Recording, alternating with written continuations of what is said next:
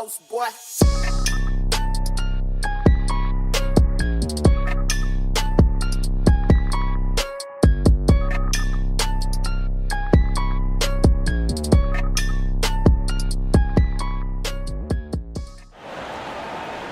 Good afternoon, ladies and gentlemen. Welcome to the SimWorld Sports Arena in Houston, Texas for the tip-off of the Race to One Championship. After 5 months of basketball throughout the country, we finally have 16 teams en route to the deciding champion here next weekend. And our first game featuring Southeast Select, the top-ranked team overall in SimWorld Hoops, going up against Lone Star Basketball Club. I am Marsh, joined in the booth by Maestro.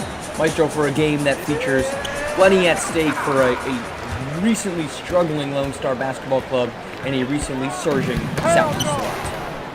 Absolutely. We've been waiting for this all season. Now we're finally into it. Let's go get it.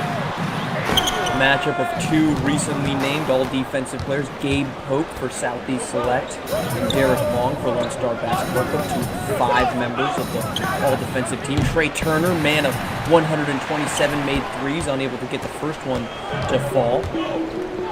Rebound heads the opposite direction to Mason Green. This is the Lone Star Club that we mentioned has been struggling lately. A lot of that has been struggles by Ninny Gibson, second best scorer on this team, has struggled, and in the 2 matchups as Trey Turner drives into the hoop for his first bucket of the night. In the 2 matchups these two teams played, they split that series. Trey Turner held in check quite a bit by Jace Miguez. Ninny Gibson, though, in the win at 18 and efficient scoring, in the loss had 13 on inefficient scoring. I would expect, Maestro, that to kind of be the point of contention here tonight. Well, 100%. You know, Trey Turner's going to have to play his game, but Southeast Select's going to have to play their game. They're outscoring their opponents by nearly 9 points on average, and Lone Star has a hard time scoring. So as long as Southeast Select stays in their lane, they're going to be fine. Well, 2 top 10 defensive teams is a turnover there. That's going to be Jamaica Pitt, beg your pardon, Tyrell Marr. The defensive assignment against Trey Turner, forcing the turnover. But 2 top 10 defensive teams in the league, along with Derek Long and Gabe Pope being all defensive named players. 2 teams that pride themselves on defense, though Southeast Select a little bit better offensively. As this one heads out of bounds, I'll stay Lone Star Basketball Club, but plenty of tips here early on in this game. Maestro, the matchup, of course, Trey Turner, Jace Miguez, the 2 high-profile players on each of these 2 teams. They haven't matched up. Actually, you see them matched up right now against one another. That seems to be the duo to watch in this one. Absolutely. Trey Turner averaging 21 points a game. Jace Miguez averaging 18 points a game. We're going to see who's going to be able to hold down the D. Like you said earlier, it was a brilliant take on your behalf, by the way. It's going to be about, the shots are going to fall.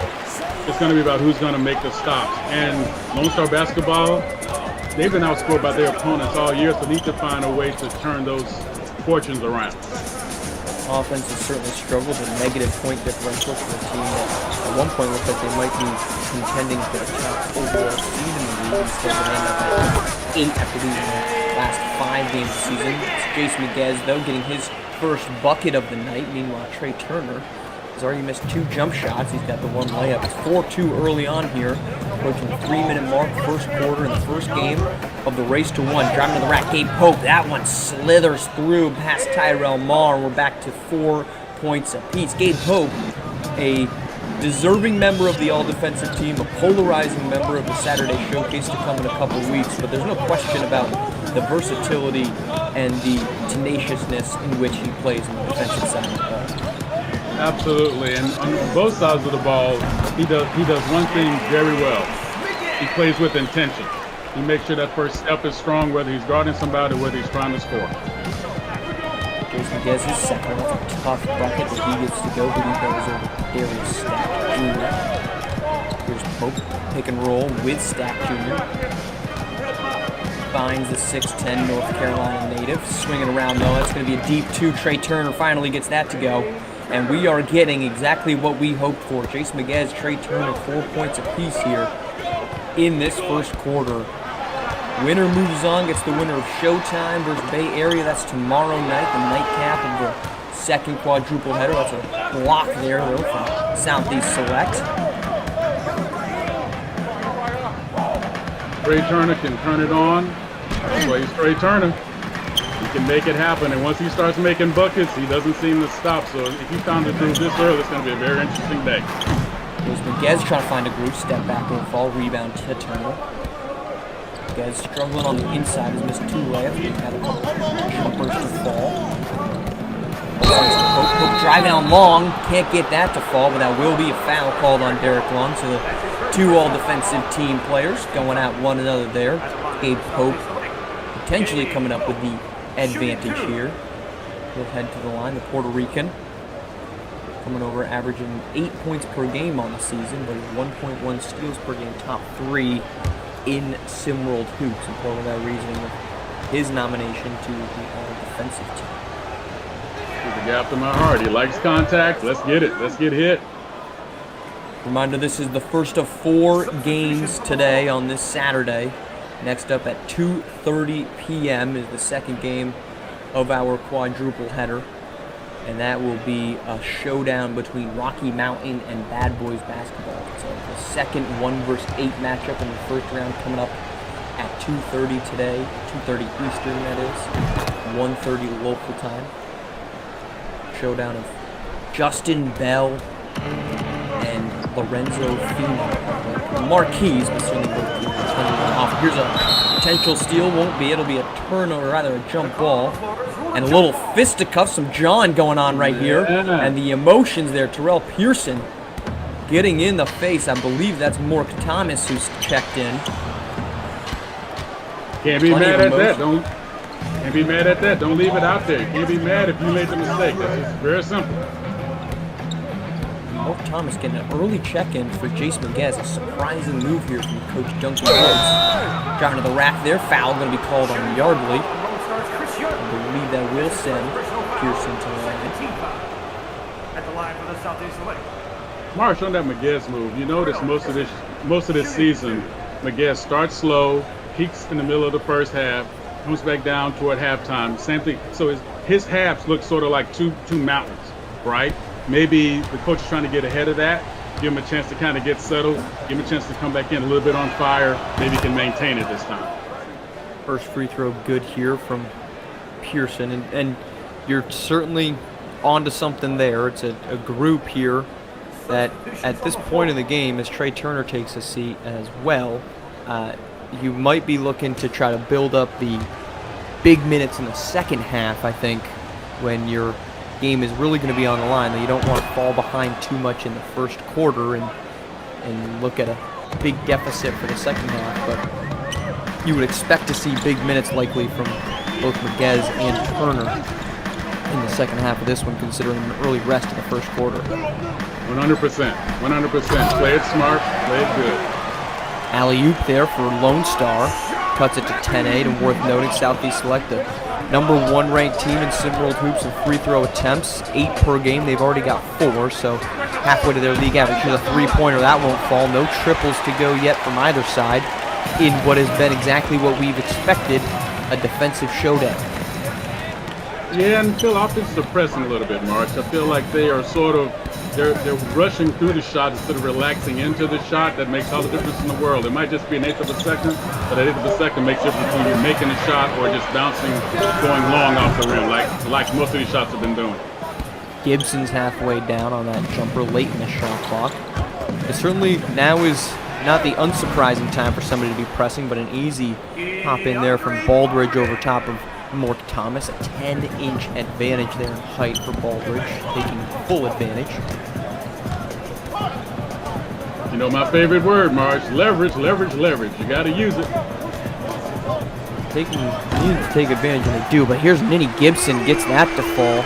And Lone Star will certainly need plenty of Gibson tonight if they plan to pull the 8-seed upset. Spinning around, here's Terrell Pearson on the step back will fall. Go ahead. If Nene finds this game, man, it's going to be nice to see a double two-man game going on between Kadarius Stack and Trey and Nene and Miguez.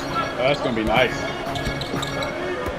stack, the team leader in rebounds for Southeast Select, and the team leader in minutes, 24 minutes per game. Meanwhile, Derek Long, as he can't get that to go, Derek Long averaging 28.9 minutes per game, so he has been the workhorse of this team. Inside, though, is going to be Baldridge. He's going to draw a foul. This one on LaShawn Berry.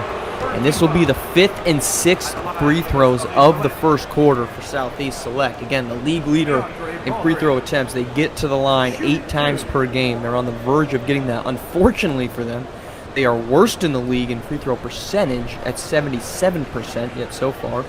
They've hit all 4 of their shots, but of course, judging by that, Moft or Baldridge likely to miss one of these with the old announcer drinks. No! It's So the far, first so save good. of my tail. There you go. Don't worry about it. I'm going to put a quarter in the jar for you, fam. Appreciate you. 13-10 early on here, 109 to play in the first quarter. Secret to free throws, just like everything else. You slow down into the wrist roll as the ball comes off, let it fall into the basket. Don't force it. There you go. No announcer jinx here. Marshall's the man. Not needed. 6 for 6 here, Southeast Select. Almost half their buckets coming from the free throw lines. Taking advantage of it. Here's the alley-oop. Yes, sir. Barry getting 2 to go, making up for the foul on the other end. I'm so sorry. I was just dialing 911. I think somebody needs a chalk outline right there. Somebody needs to call the... hold on. Here's a block here from Derek Long. Oh, double block party. Good defense there from Long, as expected, and Ninny Gibson to the paint. He's got another, talking his talk, headed back the other way. We are knotted at 14 apiece. Good deal, Simworld Hoops all day, baby. Let's do this. To the rack, though, answering a little screen action. Using the screen from Shake Travis as Terrell Pearson getting 2 to go. He had 29 points in the second game of these 2 matchups in July on the 19th, 29 to the 77-63 Southeast Select win. So this is the rubber match of the season series between the division foes. His first step is almost like a sprinter. Like, he almost looks like he's coming out in the 100-meter dash, man. It's amazing. We've got a loose ball foul called here on Derek Long. That was a missed three-point attempt, as we'll get a little defensive or offensive swaps here late in the quarter, but it'll have to be a heave, likely coming from Pearson. 3 seconds to shoot. He'll cross the midline, pull up deep, halfway down, can't get it to go, but it's a 16-14 lead. Southeast Select, the top 10 defenses showing up tonight for Lone Star for Southeast. Ninny Gibson getting rolling in the first quarter. Second quarter, opening game of Race to 1 action on deck.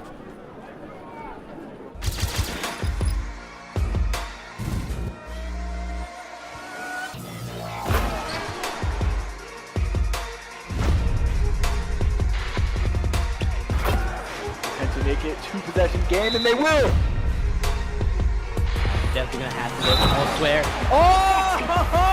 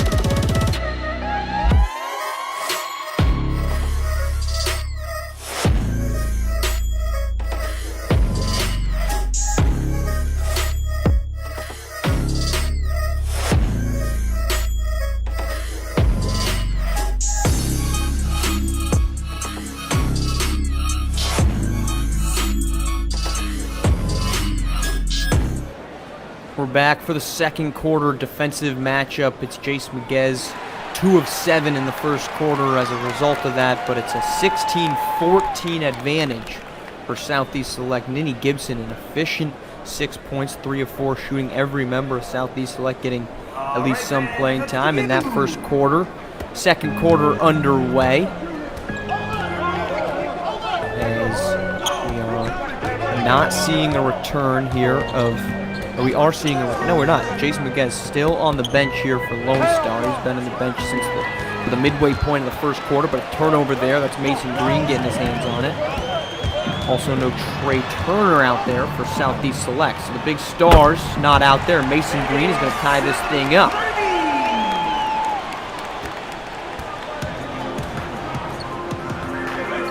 Seems like the strategist to hold Jason Miguel is going to hold his horse back until we get toward the push toward the end. As long as they can keep it close and keep him in sight, they can make an extra hard push to the end and trust Miguel to bring him home. The same could be said, of course, for Trey Turner. Here's Coco Bryson to the paint. Can't get that to go. Offensive board, though. Warnick keeping this possession alive. Flipping it back up to Terrell Pearson. 3 seconds to shoot. Not a lot of space. Good defense. And the 3 won't fall. Jamaica Pitt there on the defensive possession. Very interesting strategy by Coach Lee, playing everybody, which is usually the opposite of what you see in playoff basketball. Normally you see the bench get shortened, but playing everybody, I guess it's going to give everybody a chance to have some wins coming up toward the end. But he's going from the standpoint of having the entire team ready to go as we start moving toward the end of the game. Again, the entire team also includes Terrell Pearson. He gets another one to go. He's having an efficient game off the bench right now for Southeast Select, the second leading scorer on this team, despite not being in the normal starting 5 at all times. His minutes have fluctuated, and he Gibson trying to drive in. Can't get it. Deep 3 finally gets one. That's the first lead, the first 3 of the game for either team. Jamichael Pitt doing the honors. And Lone Star back up on top since they led 4-2 early on in this one. Terrell Pearson, though, can't get that to go. Drive was easy. Finish not so. Put him on the back end of my 4x4. Well, another 3. How about this one? Beg your pardon. Just going to be a deep 2 from Jalen Pratt. His first step is so deadly. My goodness. Terrell Pearson touch sand, he says. Feel the earth beneath you. One more second. I'm sorry. I'm dialing back. I'm back with EMS. They need to bring another stretch. We've got some broke ankles. Goodness, and good defense there by Pearson on the other end. That's on Jamaica Pitt. So Pearson putting together an incredible first half here for Southeast Select without Trey Turner. Bad intro pass there from Darius Stack Jr. leads to a turnover. Yeah, a little miscommunication. Darius Stack was reading the lob in, and his man was looking just to flash through the defense. They were just on different pages that time. They'll fix that, no problem. Oh! Getting fancy with his Pitt. Mason Green finishes it off, and that's going to be a timeout for Southeast Select with 4:48 to play in the first half. 23-20 Southeast Select trailing Lone Star Basketball Club will step aside. Second quarter action coming up.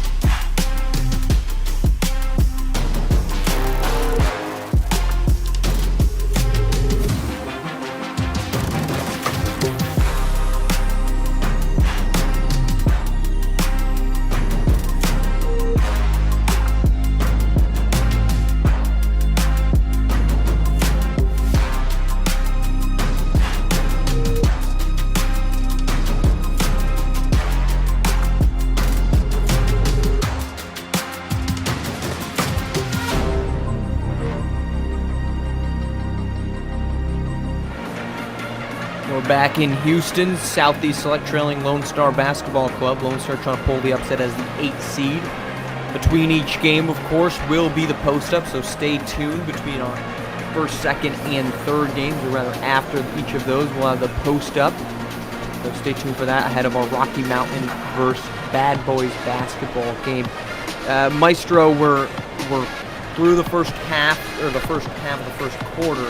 What have you seen so far that stood out to you? Oh, I love the movement. I love what's happening on both sides of the team. I like that they're, like both sides, as you said earlier, emphasizing that defense, but finding space to get those points in.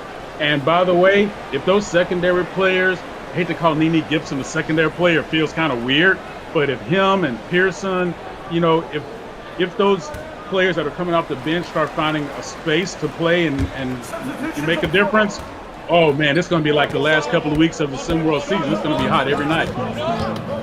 Trey Turner checking back in here, as is Jason McGez. They've been out since just under the halfway point of the first quarter. Driving into the rack, that's Jalen Pratt called for the foul. To the line will be Shake Travis as he checks in. I believe this is going to be 7th and 8th, maybe 9th and 10th free throws. And Southeast Select has gone at the line quite often here in this first half. If they made this half the free throws they missed, can you imagine their point differential for the season? They would be maybe the number 1 team in the league at this point. I would definitely agree with you. I would definitely agree with you on that. It's something about the last second of that release. You see that with a lot of young players.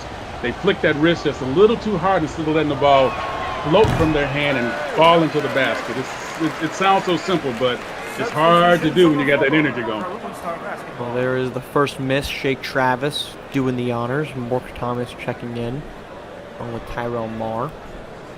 For the record, that miss was on me, not on Marsh. Just letting everybody know. Well, hey, no one said there would be any makes on this possession. You're just explaining the fundamentals of it. No concerns, I think. Way to get me out of trouble, fam. I gotcha. 23-20. Shake Travis trying to make it 21. Going through his elongated ritual. Can't get either to fall. 23-20 is going to be where we stay. So the first 2 misses from the line from Southeast Select coming from Kadarius Stack. Stack a 60% free throw shooter on the season. Got it up here from Tyrell Marr. Oh! Great hands. To quote your boy Blaze, you hate to be elongated for nothing.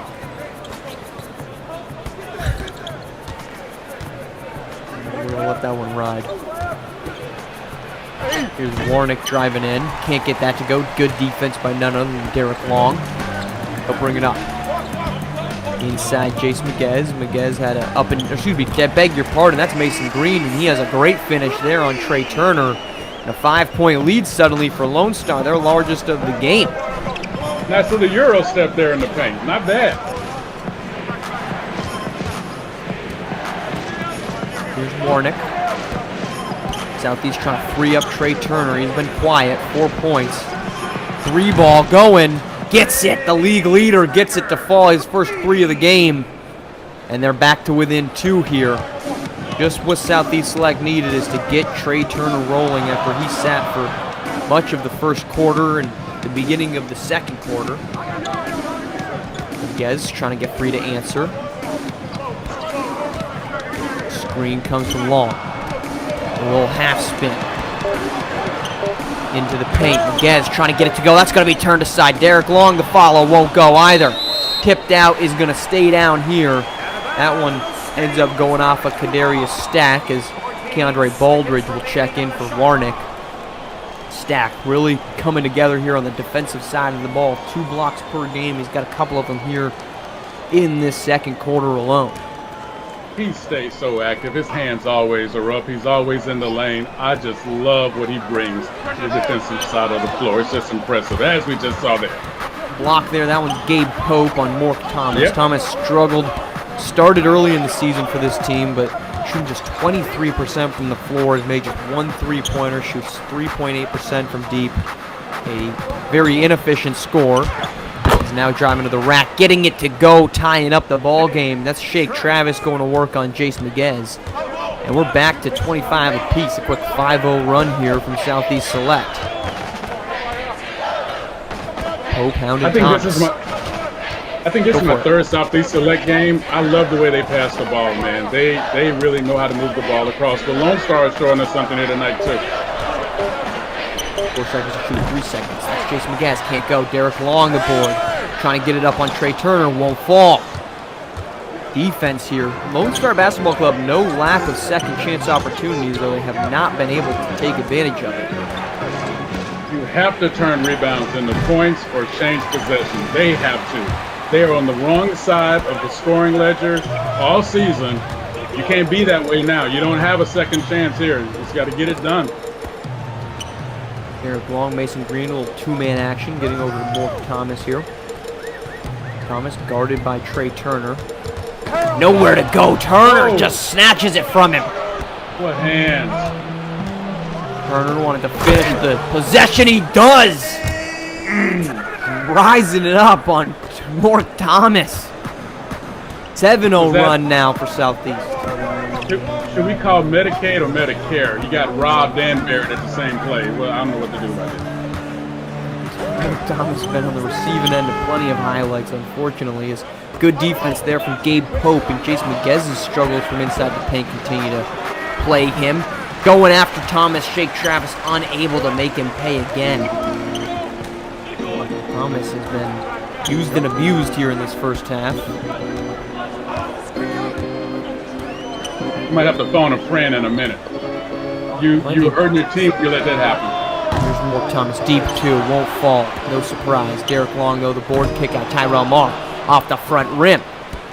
Second chance looks again unable to take advantage. Just Shake Travis. They can get a 2-for-1 if they act quick. 2-for-1 past him. Nah. Alley-oop though. Ooh, good defense from Derek Long. Turns that one aside.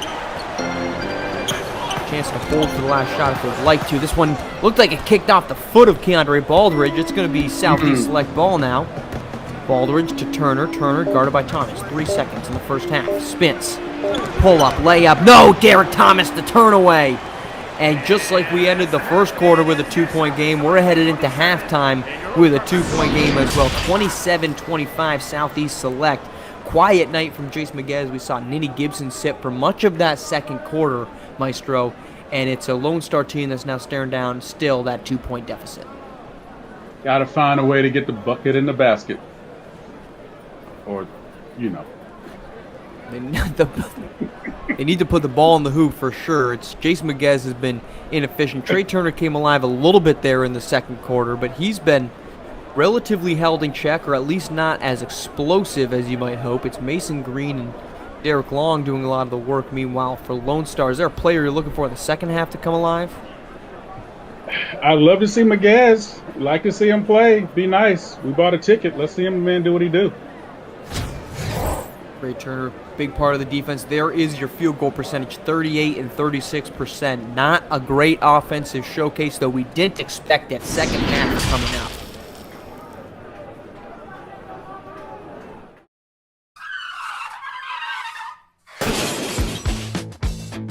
SimWorld presents Around the Table with E and the Fat Man. What's up, everybody? This is Big Bob. And this is Elava. And we are the co-hosts of Around the Table with E and the Fat Man. Around the Table is the SimWorld Hoops podcast where Big Bob and I give our takes on various sports around the world. Make sure to tune in every Sunday at 3 p.m. Eastern Time to hear our takes. And don't forget to join in on the conversation with us on Discord at discord.gg/SimWorldNBA. And make sure to follow us on Twitter and YouTube at SimWorld4K. And as always, see the game, be the game. Later, folks.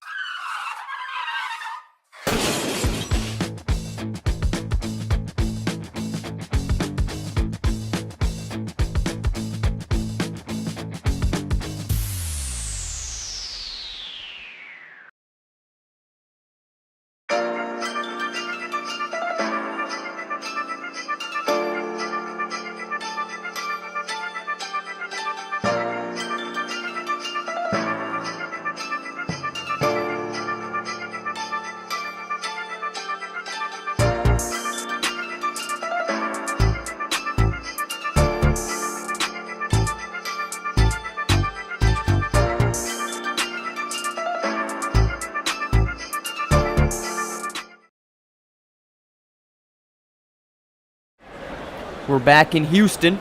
Race to 1, the first game of the tournament, the 1 week, 1 winner. One tournament here in Houston, Texas. Lone Star trailing by 2. Southeast Select on top. A good second quarter from Trey Turner. There's a double team that's going to free up Gabe Pope. Can he find him in the corner? He does. 3-pointer. Yes, sir! Gabe Pope, just the second made 3 of the game for Southeast Select. Only 3 made 3s between the two teams. It's been a defensive battle. Even offensive rebounds haven't resulted in much. 12 offensive rebounds between the two teams.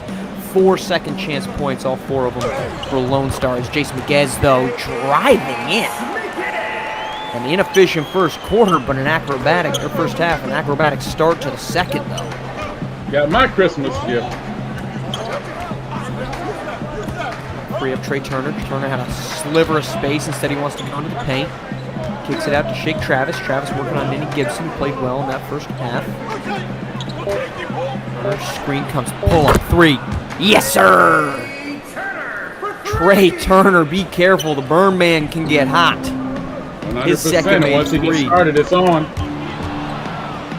And the steal here from Shake Travis. Good luck. Here comes Travis to the rack. Derek Long, though, turns it aside. Offensive board, keeps it alive. That's Baldridge. He has the ball up top, guarded by Mason Green. Turner turns down the 3. Step back, 3-pointer. Yes, sir!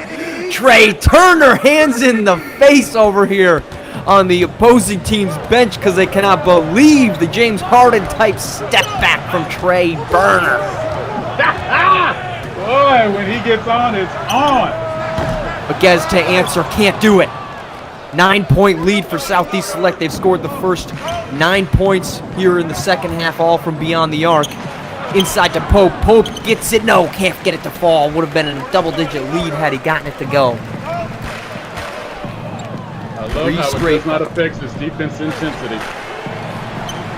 Long battling for the offensive board again. Won't get second chances. Rebound by Gabe Pope. Boardman gets paid, but he's not getting buckets. Here's Gabe Pope into the rack. Can't get it to go. Offensive board. He wants it. Yes, he will. Those are the first 2 second chance points of the game for Southeast Select, coming courtesy of Gabe Pope. He's got 5 points in the second half. And just like that, Southeast Select on top by 11. It's a rush. You can always expect a rush. You know they were going to make a push. They saved it for the start of the second half. Let's see if they can make it count. Ooh, Kadarius Stack Jr. turns aside. Jace Miguez trying to go at him again as Miguez. Good defense coming over as Gabe Pope on the defense. No soup for you. Southeast Select, there's a reason they're the #1 team in the league, and as we start this third quarter, still nearing the halfway point, they have looked like it. Gabe Pope had an opening for a 3, doesn't take it. Wants to drive, dishes it to Stack. Stack up and in, weird one! Kadarius Stack, the feed from Pope. Take it away, Maestro. Great pass, great intention. Had the 3, thought about it, took his move, made it count. That's how you play winning basketball, fam. Stack Jr. to the line, a surprising substitution. Trey Turner and many of the other starters taking a seat here for Southeast Select. It'll be Terrell Pearson checking in, but a surprise to see him there. Meanwhile, Jason Miguez moving to what looks to be the power forward position here. So serious lack of success, but we got a Lone Star timeout. 41-27 as Kadarius Stack Jr. finishes off the and 1 3-point play. Third quarter, we're going to step aside real quick, come back briefly. Third quarter on deck.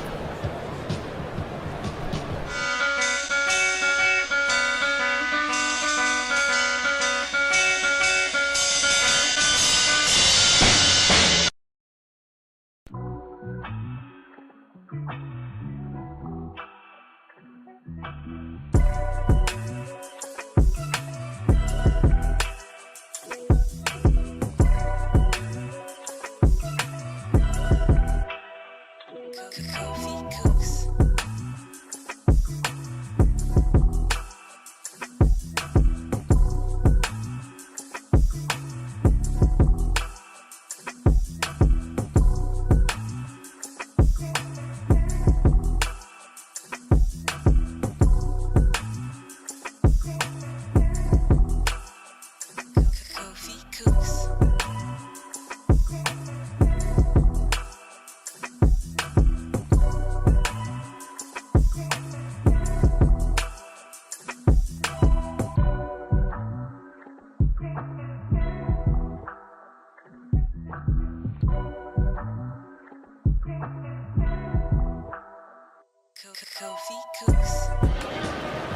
Welcome back to Houston, Lone Star Basketball Club. Watching this one get out of hand. Southeast Select rolling 41-27. If you're interested in joining the Sim World team, we are looking for commentators, reporters, journalists, podcast talking heads. Join the team. Head over to Discord, discord.gg/SimWorldNBA. I believe it's a DM to Sir Yells. Join the family.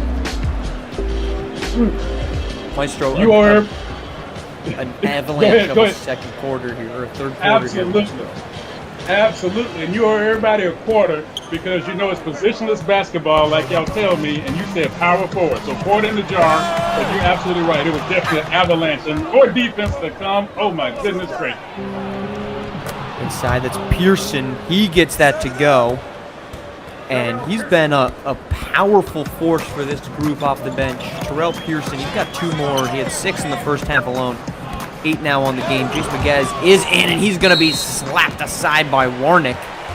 This is getting a little concerning here if you're Lone Star, Maestro. This has been, we said avalanche, but it's just as you see Ninny Gibson, his hands on his head, trying to figure out where it's gone wrong here in this third quarter.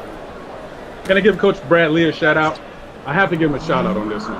He played his first half perfect. Gave everybody a chance to be in the game, break a sweat, crack your shoes open, and next you know, second half, what does he do? Hit it hard all the time. Keep him in the corner. Don't let him out. Great coaching job right here. Meanwhile, Jace Maguez really struggling. He's now 3 of 15 as he misses that three-pointer. Pulls up for another. That won't fall. Rebound by Stack Jr. So 1 possession and done. Lone Star not getting the second chance looks that they were getting in the first half. Granted, they didn't make many of them as it was. Now this one's inside. Blocked there from Ninny Gibson, though. We're going to get a jump ball between Gibson and Jalen West, who was blocked on that previous one. But offensively, Lone Star has just not been able to keep up here in the third quarter against Southeast Select.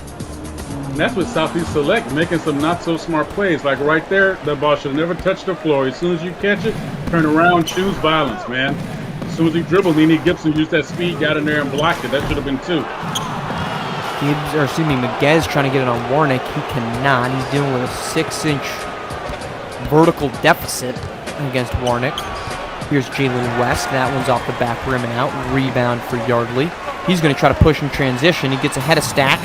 He's going to pull up, and that just looks like a chuck at the rim at this point, and that's a lot of what these possessions for Lone Star have been. This is not good. You can't start pressing this early. You got to play your game. You were in the game for a reason. You can't lose sight of that. 16-point game. Terrell Pearson up top to West. This makes its way over to Coco Bryce. He wants a three-pointer. He got a three-pointer, and that's another Lone Star timeout. 46-27. Southeast Select has held Lone Star to just 2 points in the third quarter as they have built a 19-point lead. My goodness, Maestro, before we get to your take, just a reminder, Saturday Showcase. Don't forget, there's plenty of action this weekend. There's plenty of action next weekend.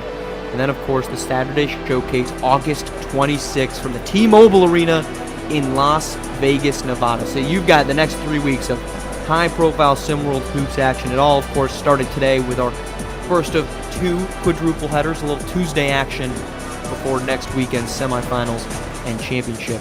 But, of course, Saturday Showcase at the end of August, right here on SimWorld TV. On YouTube, make sure you are commenting, liking, subscribing, and turning on notifications so you do not miss a minute of it. But, Maestro, here on the floor, what's gone wrong for Lone Star Basketball Club in the third quarter?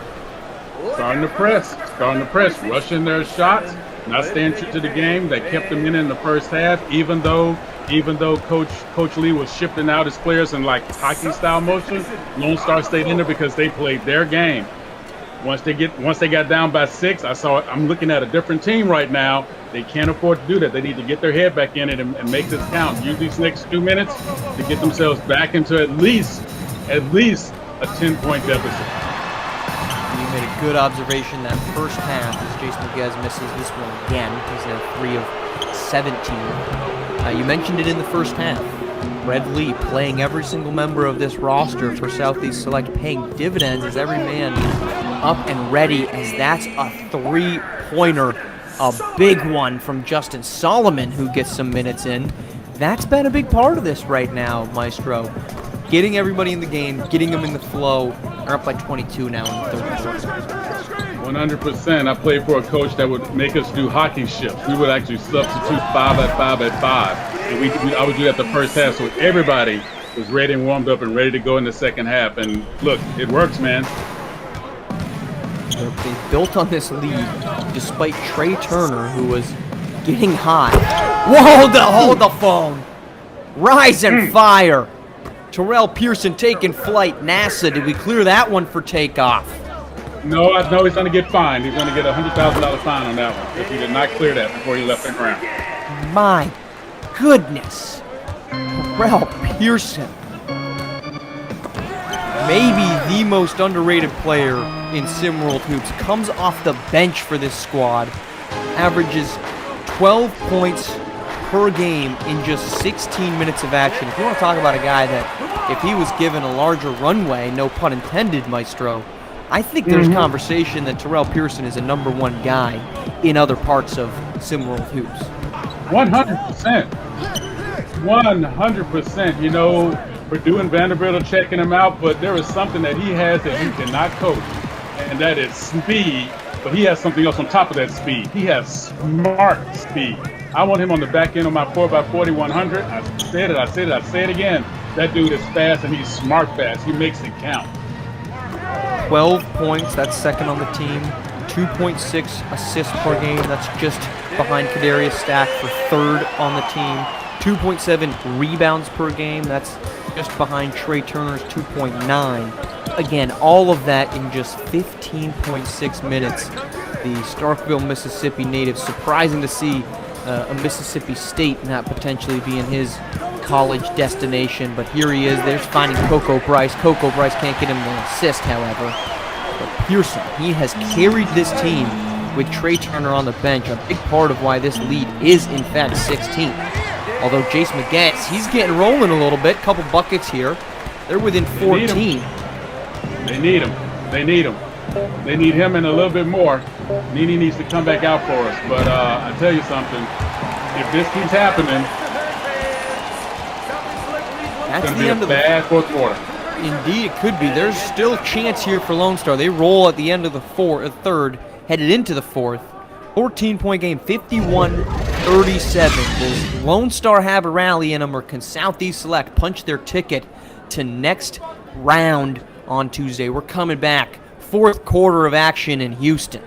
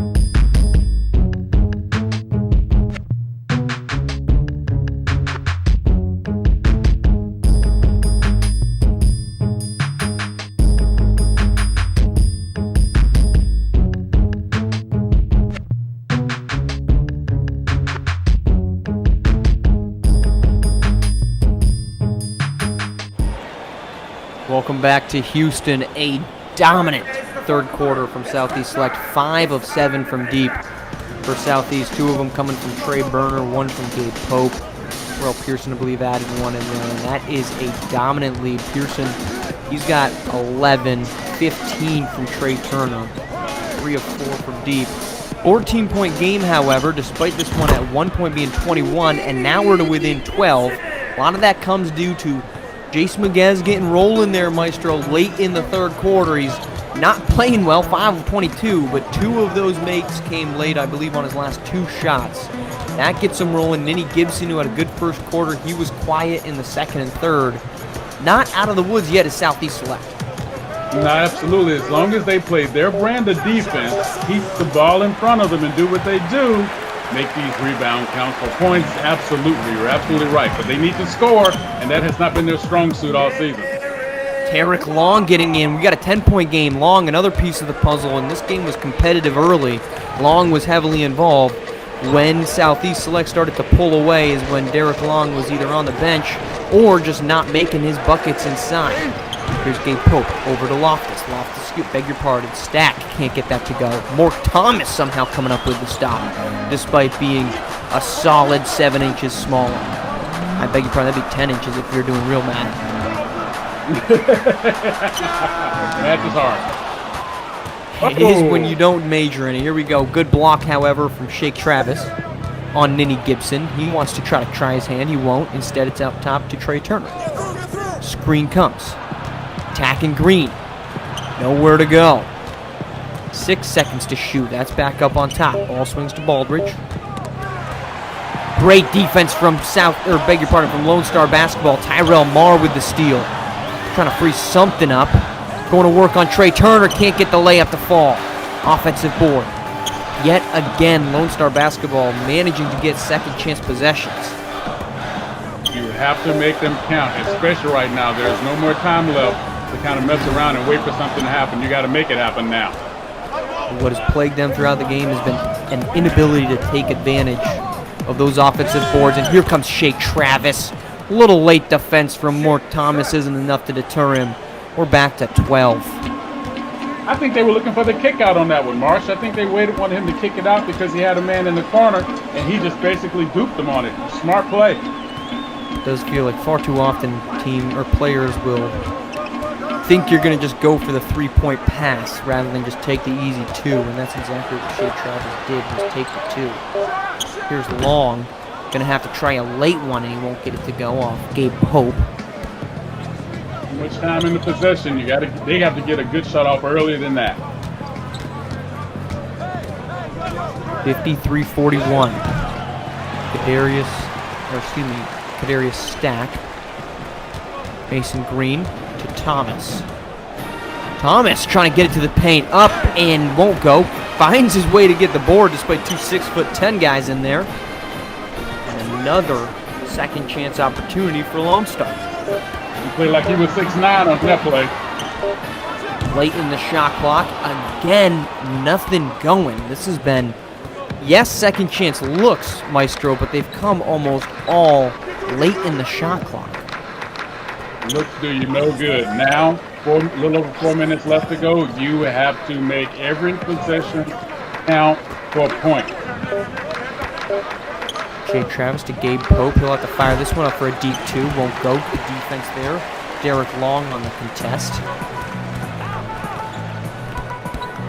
Mork Thomas trying to find some type of operation. He'll go inside. Great defense, though. This one's tipped around, board for Southeast.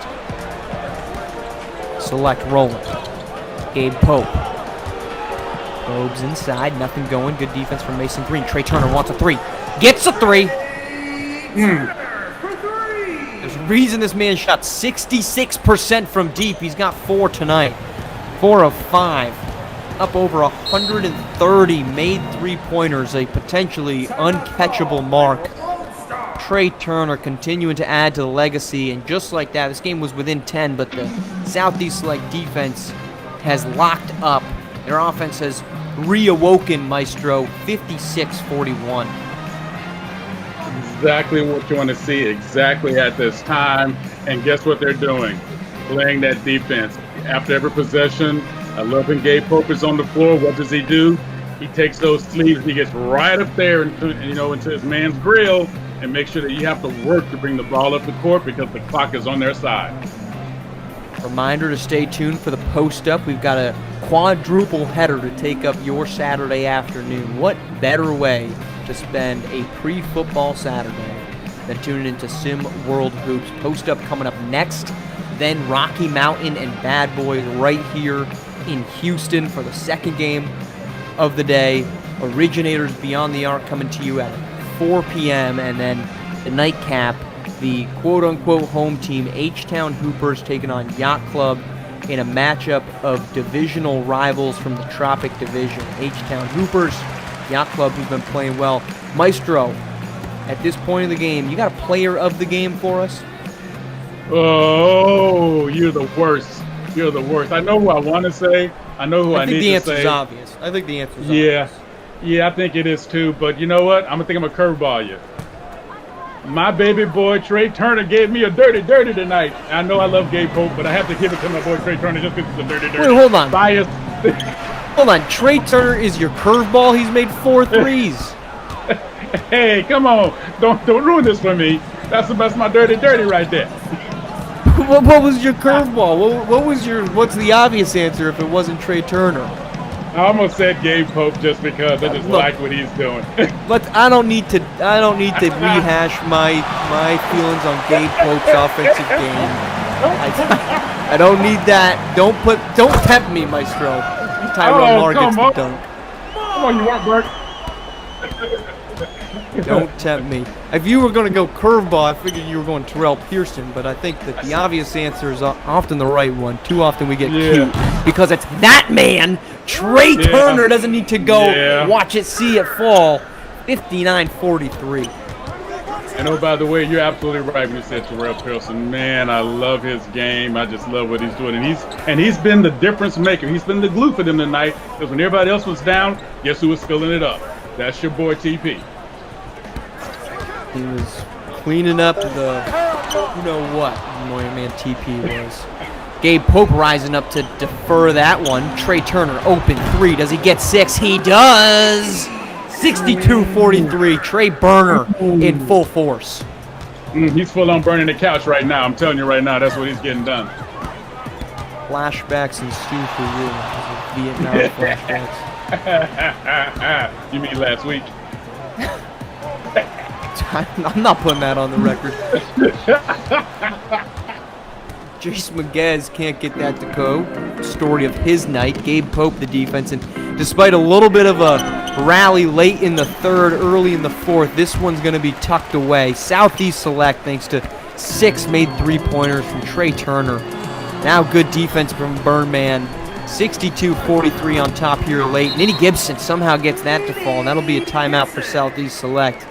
With 1:21 to play in a 17-point game, this is all but buttoned up. Southeast Select is going to walk out of here victorious. They're going to move on.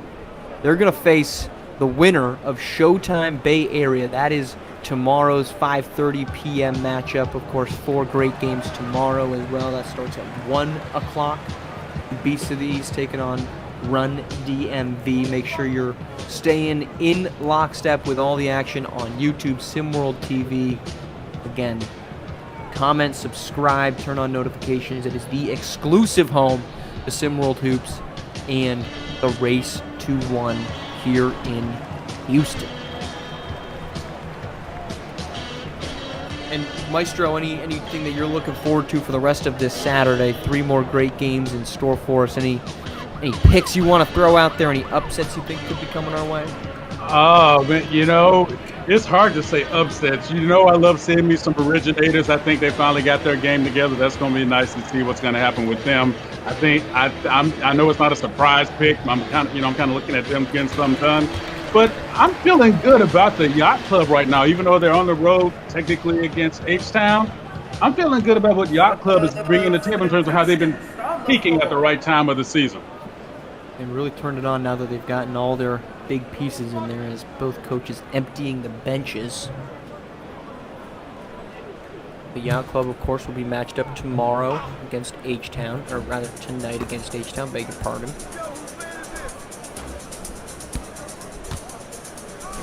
Only one thing left to know, Marsh. Are they going to get to the magic number? It seems unlikely, but it might be the very rare case that the magic number is not needed as Chris Yardley gets that to fall. Chris Yardley! Oh, no. Siege told me if they don't get to the magic number, it don't count as a win. I'm just saying what he told me. They're still punching their ticket whether they see the number 69 on the scoreboard or not.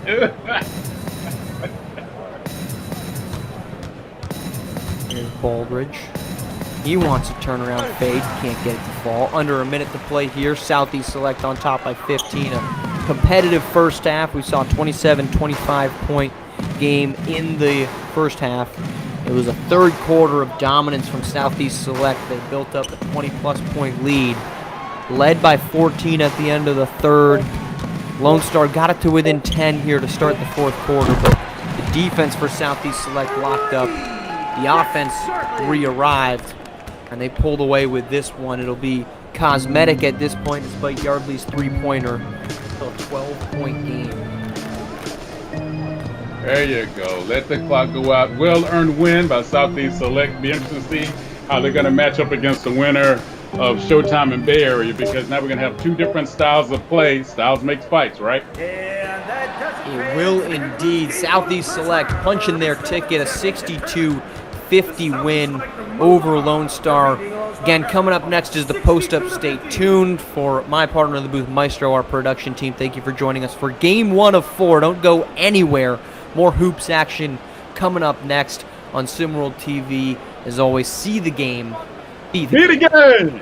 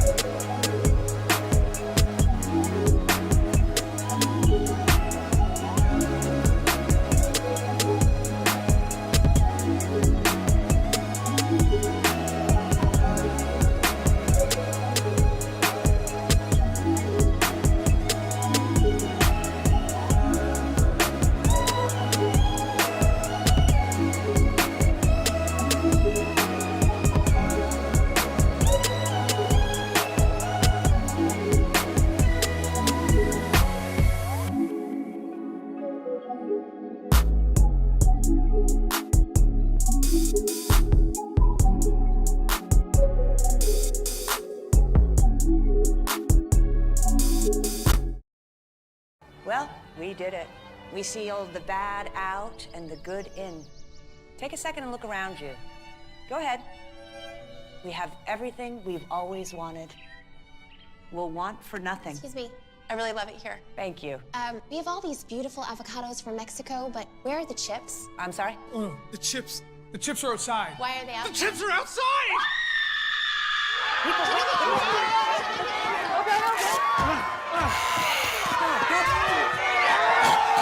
I want a Chris Elliott autograph. Hi. Wait!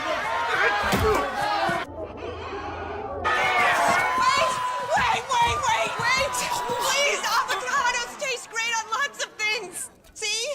Avocado toast. We can still make this work. Oh, Wi-Fi's down. No. Avocados from Mexico. Car's all yours. Thanks. Cars.com's expert reviews made it easy, but... Shouldn't there be more back and forth? You missed the drama, right? Yeah. Maybe this will do the trick. Oh, it's a puppy. Not a puppy, a wolf. What now? He's a wolf. And that is its incredibly protective mother. Put the wolf down. You guys good? Yeah, we're good. Yep. Okay.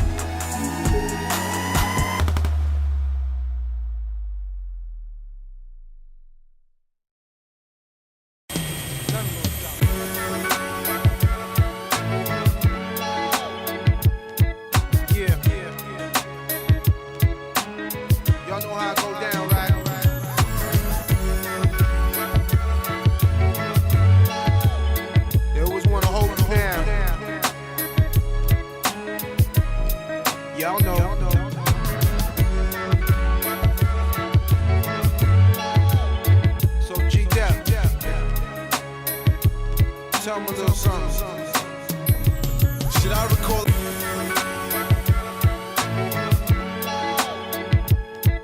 Yeah. Y'all know how I go down, right?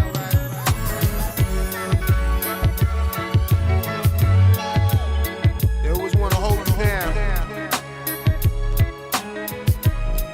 Y'all know.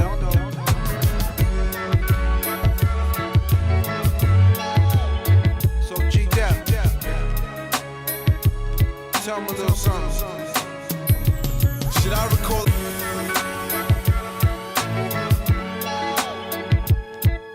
Yeah. Y'all know how I go down, right?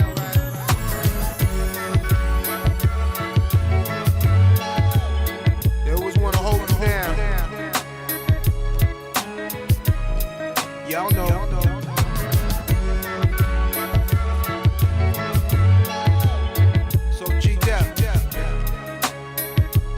Tell me a little something. Should I recall?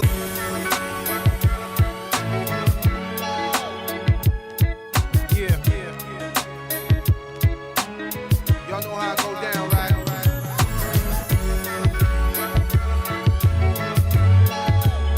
They always want to hold me down. Y'all know.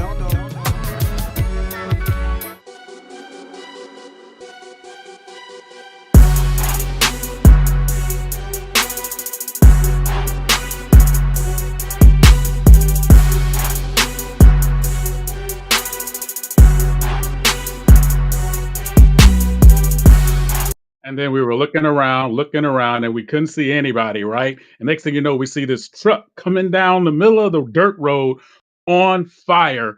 And then all we hear is Sister Marie telling us, if you boys don't move, I'm going to keep going. Oh, I'm, Wow. oh, I'm sorry. Hey, ho, hey! Welcome to the Wow. post up.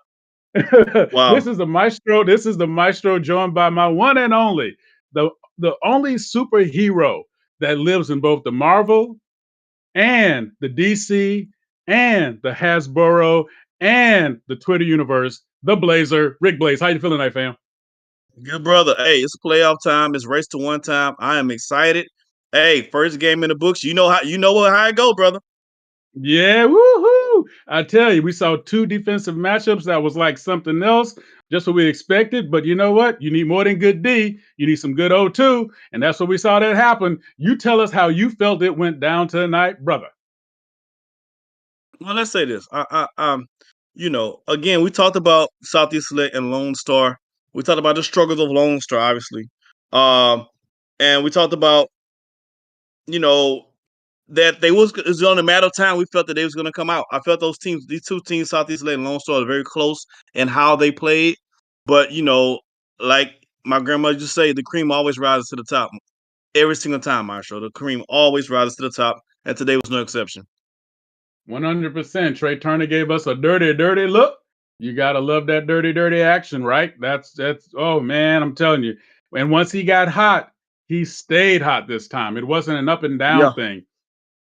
Typical straight and up move.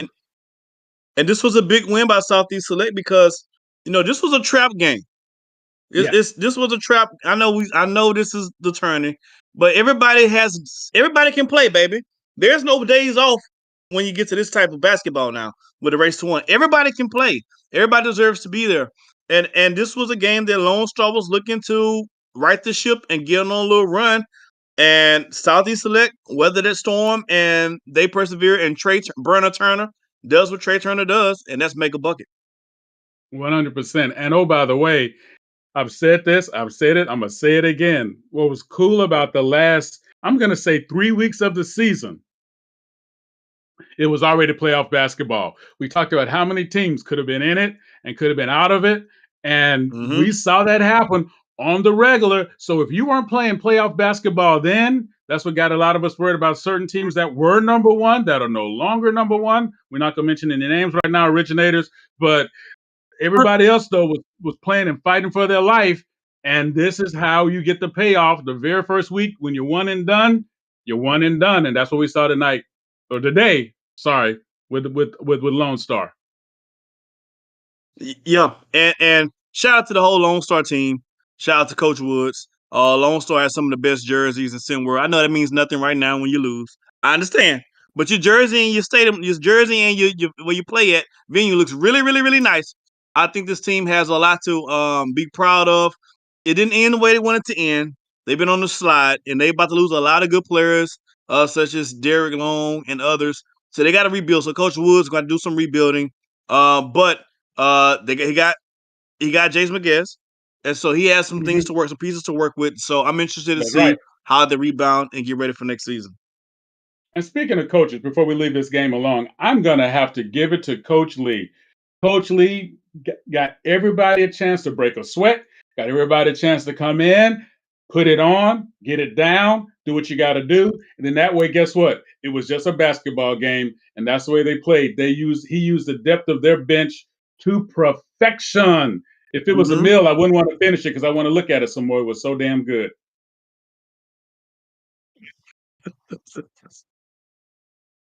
And for Coach Wood's perspective, again, I think this team mirrored each other a lot as far as their philosophy on how they play basketball. Mm-hmm. I think there was I think Coach Woods left some meat on the bone. I Yes. think he left some meat on the bone this game. There were some adjustments to be had that I feel that, quite frankly, he just didn't make. Now I don't know if he saw something different than what I saw, but this was a winnable game for Lone Star. This was a winnable game for Lone Star. And if you're Coach Woods, you gotta be kicking yourself in the butt. Hindsight is always 2020. But yeah, you got this was a winnable game. You know, you need more than one player to do it, and he gave McGiz a chance to rest early, thinking he needed a stallion for the end. But unfortunately, when you got one stallion against five, that is not a good proposition. This is not the Clydesdale Super Bowl beer commercial. You got to have everybody on the floor getting it done right, and that's just not what Right. happened tonight. Unless your one stallion is Megan the Stallion, that's a totally different conversation. Hey, turn up that camera in my house.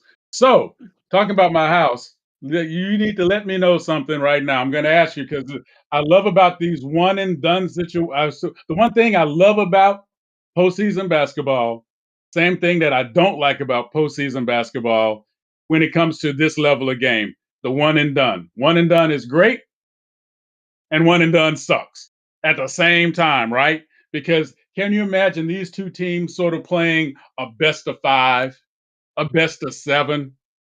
You know, in SimWorld Hoops, anything can turn around on us, right? As we Right. see that all the time. So let's take a look at. Go ahead. No, I was about to say in this particular case, this particular game, I think best of 5. I think Southeast Select still wins out. But you're right. It's not in these types of tournaments.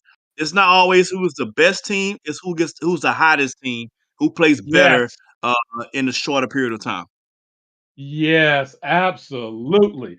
Always 100%. You got to peak at the right time because that's where you make your money, honey, and that's how you get it done. So talking about making that, let's talk about making that money. What do you see? What was just real quick? What was your favorite one and done playoff moment that you remember, or maybe you were at? I remember playing as a young kid. Played I played basketball and we were undefeated. The only time we would lose we play against St. Peter. Now on this St. Peter squad was a future NBA player by the name of John Lucas. And if we was to lose a game that season, a few times they took us out of playoffs. John Lucas St. Peter squad took us out of playoffs. Um, and it was another guy who was actually really good as well. But I remember that game. They were really great games. They were the best. They were the most competition we had all season because we would blow everybody else out. But it was just good battles between my school and St. Peter. And if we was to lose, it was because John Lucas went off on us. And yeah, but those are always great battles. We always look forward to it. It was just a really, really good competition. And I just remember that those L's that we took in the playoffs, it will always be against St. Peter and John Lucas' team. I tell you, man, John Lucas the third, by the way, not actual John. I'm not that old. Just in case somebody like he played. I'm not senior. This is the third. John Lucas the third. Let me clarify. I'm not 106.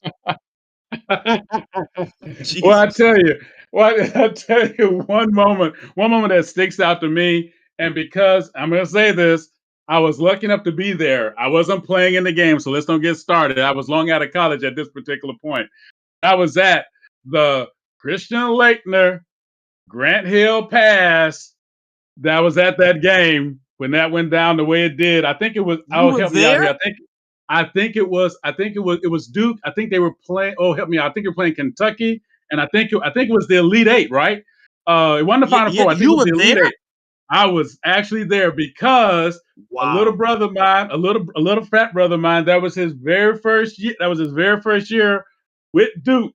And this guy, he couldn't get on the floor unless he was mopping it back when we played ball together. And here this dude is, because he had a brain the size of Einstein's butt, he goes to Duke. Man walks away with 2 rings, man. I'm telling you something else. I think he played a total of 4.5 minutes in 4 years. But it don't matter when you got them rings, and he puts them in our face up. But I was at that game. I just knew it was over. I'm thinking to myself, I'm feeling bad for my boy. And next thing I know, everybody's going crazy. It was everything that it's been put up to be over the years as people talk about it. So there you Yeah. go. Wow. So here we go. I got one for you. I know it's supposed to be an NBA playoff moment. I know it's supposed to be an NBA playoff moment, but I just had to. I want to talk about that. So here we go. 3 in the key, baby. Go on and post up for me. We're gonna play a little high-low game. Tell me what you see coming up in next game. Who needs to do what? Who got to do what? Who need to do what? And what they got to do to make this happen to get this win coming up. We know we got Rocky Mountains versus Bad Boys. Rocky Mountains got to use their versatility, which is get out there and run. Get out there and run the court. Try to run Bad Boys off the court. Bad Boys they have some guys that can play ball. Phenoms is looking a whole lot better lately. I don't know what version of Lorenzo Phenom you're gonna get. That's the only problem with the Bad Boys. You don't know which version of he you're gonna get. Vargas is good. Right. Pagnotti has been solid, but they moved to the post of Phenom. If Phenom is playing what his skill set and what his level of playing can be, Bad Boys has a shot. They have a shot. But if Phenom is just gonna step back and become Rayful of France and just shoot outside jumpers all day long, they gonna get ran out this gym. I tell If you. Phenom is, and tell you. I look at Phenom as a Rayful of France type of player. If he plays like Rayful of France, they're gonna lose. If he gets in the paint and become a big boy, play big boy ball today, they have a shot of winning. Well, I'm gonna tell you something. You my boy, right? I'm leaning on Bad Boys because these two teams are so close together. Their point differential for the season is really close together. And it's something that I remember you saying. I'm going to take you back here. I'm going to take you back to when we first started talking about these teams. There was something you always said about the Rocky. I'm sorry, about the Monsters. What did you always say? Cannot trust them. You kept saying that over and Bad over Boys again. is a team I can't trust. Yeah, well, yeah, you said that about them too. You're absolutely right. Yeah, Rocky You're right. Mountains. Rocky Mountains is. I've been saying Bad Boy. I can't trust him. I can't trust Lorenzo. I can't trust Right, Phenom. that's right. Bad Boys. I can't trust. Rocky Mountain. Now I don't trust nobody no further than I can throw them. But Rocky Mountains has solidified a safe space for me. Well, I tell you what, both are going to have to figure out a way to be more than just 3 points better than their opponent for this coming up here today. It's definitely going to be a good game. Thank you all for checking out. We got the Monsters versus Bad Boys. Who you got? Who you going to do? Who you going to do it with? Let's just remember one thing: see the game, be the game, baby.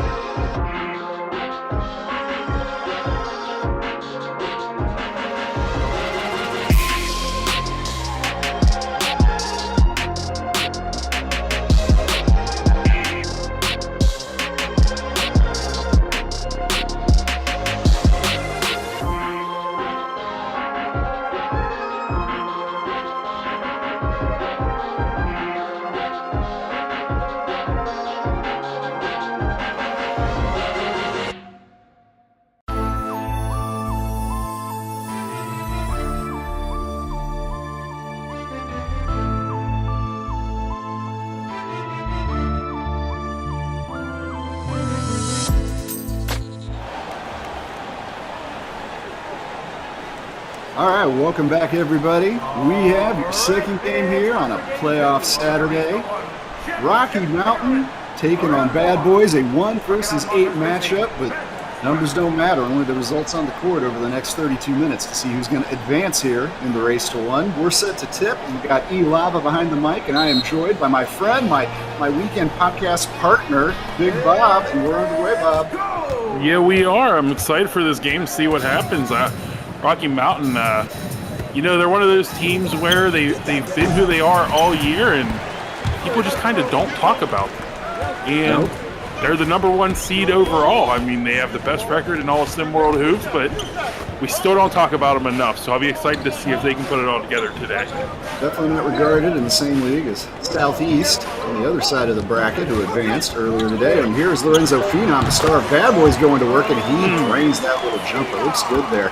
Hey, if you just listened to the post-up, you might have heard Rick Blaze mention a really good comp, which is Rayful Frentz.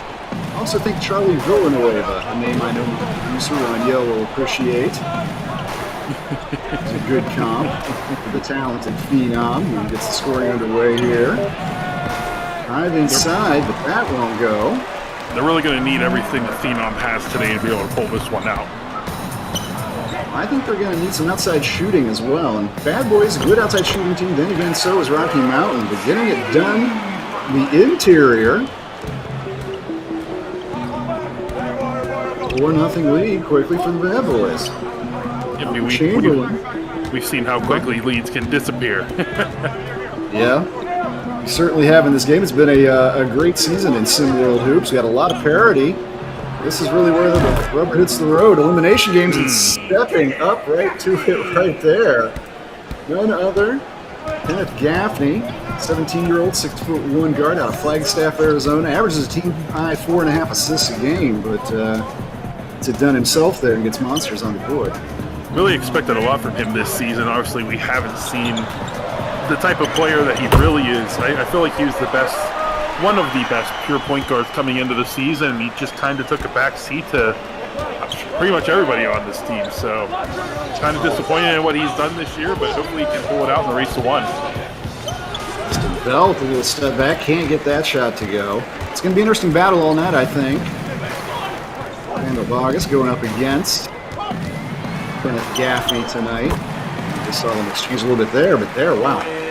That was a nice drive inside by Owen Pride, inserted into the starting lineup this evening. Or today, I should say. Unless you're watching from Europe, then it is evening. Oh, Bell, wide open top of the key, but that won't go. Vargas able to clear. Bad Boys out to a little early lead here, looking to build on it. Pride, his jumper won't go, however. You know, I think if I was Rocky Mountain, I would much prefer seeing Ireland Early being the one taking those wide open threes like that. Justin Bell, good position. Is able to get his own rebound, however. Second chance up and in. Lucas Banks. That was a tough shot made there by Banks. The 6'8", 16-year-old out of Miami, averaging 10.5 a game. Yeah, overall, I think when you match these two teams up on paper, I think I would say this about most teams, right? Ooh. That's Aiden Weaver, and I talked about this a minute ago, Bob. I think outside shooting, whoever it's hot, Rocky or Bad Boys, and early on, Aiden Weaver, who is the best of the outside shooters for this Bad Boys squad, connecting at a high clip and making 59% overall. But wow, look at that! You know, it's too early to call it, but if Rocky Mountain doesn't figure it out soon, it's going to be a long afternoon for them. Halfway through the first quarter, and Bad Boys, again, they're the 8 seed, trying to knock off a #1, and right now they got an 8-point lead. Justin Bell, he's the star man for this Rocky squad, and that's a nice little effort by him getting the lane, a little pump fake, create some space, and bring the jumper. Slow things down a little bit. Some subs getting ready under the game with the next stoppage and what's been a quick movie first quarter.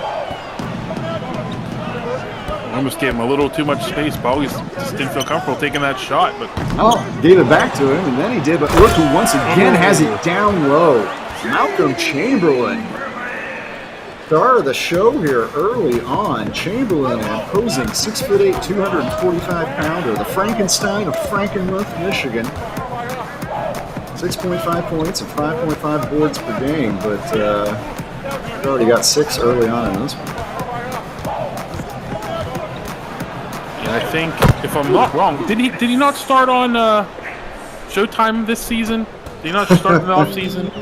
I think you may be thinking of somebody else. I don't know. Thinking about Lucas Banks, by the way. You see that sweet left-handed finish there, although then they just leave Aiden Weaver wide open underneath. Inside and outside scoring from Aiden Weaver.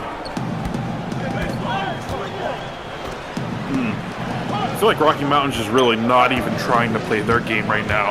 I'm sure they'll figure it out, but... Yeah, there's definitely not a sense of panic, which I think overall is certainly a good thing from Wilson Meyer's squad. A lot of forced, contested shots in the inside. I don't know. Bob, we saw Bad Boys end the season pretty well, and part of that was playing tough defense. And Malcolm Chamberlain, particularly if he's emerging as a force, if he can keep this up throughout the race to one, advance today and go further, the version of Chamberlain we're seeing today plus Phenom down low is not a duo that a lot of teams can match up with. Beaver drives inside, but kicks it back out to Chamberlain. Actually thought about a 3 there, backs it out. It's really going to bother me now that I can't think of who. There was a Malcolm or Chamberlain, one of the two, I swear, on Showtime to start the season that moved on. Interesting.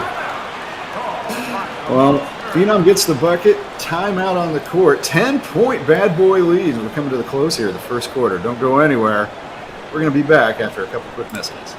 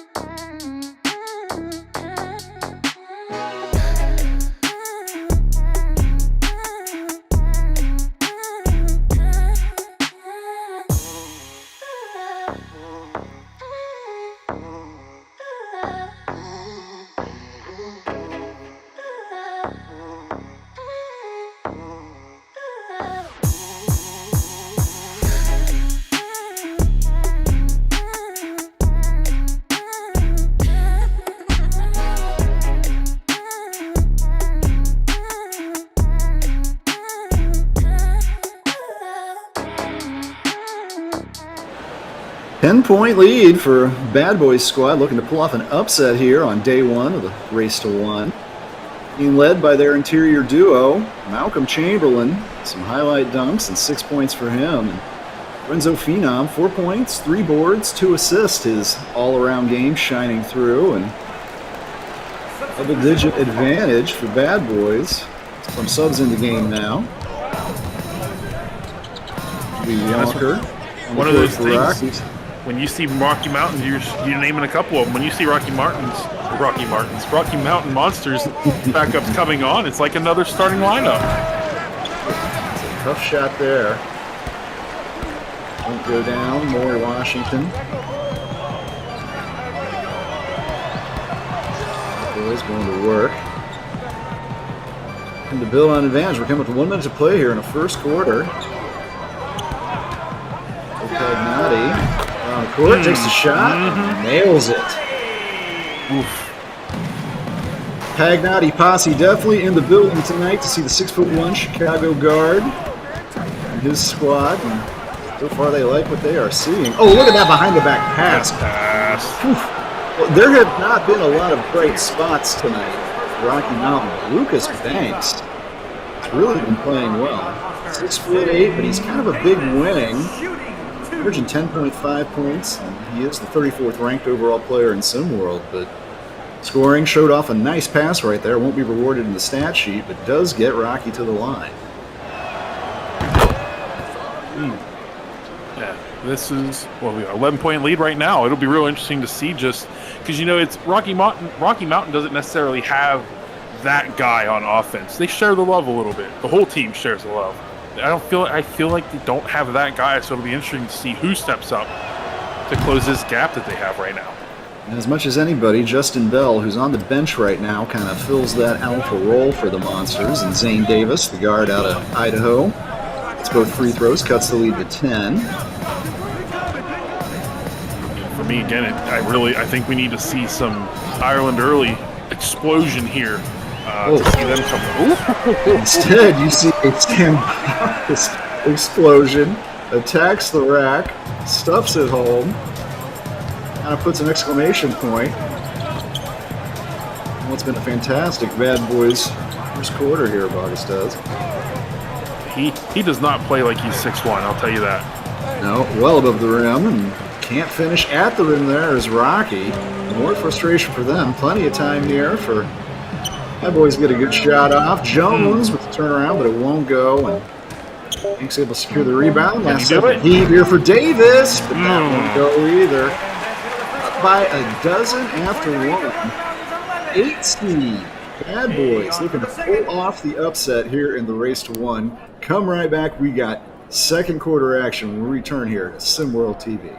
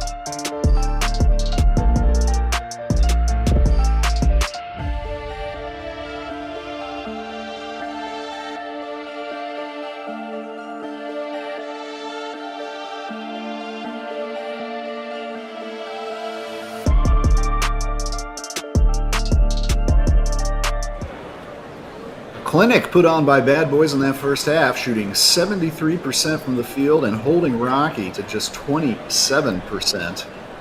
Add those two numbers up, it comes to 100, actually, the way it worked out. It worked out to a dozen-point lead for the underdog in this one, Bob.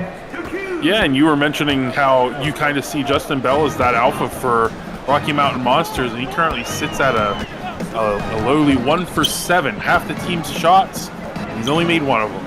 So we'll say that's where Rocky Mountain's struggling right now.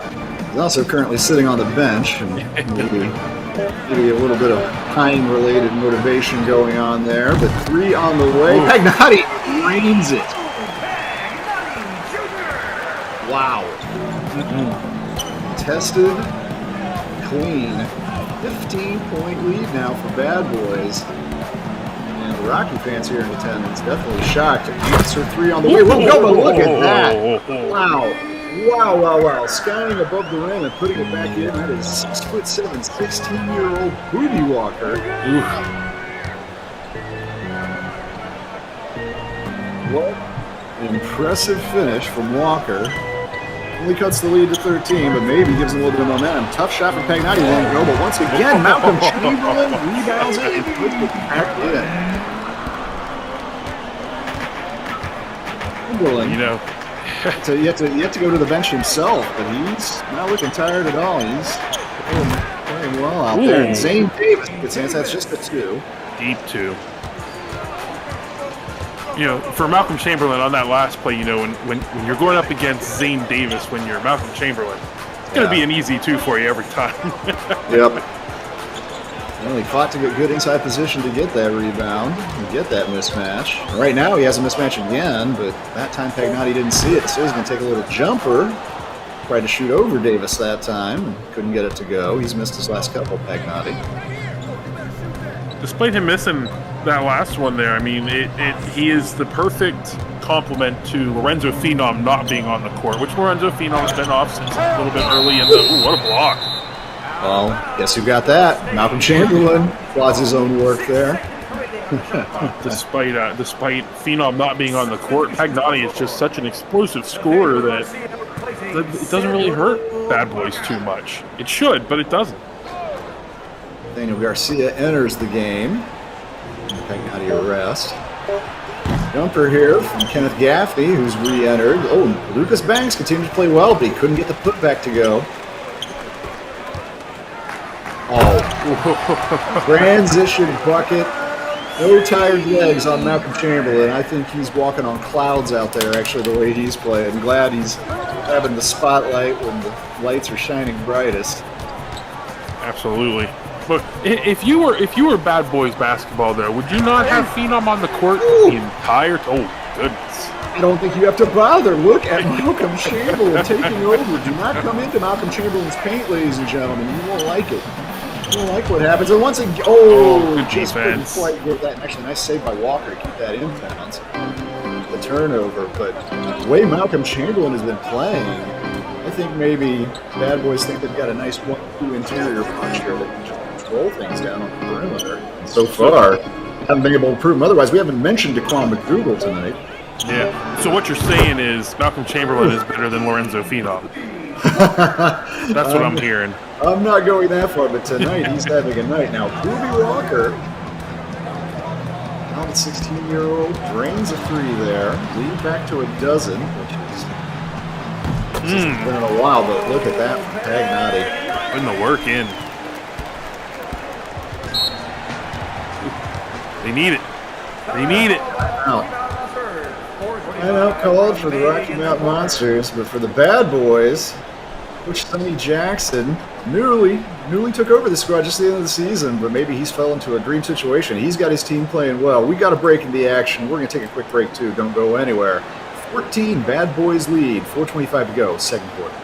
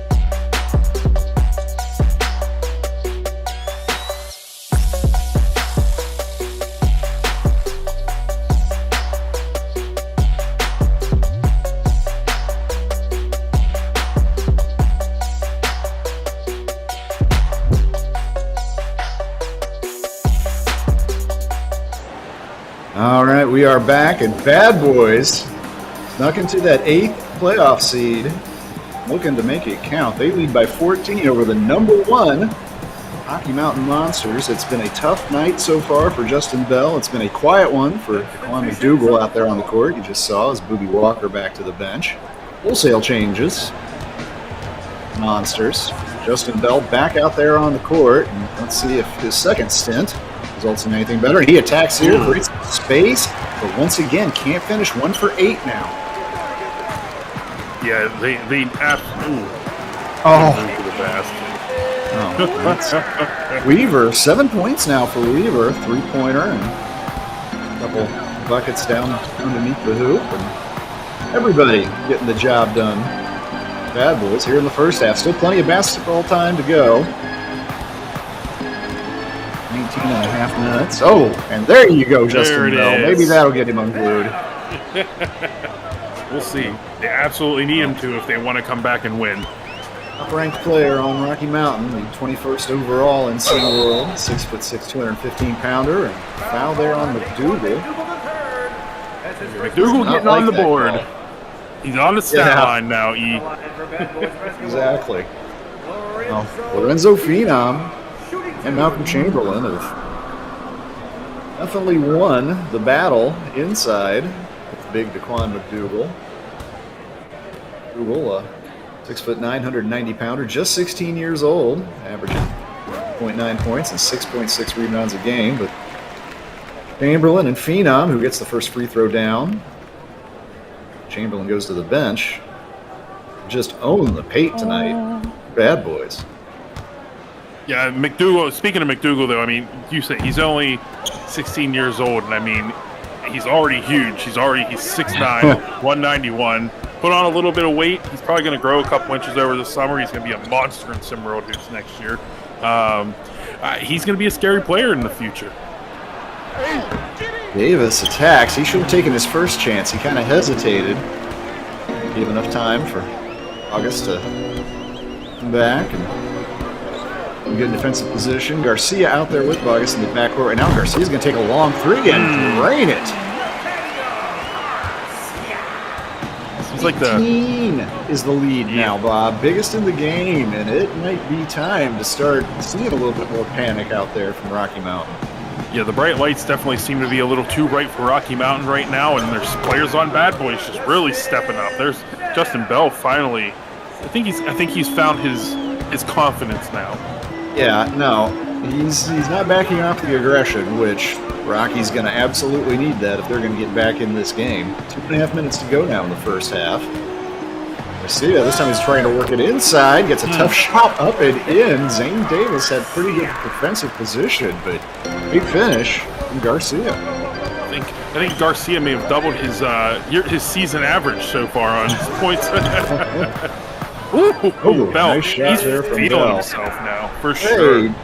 Garcia actually averaging 5.4, Bob. He's nailed 32 triples for this boys squad this year, so... Yeah, I think he has at least 10 right now, so... Well, that time wouldn't go down for Weaver from distance, and Bell has it. Ooh, tried to kind of put Weaver on his hip and get around and couldn't do it.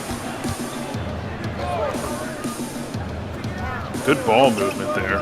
Probably just trying to get Bell open somewhere. Really don't even seem to be looking for McDougal wide open, and he finally pass. Well, I think Rocky Mountain ignored him to the point that Bad Boys finally did. Hey, that's what ball movement does, man. Ball movement opens stuff up for you. I'm sure if it was a good long-term strategy to wait. Still 0.001 seconds left. Well, under 2 minutes in the second quarter, perhaps, but unleash that trick play. But all the same, it is a bucket. Zane Davis. Cut it. Yes, 3. Thought he might have a foot on the line, but that's rule of 3. And under a minute to go, and the lead, which had ballooned to 18, is now down to 11.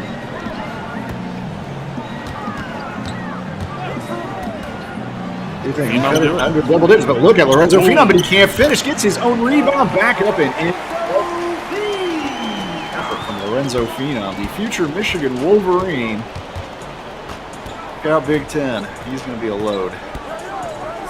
Absolutely. Can't wait to see how they deal with his dad down there. Oh, my goodness. Look at that. Wow. And what a dumb foul from Garcia. He was never going to change the outcome of what McDougal was going to do with that ball. That was Phenom's responsibility, and he just lost him. Instead, it's going to turn into a 3-point play opportunities. McDougal at the line. Let's be fair to Garcia there. McDougal, 6'9", 191. Well, that's what I'm saying. Nathan you should Garcia. even have tried that. I'm just saying, I think McDougal might be a good actor. Well, he's a good free throw shooter. Gets it to go. 10 points now. McDougal, who utilizes a pigeon-toed stance at the line. If he gets back there, I'll be sure to point it out real time for you. But a little revenge exacted from Lorenzo.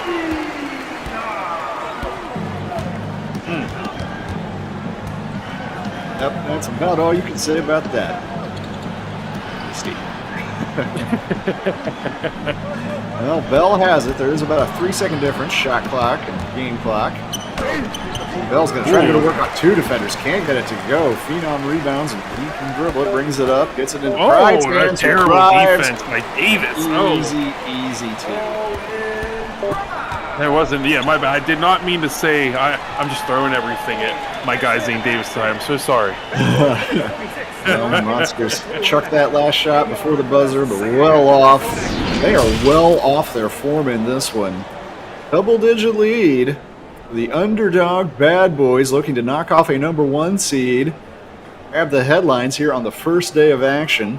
3-1 action. And did you see something there that's a ray of hope, maybe? Rocky Mountain in the second half, Bob? Justin Bell, he really stepped it up there at the end of the second quarter, and that's what they're going to absolutely need. But I don't know if they have an answer for Malcolm Chamberlain or Lorenzo Phenom at this point. And when you have little Sam Baugus driving in, dunking on everybody, I don't know. I need Bell's going to need to score probably 40 points for Rocky Mountain to pull this one out.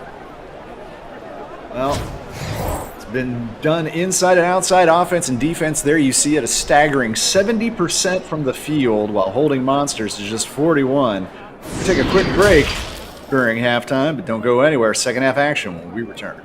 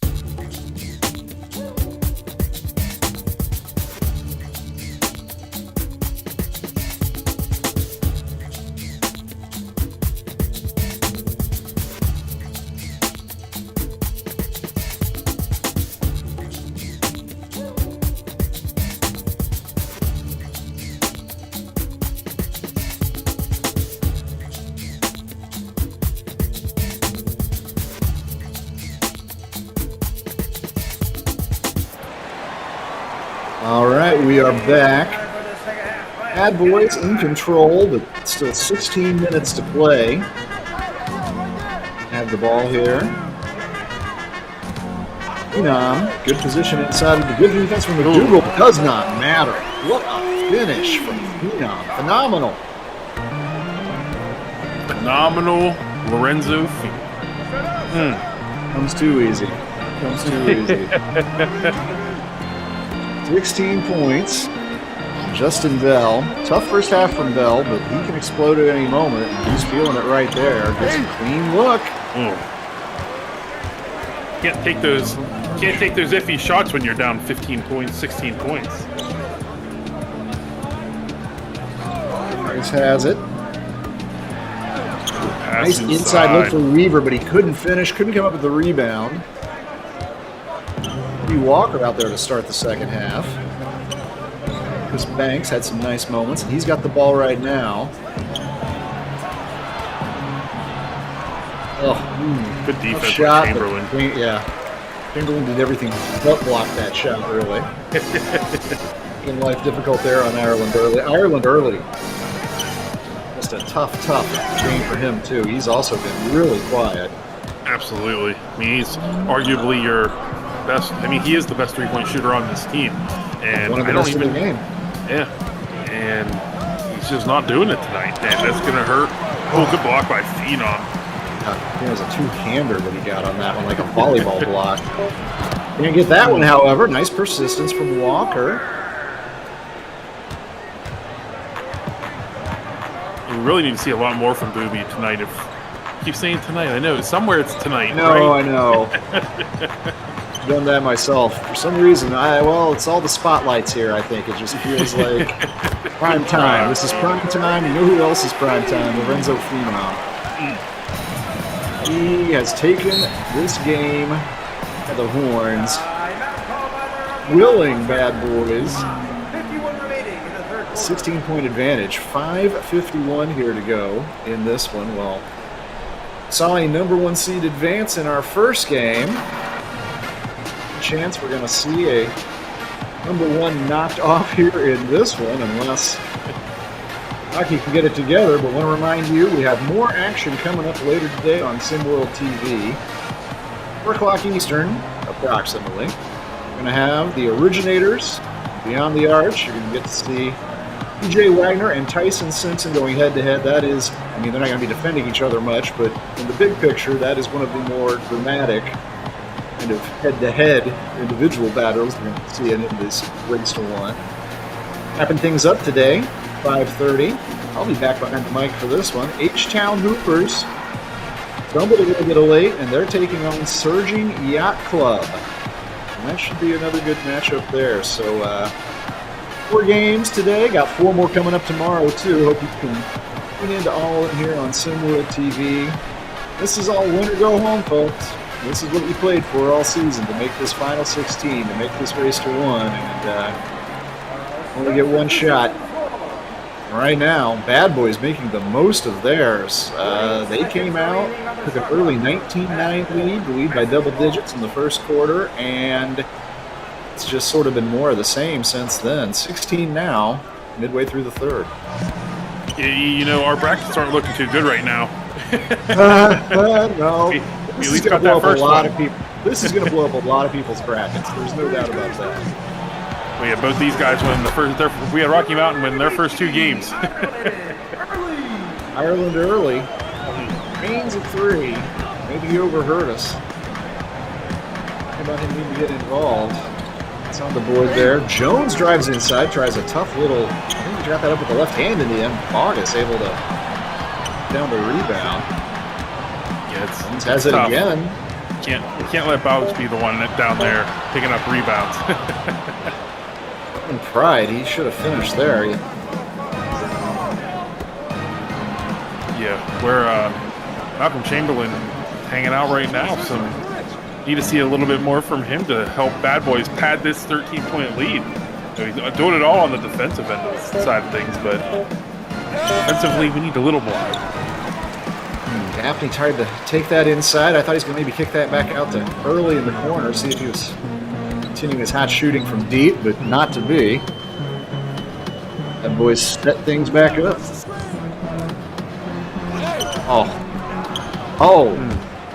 Easy miss there. That was too easy for Sam. He didn't like what he did, a little bit more mustard on that shot or something. But then again, Rocky answers with another easily convertible field goal, just blown right there. And we remain locked in at 50-37, where it feels like we've been for a minute or two now. Yeah, and they're not doing too hot right now in the third quarter on rebounding. A couple easy rebounds that they could have had to get second chance opportunities, and they just kind of blew that. Good defense. Well, blocked by McDougal, and the shot clock ran out, even though Jones was able to get to that offensive board, or pick up the ball anyway. And McDougal was going to catch a little break. Maury Washington back in the game. Zane Davis also back out there with Lucas Banks. Justin Bell, and here's Banks on the drive, and Banks on the finish. No foul on that play. Malcolm Chamberlain can't be everywhere, E.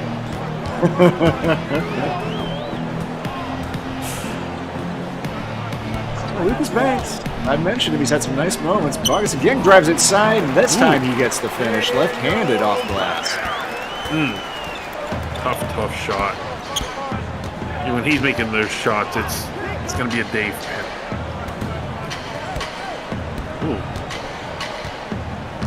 Bell has a size advantage here. Let's see if he can make good use of it. Double team comes over, and he gets an open look at a three, but it won't go. That was a slip from Bell to find his teammate there just to get the finish. And a quick three on this end. It will not go either. Jones missed that one. And let's be real here, E. I mean, when Justin Bell's matched up against Bogus, I expect him to use his size, get down inside, and get that easy, too. Bogus is a good defender, but Bell at 6'6" does have a size advantage over him, and there, Maury Washington certainly does. Well, that was Maury Washington absolutely has a size advantage at 6'9", 250. So,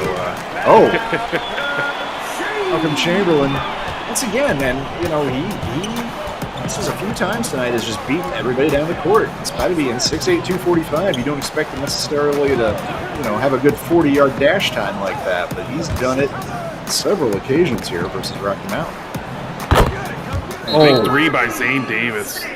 Sweet three. Nothing but net on that one. Cuts the lead to 10. Closest it's been in a minute. Closest it's been in a minute, Bob. They're hanging out. They're hanging out around there, man. 2:16 to go in the third quarter. Well, during the last break, I was telling you about the rest of the games we have coming up today, Saturday. 2 more, 4 o'clock, 5:30 Eastern time, but 4 more coming up tomorrow. 1 o'clock, 2:30, 4 o'clock, and 5:30, all times Eastern.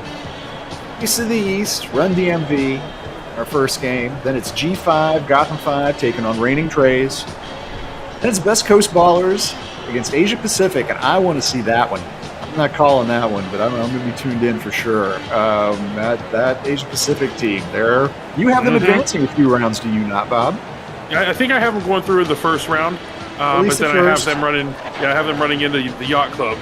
Well, who apparently you're having run over H-Town later, but Asia Pacific versus Best Coast, and I like Best Coast. That's gonna be a good game. And Showtime versus Bay Area, wounded Showtime versus a faltering Bay Area. That's going to be intriguing to watch too. But a little bit more than 10 minutes of action to go here in this one with a 10-point margin. A chance to cut it under 10 for the first time since, I don't know, tip-off?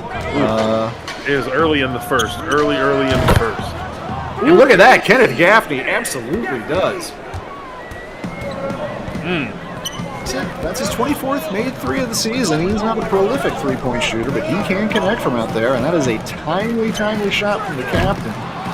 Oh, that's not a Pagnotti miss you see very often, wide open. No, it is not. And worrying moment here for Sonny Jackson.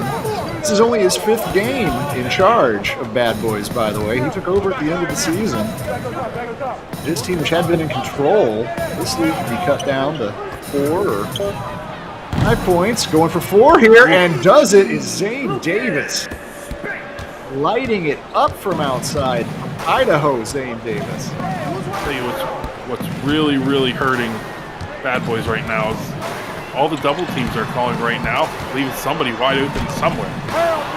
Good nice defense. Little behind the back move from Pagnotti, but better defense. You're right, Bob. You can make this a 1-possession game right here, Rocky can. Under a minute to go in the third quarter. This thing has turned around quick.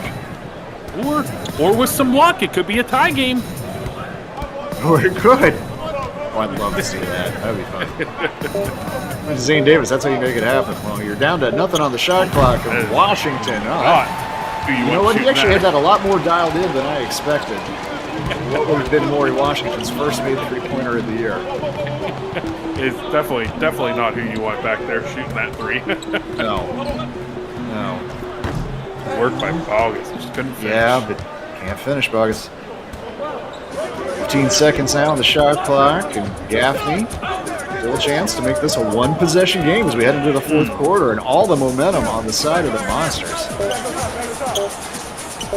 Defense is good there, but the offense is just a little bit sweeter from Justin Bell. Quarter court heave. Nah, just going to dribble this out. Try to forget at the end of that third quarter what just hit them.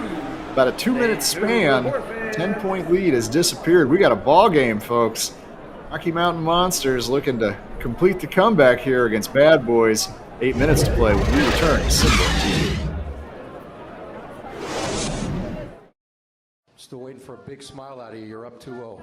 What's the story? Are you not happy, or you're only half happy, or? Still to be happy about. You're up 2-0. Job's not finished. Job finished? I don't think so.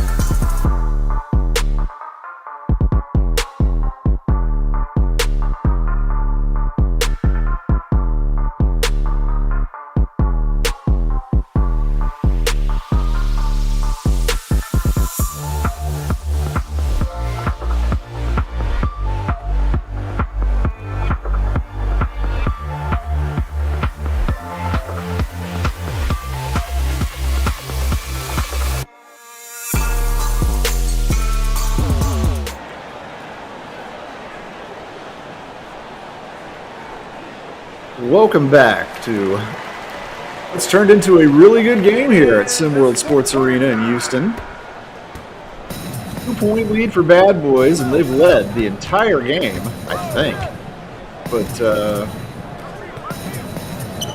tie or take the lead here on this possession, Rocky Mountain, who erased a double-digit lead. They were down by as much as 18. Yep. Chance to tie here. Two chances, one go. Phenom.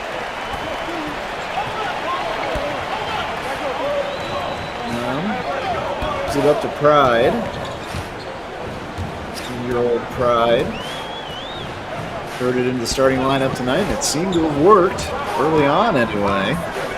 5 on the shot clock here now, and Phenom has it out beyond the three-point arc. He can make it from there. He's going to have to take it. Oh! Good offensive rebound. Oh! Pride rushed that back up there. Really probably would have been better served kicking that out. Walker on the attack. Goes right through Weaver. Good take. Takes advantage of that mismatch. It's too much size, Weaver Walker. High game. Back to 0. After all we've just witnessed, we are back to 0. Do you think either team will reach the magic number? Oh. Siege can probably say for sure. Oh, ball on the floor. Picks it back up. Phenom. Good court awareness, great body control, flip that thing up in. Just scoring ugly, having a little bit of that in your bag is a useful tool to have too. Absolutely. Oh, nice God. fake. Oh, no. Wow, Washington. We give it up to a wide open Davis, who's leading Monsters in scoring tonight. He hit those 2 threes in that third quarter run that were critical for them. Pagnotti has been quiet for a little while, but he's trying to go to work here. Can't finish. That is not what you want from Pagnotti at all. There's good defense as well there. Absolutely. Good position for Walker, but he can't finish it. Everybody's rushing it right now. Pride has enough size to give Walker fits there. He's lighter than Walker. Walker could push him around, but different thing than trying to pull over Weaver like we saw in the prior possession for Bowie. Nice drive inside for take. Peggy. But he can't get the finish underneath the rim. I said it was a good take. It looked like a nice, it did. It was elegant. fancy look. Early shakes free, but he can't get through to go. Great positioning. Look at Morgan Washington just use that big 250-pound frame. Lock down space, get the easy rebound, back up and in. High game again. He's a kid that you definitely need on the court when you're going up against someone like a Phenom. You need that body. Well, Phenom just did his sort of signature spin cycle move, which I don't think we'd seen in his pure form, at least, earlier in this game, but he couldn't get it to go. Washington does have a huge advantage here. Wants to try it, but instead he gives it up. Ooh, another three from early. Good rebound. Really fought for it there. Walker. Ooh, look at that. Oh, thought that was going to be Rocky's first lead of this game. Banks couldn't finish it. Just can't get over that hump, Bob. No, that's all you. When I asked you, oh my goodness. Oh, that was tremendous. Phenom right there. You know, when I asked if either team was going to hit the magic number, I thought there was a chance, but with the defense that has been played right now, I don't think we're going to hit it, E. No, starting to wonder myself. Well, there's a nice little move from Banks. He ties things back up once again. Knot it all up. Monsters have just not been able to break over that. Oh my! What a pass, what a finish. Vargas to Pride. You know, if we get a couple more finishes though, like Phenom did on that last 2 possessions ago, that might demoralize Rocky Mountain and finish this game off. It's notable too that Rocky's done most of their uphill climb here with DeQuan McDougal sitting on the bench. Washington seems to be faring a little bit better out there against Chamberlain and Phenom than DeQuan McDougal had so far tonight. Here's a 3 on the way from Weaver, and he drains that. 5-point lead now for Bad Boys. Oof. Really thought Rocky Mountain had so many opportunities to get their They first had all the lead. momentum. They had everything going, just couldn't pull the string on getting that lead, which I really felt like they gotten their fans engaged, maybe would have gotten them fired up. Yeah. Look, they're far from out of this. 2:45 to go. Early is the 3. Ireland early. First half, the first 3 quarters mostly, but it does come on here late. It's that lead back down to 2 with 2:43 here to go in the 4th quarter. What has turned out to be a heck of a game between these 2 squads. Bad Boys, the number 8 seed. Rocky Mountain, number 1. Remember that the winner of this game is going to advance to take on whoever wins between Beasts of the East and Run DMV. And that game coming at you tomorrow, 1 o'clock. That's what kicks things off when we come back on World TV.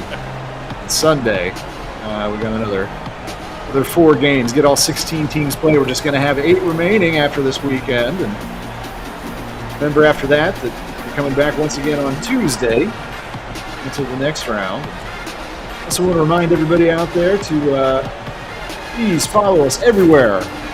We're on social media, and we are everywhere. We're on Twitter, or X as it's called these days, I suppose. Facebook. Right. Meta, Facebook, Meta, Thread, whatever. AIM, everywhere. ICQ, whatever you can find us. Everywhere we are at SimWorld 4K. That's the important thing to know. So please find us, like us, comment, share us, follow us. You know all the stuff. Send me money, please. I'm just yes. OnlyFans. My OnlyFans. Anyways, Phenom's built up some fans. Phenom's built up some fans tonight, and so has Sam the Man. Drives inside. Big bucket for Bogus. That's a good nickname for it. Big bucket Bogus. There you go. Triple B. Justin Bell, he's a bucket waiting to happen. Going to work here. Chamberlain on him, though, and that's a tough matchup for Bell to try to get around. I mean, Chamberlain's big, but he's There he also is. pretty quick, really athletic. Shakes free for 3, however, and nails it. That's what they need from Bell. They need Bell to step up. He's their leader. They need him right now more than any time this game. These two teams creating the occasional haymaker between the Phenom dunk, a Bell 3 on recent possessions. Phenom going to work once again inside, and the little left-hander goes in. Wow. It is a tough shot. It's not easy. He's so good, but there's something, he just doesn't necessarily live up to the hype all the time, and it's frustrating. This year, I would think he was a 16-year-old last year. He was almost more like that guy rather than this year. Now, that's just a bad forced pass, and that gives a little bit of life to the Monsters trailing by 3, but look, they get it right back up. Good snag. I guess can't get that one to go, however.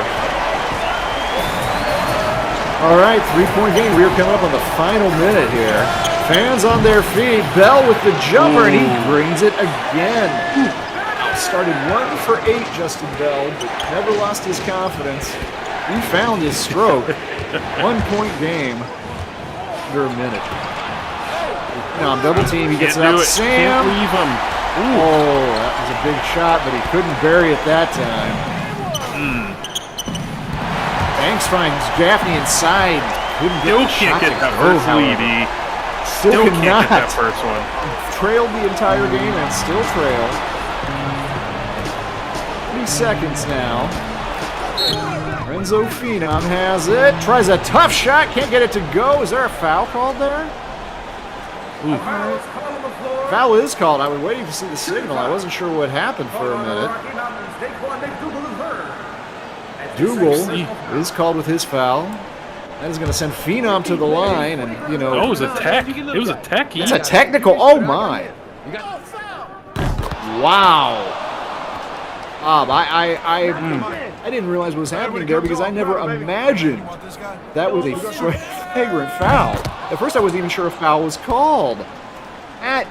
Wow, that's just a referee. Oh, I don't like that. I don't like that at all. Someone empty his pockets out. Who's in his pocket? Wow. Well, I mean, look, what a break for Bad Boys, and Phenom, to his credit, was in great position, took that foul. Oh, goodness. Look at that. There's so much going on right now, E. First off, let's go ahead and mention Bad Boys did hit the magic number. We completely forgot about that when it happened. but yeah, this is an incredible sequence. First, a highly controversial flagrant foul technical called on Daquan McDougal. You and I weren't even sure a common foul had been called at first. And then I think you're right, just players. That was Vargas who I think that was called on the backcourt violation, just sort of losing a little bit of awareness of what was going on and the confusion, and turns it over in a situation where Rocky was having to foul. They'd already spent their first foul. The next one would send Bad Boys to the line. Instead, enforced error, Rocky Mountain gets the ball, and they trail by 3.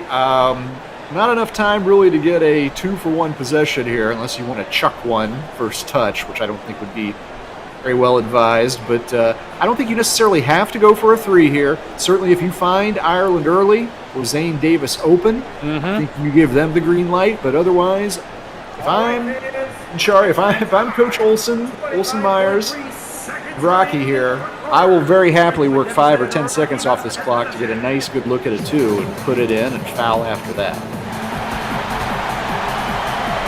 You know, what a game, E, right? We started. What a game.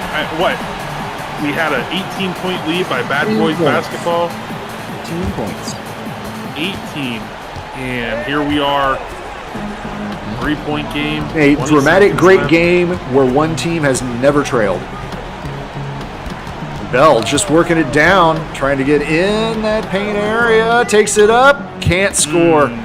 Oh, that foul has to come here. That was like a harder foul, to be honest, than the one that was called on Phenom.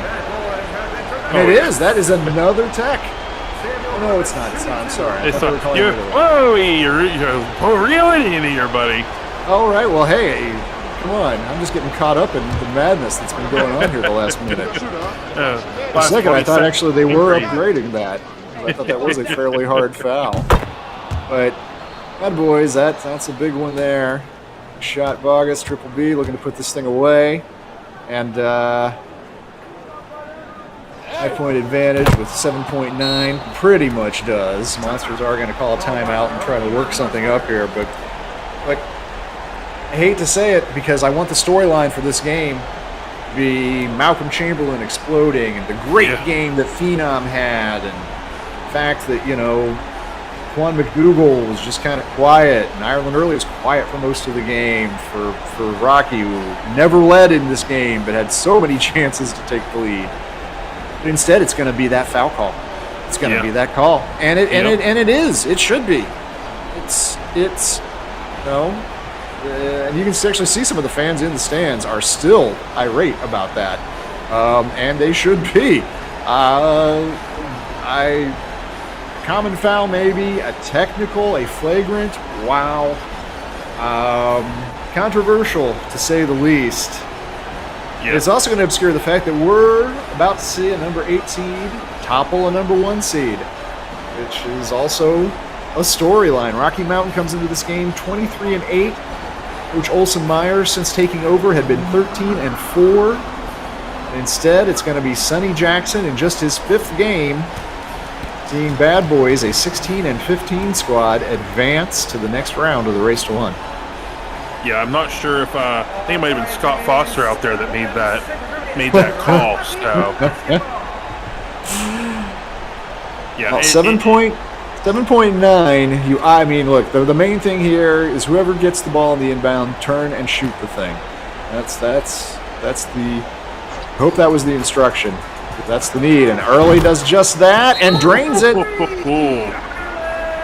Ireland Early says, all right, let's not close the book on this thing yet. Let's make it interesting. Ireland Early, more like Ireland on time, am I right? maybe Ireland a little. Well, I'm still worried it's Ireland a little too early, too late. It's still a little too late. yeah, not early enough. That might be it tonight. But we have a timeout on the court. 5.8 to go in the game. We're gonna take a quick break, but don't go anywhere. We got a dramatic finish coming up here.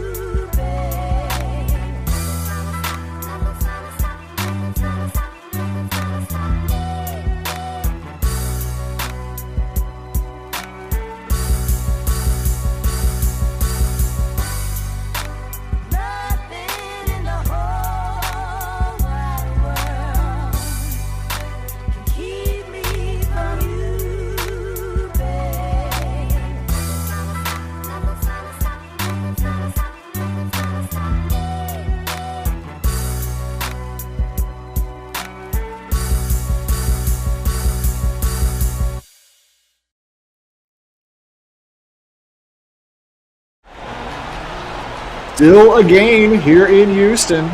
Got time. Rocky Mountain, trail by 2. They have never led. This game was tied like 14 times. They have never led. Crazy to have a game this good, this tight, under those circumstances. But what a wild set of circumstances come into play here anyway. Renzo Phenom, 9 for 14. What a game from him. The storyline's going to be those guys out there wearing stripes. They're probably talking how to get out of this arena as fast as they can once the final seconds get out, because at the exit open, probably got security standing out there already waiting for him. Almost another one. Oof. They had to foul there. Almost. No timeouts remaining. They can't get the ball up the court here, so basically Vargas can make both of these 3 free throws. The game is over. Don't say that, E. We've seen that phantom flagrant earlier, so you never know what can get called. Oh, goodness. Come on. Game on. Even with a make here, you can argue in some ways that missing is the strategic play. That's it to go, however. 3.9 now. Bad Boys are not pressing. Half-court shot. Oh, goodness. Well short. Oh, Lord. He had to gun it. Bell looks disappointed. I think he thought if he could have got that in his hands, maybe he could have put that thing down. But instead, number 8 beats number 1. Fortunately, the referees are going to be the talk of the game, but Renzo Phenom, player on the court, leading things for Bad Boys. They advance. The number 1 seeded Rocky Mountain goes home. 72-69 is your final. Thank you, everybody out there, for being with us. Don't go anywhere. We got the post-up up next, and then we are back with more live Race to 1 action on SimWorld TV, the only place where you can see the game, be the game.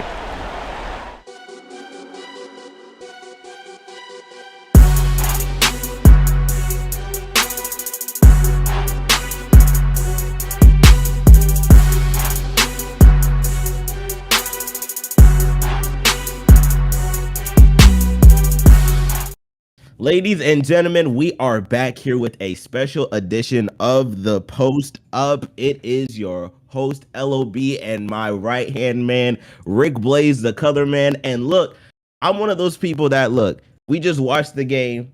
We got 5 players in white.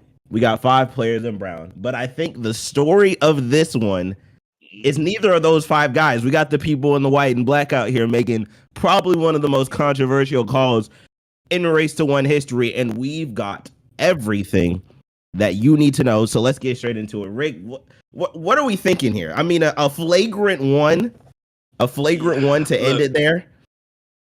LOB, I want to take you back for a moment to November 9th, 1997. Just follow me just for a moment. I want to go back in time. I wasn't born during 9th. that time, but I got you. No need. I'm gonna make it make sense in a minute. November 9th, 1997, in a place called Montreal, Quebec. There were 2 wrestlers, Bret Hart versus Shawn Michaels, and what is known to wrestling fans around the world as the Montreal Screwjob. That's exactly what happened to Rocky Mountains on this call. They got the Montreal Screwjob. Was it a foul? Absolutely. Was it a flagrant? Come on, man. It's to Race to 1, baby. Like, if there, my coach used to say, if there's no blood, there's no foul. So, I don't want to put everything on this play, but that was a very inopportune time for the refs to make that type of call. I'm not gonna say that decided the game, but I'm gonna say they helped decide the game. You know what I mean? Definitely. I'm with you on it. I'm with you on that one. I'm definitely with you on that one. They got screwed, and this is why I say I don't trust Bad Boys, because this Bad Boys teams today play very well. But it's like you don't know what you're gonna get with them. For all my fans, for everybody who was watching, who had Rocky Mountain as the winner, bracket busters. I have your names written down. I know who you are. You had Rocky Mountain win the whole thing. Your bracket is busted. He said he will be finding you on social media, and you will be receiving a response to your tweet saying that your bracket has been busted. I can confirm. I'm already looking at my mentions right now, and I see all the comments. But I mean, with a game like this, even with the flagrant foul, somehow Rocky Mountain still had an opportunity to win this game. And it was mentioned plenty of times throughout the game that this was a number 8 seed. This was a number 8 seed coming into town, going up against a number 1, and getting the job done, essentially. I mean, with the backcourt violations, the flagrant fouls, the calls, like, we're not entirely sure. This game could have went either way, and this is exactly what you look for. I mean, unfortunately not the refs, but this sort of energy, anticipation, this sort of high-level basketball is exactly what you expect with the Race to 1. So it's yes. Are we sad that it ended because of the men in black and white had to do what they do? Yes, I definitely feel like it could have went either way. I would have let it play out. I feel like there was contact on both sides. I would have let it play out. If it were me personally, I would have let it play out. But yeah, I mean, I agree. I think everybody would love to have let it play out. But it is what it is. This will make these types of headlines. This will make these type of moments what they are, because you're gonna forever remember the number 1 seed losing to the number 8 seed, and you're gonna forever tie it to this Donahue type call, controversy call Yeah, that ultimately led Bad Boys to the win. But what I love about definitely. this whole situation, this whole tournament, is there's no home field advantage unless, of course, if you're H-Town. So it's all about ballers now. Ballers just gonna ball. And even if you're in a defensive end, defenders just gonna defend. Like, there's no more of this. You're not getting any extra adage from the fans any kind of way. So you gotta be man on man. You gotta be ready to go. This is the true ballers competition where the true hoopers really come out here and hoop. And that's the only thing that matters. And that's what gets you the dud. Shout out to Phenom. I ride him like a cheap suit often. But he came, he showed up and showed out today. 21-8 for his efforts. Okay, I was just making sure I heard you right. What's that? I believe it's a Ludacris song. How's it go? It's like welcome to the, what is it? Welcome to the players where the players play, or something like that. And I'm just saying, this is one of those instances where the players got to come out and they got to play tonight. There's no added incentive, like you said. There's no home court advantage. This is where hoopers hoop. So this is what the race to one is. But with that being said, if you weren't here with us earlier, we did have our first matchup before this one. Southeast Select getting the win over Lone Star Basketball Club in a 62-50 victory. I mean, that game across the board for Southeast Select is just what you come to expect. And I don't want to be here too long because, we do have other stuff we need to get to. But I mean, just across the board, Southeast Select doing their thing. Trey Turner, 24 points, as always, doing what he does from the 3-point line. I mean, Kadarius Stack cleaning up on the glass. Terrell Pearson having a great game. Gabe Pope doing what he does best on the defensive end. All around great win for Southeast Select to advance. And Lone Star, unfortunately, just caught, the brunt end of it. But all in all, it was a great game. It was a great game to watch for Southeast. Absolutely. And how about this really quick? Kudos to Coach Jackson, who came in late in the game and gets a playoff win. Hey, look here. I know it's too early to put him on the mantle, right? But if you're Bad Boys, at least for this first round, I'm sure he's not, when he goes back home to his hometown for Detroit, he don't have to buy a single food item, I'm sure, all week long, at least until next week. So shout out to Coach Jackson and his Bad Boys team for coming in. No one picked him to win. Nobody picked them to win. And they came and did the impossible, which beat the number 1 seed Rocky Mountains.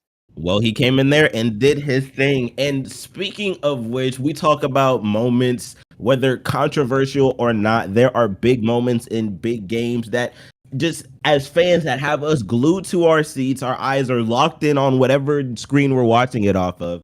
And, these moments become instilled in us and instilled in basketball history, whether it's a record-breaking moment, an insane highlight, a controversial call. So I just want to ask you, Rick, as far as the Final Four in NCAA March Madness tournament, probably one of the best tournaments to, show on live television, besides maybe the Super Bowl or the NBA playoffs. But for you, what would have to be your favorite Final Four moment? Well, I don't know if it's a favorite, but it's a memorable one for sure. And I'm sure a lot of people have, if you wasn't allowed to see it, you've seen it over and over again.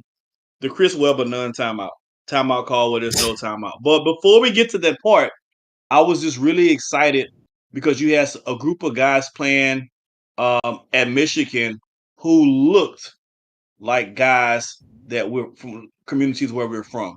So I was just extremely impressed as a young man, watching them have the swagger and everything on their own way. That wasn't something that was really big on teams when you went to these predominantly PWUs, right? So to have them there doing their thing, representing the urban communities, was beautiful. But of course, the most memorable moment was when he called the timeout that he didn't have. I'm sure it haunts him to this day. I mean, that one's definitely gotta hurt. Definitely. I just feel like how do you even do that? Like, it's hard for me to sometimes fathom like calling a timeout when you don't have timeouts, but it's a timeout thing. So it kind of confuses me in that sense.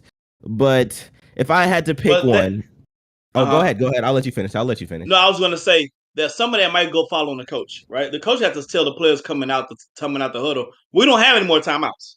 I don't know if that took place or didn't take place, but that's the end result. Go ahead, LOB. Now this one, it's memorable. I'm definitely not gonna say it's my favorite. And for all of my North Carolina fans, I hate to bring this up, but I just remember watching it as a kid, and I was glued to my seat. I had just got home from a dinner with my family, and my dad puts on the game.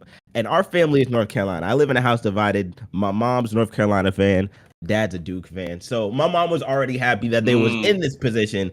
But take it back to 2016 in the national championship game, and I remember sitting there glued to my seat as Marcus Page receives a pass from Quinn Cook. The ball gets fumbled around, and he's trying to pick it up, ends up forcing a shot. Somehow the defender jumps with him, double clutches midair, pulls up, makes it to tie the game at 74, just for Janoris Jenkins, who was 5 for 6 the entire season from the 3-point line, to hit one of the most heart-crushing game winners that my 13-year-old mind could ever fathom. And, it's one of those things where I'm sitting there I'm like, yes, overtime. I'm so excited. And then I think I might have shed a tear that day. I honestly think I might have shed the tear that day, And what hurts the most in those situations, there's a guy named Janoris that did it to you. I think that's worse. It's one thing, people hit shit out, but a guy named Janoris Jenkins? Come on, man. He sounds like he should be working at the JCPenney, not making jump shots. I'm just saying, if we would have got beat by I don't know, maybe Josh Hart, you can accept that. Yeah, I can accept that. I don't know who's on the team, but Janoris Jenkins, I was so hurt. I went to school that next day. I'm talking about I wanted to swing on everybody. I mean, you looked at me the wrong way. Anybody named Janoris got it that day. Oh yeah, anybody named Janoris was catching. Everybody named Janoris was definitely catching smoke. And the thing is, I lived in an area where people, I lived in an area where people knew I was from North Carolina, right? So the next day come and they couldn't wait. They couldn't wait. It's one of those things. They come up to you and they're like, mm-hmm. So did you see that game last night? See that shot? Oh yeah. I was in the principal's office a couple times that day. I ain't gonna lie to you. Because you see that shot? You see. Hey, you know what? Let me tell you the worst. Let me tell you the worst part of that, especially because I've been on the receiving end and the giving end of that as well. The worst part is when they say that and then they make it personal like that. They yo, you see my boy Janoris? That ain't your boy, man. Stop saying you see my boy. You don't even know him. He doesn't know you. Dude. You're not even a Villanova That's not your boy. fan. We're gonna fight. Don't say it's your boy Janoris. Yeah, my boy Janoris dropped it on y'all. Nah, that ain't your boy, man. I don't hear that mess. I'm saying, okay. Well, if I call up Janoris now, right, and I get this 2-on-1 going, and I look, you know what? We've got basketball coming up after this, and I'm really not trying to lose my job for my first post up on the race to 1 here. So we're gonna keep moving on because we'll be here for hours if that's the case. But we got ourselves a good matchup. A good matchup. We got the Originators. Really and we got Beyond the Arts. I'm definitely excited for this one. I mean, we look at the Originator squad. I mean, DJ Wagner coming in, arguably one of the top scorers in Sim World, and going up against a Beyond the Arts team who I feel like can really bring it on this defensive end. So you know what time it is, Rick? Let's get there. Let's post it up and give me your 3 in the key. What do we got for both sides of the ball in order to win this game? Well, for Originators, for them to have a chance to win this thing, DJ going to have to be DJ, but most importantly, one of those other Kadarius Loftus is going to have to come off the grave and actually do something with himself today. He's going to have to be the secondary scorer for Originators for them to have a shot. I think that's 1, 2, and 3 for them. For Beyond the Arch, simple. Don't overthink it. Get a ball to the big fella and let him cook. You give it to him in the post, let him do his thing. I don't think Ilgasis, who's a made defensive all defensive squad, by the way, he can't stop. Tyson Simpson can't be stopped. You can't even. I don't know if you can even contain him like that. But he can't be stopped. That is what it is. And even if they decide to bring a double or whatever the case would be, the shooters for BTA need to be ready to shoot the ball. this going to be a really good. I can see this game getting away from them. Of course, I picked BTA to win the whole thing, so obviously I got them winning the Originators against the Originators tonight. But for those you who pick Rocky Mountain, brackets busted. Yeah, okay, yeah, because my phone's continuously going off at the tweets that I'm still seeing popping up. Do you have an automator on? Like, is this automatically going out? Because there's no way you could be doing this post up and sending tweets out at the same time unless you're doing it underneath the table. But like, do you have an automator or something for your tweets? Because ain't no way they're going out at this rate. Like, this is insane. Yeah, I got a bracket busted team that's on. Shout out to my team that's on it right now, real heavy. Brackets are busting on a daily basis for Waste One.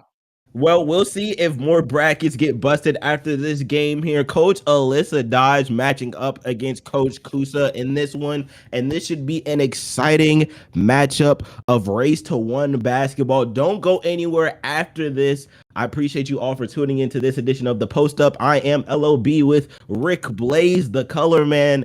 And right after this, more Sim World basketball action. Stay tuned. You don't want to go anywhere.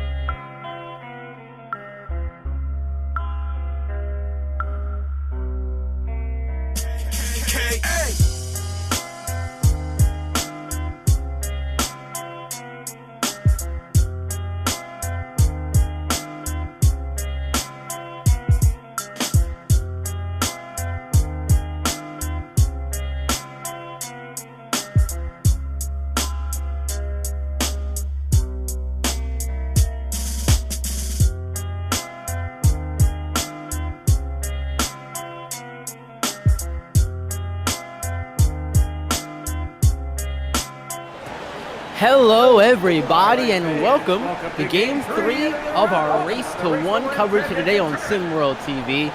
I'm B-Ron alongside my man Siege. We've had a crazy day so far, Siege, and here in this one, the 3 and 6 seed, Beyond the Arch and the Originators, will be another crazy one, I imagine. Yeah, absolutely. How about the end of that last game? I mean, that was wild. Bad Boys basketball on a hot streak to end the season, carried it right into the Race to 1. I mean, yeah. I don't know if there's anyone who fully expected that, except for some guys on Twitter that have been hyping up Lorenzo Phenom. But hey, maybe they were right this whole time. Maybe they were. Maybe they were, man. We'll see, man. We'll see how far they go. Congrats to Bad Boys getting their win, and congrats to Southeast Select earlier today, getting their win over Lone Star as well. And Beyond the Arch, looking to start off well. Daniel Ori gets the 3 ball to fall, start their day off right. That's too easy for him. You cannot give him that much space. I mean, you can't give him any space, let alone that much space. You can't give that man that much space either. DJ Wagner created space off of the separation, push off there, and he got his 3. So all tied up at 3, just like that. Yeah, and I know there have been questions following the recent slump of the Originators, if DJ Wagner kind of has that mentality to be that takeover guy, be that take charge guy in big games and big moments. I mean, this is his chance to prove it. He's on the big stage. If this is a tight one down the stretch, I'll be looking to see him kind of take over that game and kind of prove those people wrong. Yeah, it's definitely his time, and we'll see what he can do in a big game like this one. They'll hope to keep their championship hopes alive until a one-and-done tournament. So you only get one shot at it, and if you lose, you gotta go home. Tyson Simpson and 1. That's simply weight room, B-Ron. That's simply weight room. Man, he had that Kamari Ward on him though. That is definitely a mismatch, and they exploited it very nicely on their end. Tyson Simpson, the key player to watch out for on this Beyond the Arch team. We've talked about him all season. We know what he can do. What's going to be his personal keys to success in this game? Well, I mean, for him, his key to success is just the only person who can stop him is himself. I mean, that's really the truth of the matter with him. There's no one in SimWorld who can stop him, and as long as he doesn't get in a funk or anything, it's going to be that way all game. Fair enough. And what about these teams, these Beyond the Arch, OGs? What do they have to do to come away with the win and advance to the next round? Well, I think Originators need to finally address the issues we've seen from them in this previous slump, the last stretch of the season.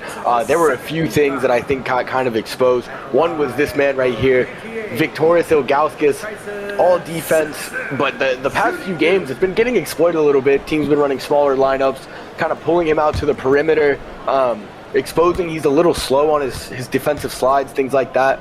It's interesting, though, because with the way Beyond the Arch is structured, around this monster that is Tyson Simpson, you know, they're not going to pull Tyson Simpson out to the perimeter. So I think what we're going to have to see from them, one, is Victorious is going to have to be that defensive player we know he is, and at the very least slow down Tyson Simpson. I mean, that's the best you can do against him. But if he can slow him down, that's going to kind of be the key to the game for the Originators. And I think for Beyond the Arch, the role guys around him have to get going. We've seen it time and time again in basketball. When the superstar has 40 points, but the role guys don't really show up, that can still be a loss. So guys like Daniel Horry, Devin Fields, we're seeing early in this game that Christian Kelly has been guarding DJ Wagner a lot. That's going to be an interesting matchup. We'll see if he can contain him. So those role guys are key for Beyond the Arch for me. Absolutely, and there goes DJ Wagner hitting another 3, making it a 1-point Beyond the Arch lead, 9-8, 5:35 to go here in the first quarter. There's the lob to Simpson. Fantastic pass from Devin Fields, set up Tyson Simpson perfectly on that one. It's beautiful. It's beautiful basketball. Absolutely is. And there's Wagner in, pulling up, and rattles it home. Hey, well, he's rolling early. I want to see him kind of keep this fire throughout the whole game. Absolutely. He certainly came to play. The stars for both teams have come out and hit their shots early. Oh, my goodness, Daniel Horry. 14-10 Beyond the Arch, and if he's clicking like that, man, it's going to make life a lot easier for Tyson Simpson, a lot easier for Beyond the Arch overall. I mean, that wasn't even bad defense. They knew what play was coming. They run that a lot, that screen on the wing to get him open, and it was pretty good, decent defense. Got a hand in his face and everything, and he's 2 knockdown. Yeah, sometimes it just doesn't matter, and that's one of those times. You can do everything right on defense, but the shot still falls. Screen coming from Simpson. Fields uses it, goes around. Tries to pass out, and instead it's a turnover. Interesting decision there. And there's Snyder. Tyrone Snyder getting himself on the board. 2-point game here. Beyond the Arch still in the lead. Small one. But skying up is Devin Kingdom. Throwing it down. He wasn't unsure on that one, not dishing that one out. He's just going to take that one in himself. The man from Japan said, I'll do it myself, and there goes Augustus, unable to finish. Second chance is good. And one. Foul on Daniel Worry. Augustus going to go to the line. Chance cut the lead to 1. And I'll tell you what I'm seeing so far is it's been a little bit more of a fast-paced game than I kind of would have expected with the 2 teams that we have here and what we're used to seeing them do. They're running up and down the floor. I'm curious to see if that's kind of the big stage, the excitement. They're getting out and running. If they're going to settle down at any point and kind of get into their sets, things like that. But for right now, it's definitely exciting to watch. It's exciting, and in a lot of ways, it's working for both teams. They're able to use this environment, big game, big field environment to their advantage, and both teams putting on a show here to begin this one. Really fun game to watch so far. Oh, that's Simpson. A mismatch. Oh yeah, Lugowski's trying to get there to double team, but not able to do so successfully. Good luck with that one. If it was the other way around, maybe it would have been a different result, but instead, 2 more points for Simpson and Beyond the Arch. Lugowski's catching the lob and throwing it down. We're just going to get highlight after highlight today, Bjorn. Seems like it, man. 2-hand reverse alley-oop finish on Victor Lugowskis. I mean, our top 10 guys are going to have a tough time putting this top 10 together, this next one. They really are. And there goes Daniel Horry hitting from 3 once again. He is extremely hot beginning the game from Beyond the Arch. I mean, that's what he does. That's kind of key to their success. When he's firing like that, they're a really hard team to beat. Yep, there goes Lugowskis again. Unable to finish the first time, but gets some rebound with it right back up, just like you're supposed to do. Get the 2 more points and cut the lead back down to 1. Oh, almost another lob caught there from Tyson Simpson, but now back the other way here, the OGs. Ward able to go up strong over Daniel Horry and finish. Abusing Horry on that one. In the process, giving the OGs their first lead of the game, 21-20, 2:15. You'll hear the first quarter. Attacking, great block there from Snyder. 10-2 out of bounds, but it's going to stay with Beyond the Arch. And that was, they had Tyson Simpson on a slip down there, pretty much wide open. I'm getting the feeling these last 2 possessions are a little disjointed for this team. And they need to just kind of keep that momentum going, because if they're going to start trying to slow it down but they're disjointed, it's not going to go well. Certainly not, mate. I think they have to keep playing at the pace that they've been at, honestly, to keep up that momentum. And we'll see how they can go and see what kind of adjustments Coach Cooper makes. As we see the OGs here with it, shot clock lying down. 1 second left here, got a pull. Deep pull, almost went in, but Snyder grabs the board, unable to finish on the second chance opportunity there. Yeah, those offensive boards, it didn't turn into anything there, but you got to watch out for those. It almost did though, but hand in the face there. Able to get the miss. Defense is starting to find their groove and settle into this one here, finally, right? Yeah, finally. Jared Quinney from 3. Oh my goodness. No, hey, look, that was good defense though. Again, good defense. Unfortunately, the shot just fell. But Tyson Simpson cutting through, catching the pass, and finishing strong with 2 hands. 2-point game. OG still in the lead. Ilgoff denied by Simpson 2 times. Jeez. 2 times, no good. Tyson Simpson says no, and they are ready to play here.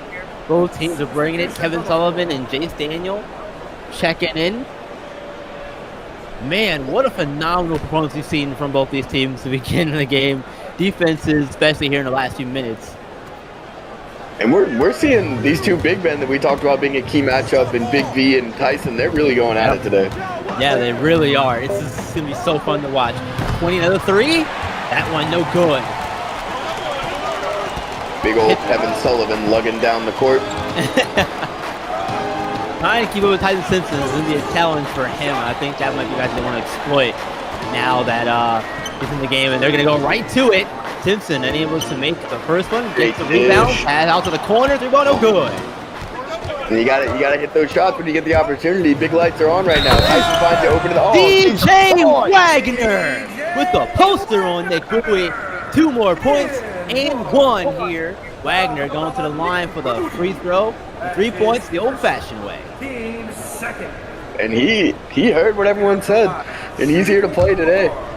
Yeah, man, he is not letting the opportunity slip by him.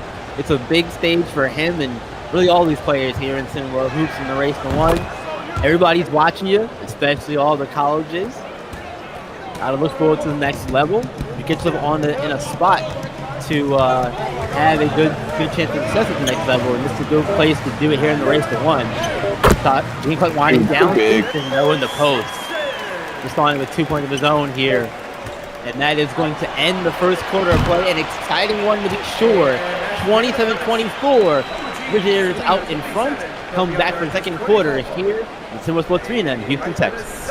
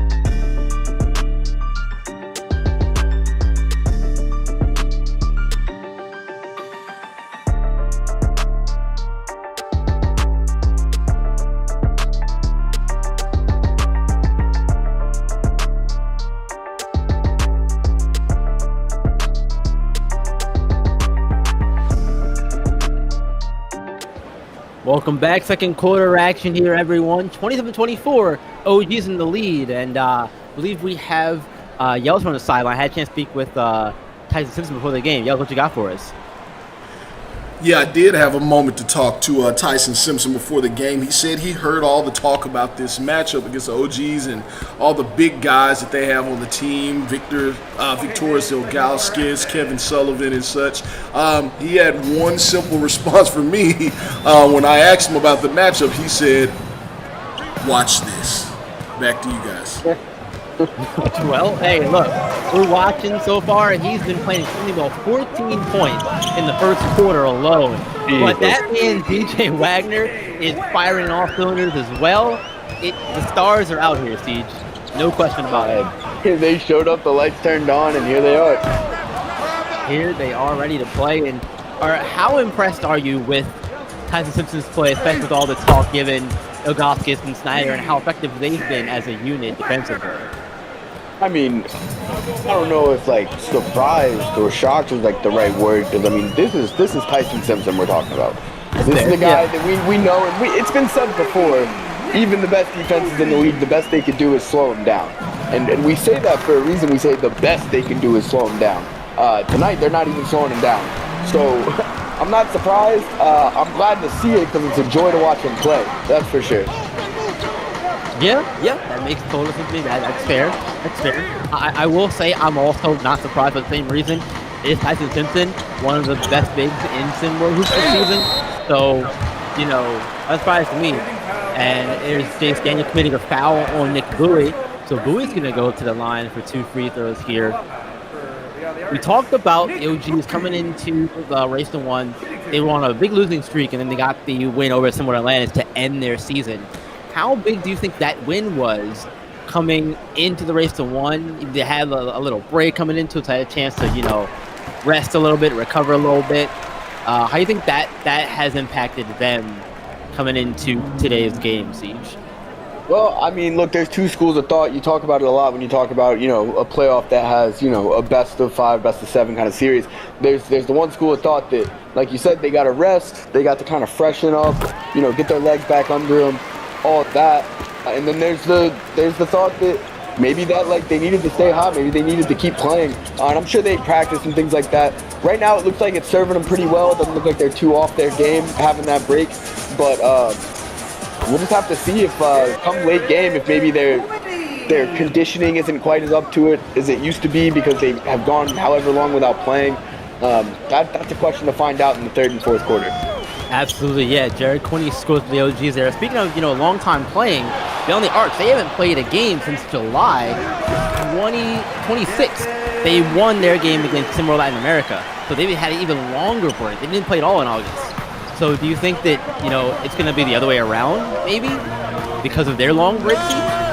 Well, again, I mean, we'll just have to see how these teams handle that. It's going to show what kind of conditioning and what kind of practice work they've been putting in that break.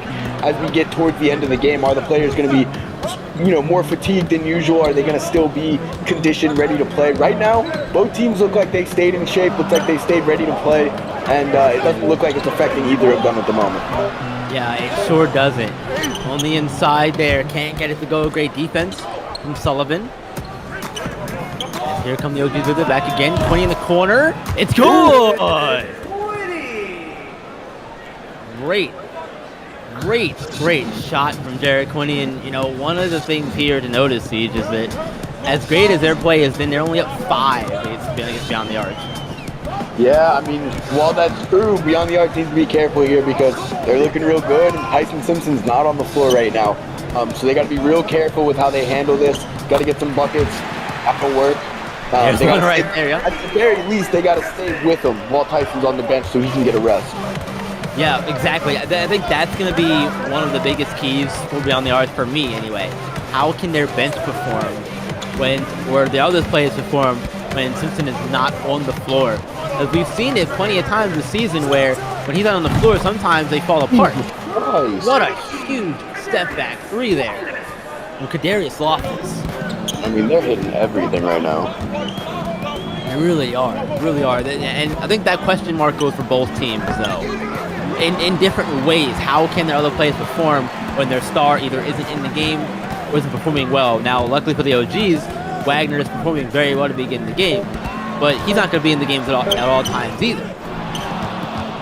Yeah, I mean, absolutely. We talk about that with role players a lot. There's a couple teams in the league that have been called out as potentially being one-dimensional, and one-dimensional is not what you want to be come race to one, especially when you play deep teams. You know, this OG's team is actually a pretty deep team. You got Jared Quinney, Kadarius Loftus. I mean, they haven't been as on as they've been today so far in a while, but I mean, they're a deeper team than a lot of teams in the league. That's why we talk about those role players needing to show up big games. Absolutely. We saw Loftus show up there again, hit another 3 in our last session down, making it 42-33. Almost a 10-point lead here. And Nelson with it. Shot clock down to 8. He's going to fire up a 3 and rattle it in. Eric Nelson. B-Ron, this one's getting a little bit out of hand. I don't know how well they're faring without Tyson Simpson on the floor right now. Might be time for a timeout here to get him back in the game perhaps, but Wagner also isn't on the floor for the OGs. So they're doing all this without DJ Wagner on the floor as well. Yeah, absolutely, and I think that's why I mentioned that I think this OGs team is deeper than people remember. Later in the season when they're on that slump, Loftus and Quinney were kind of nowhere to be found. But so far in this game, they've been on. They're hitting some crazy shots. They're getting to their spots. They're doing what they're supposed to do.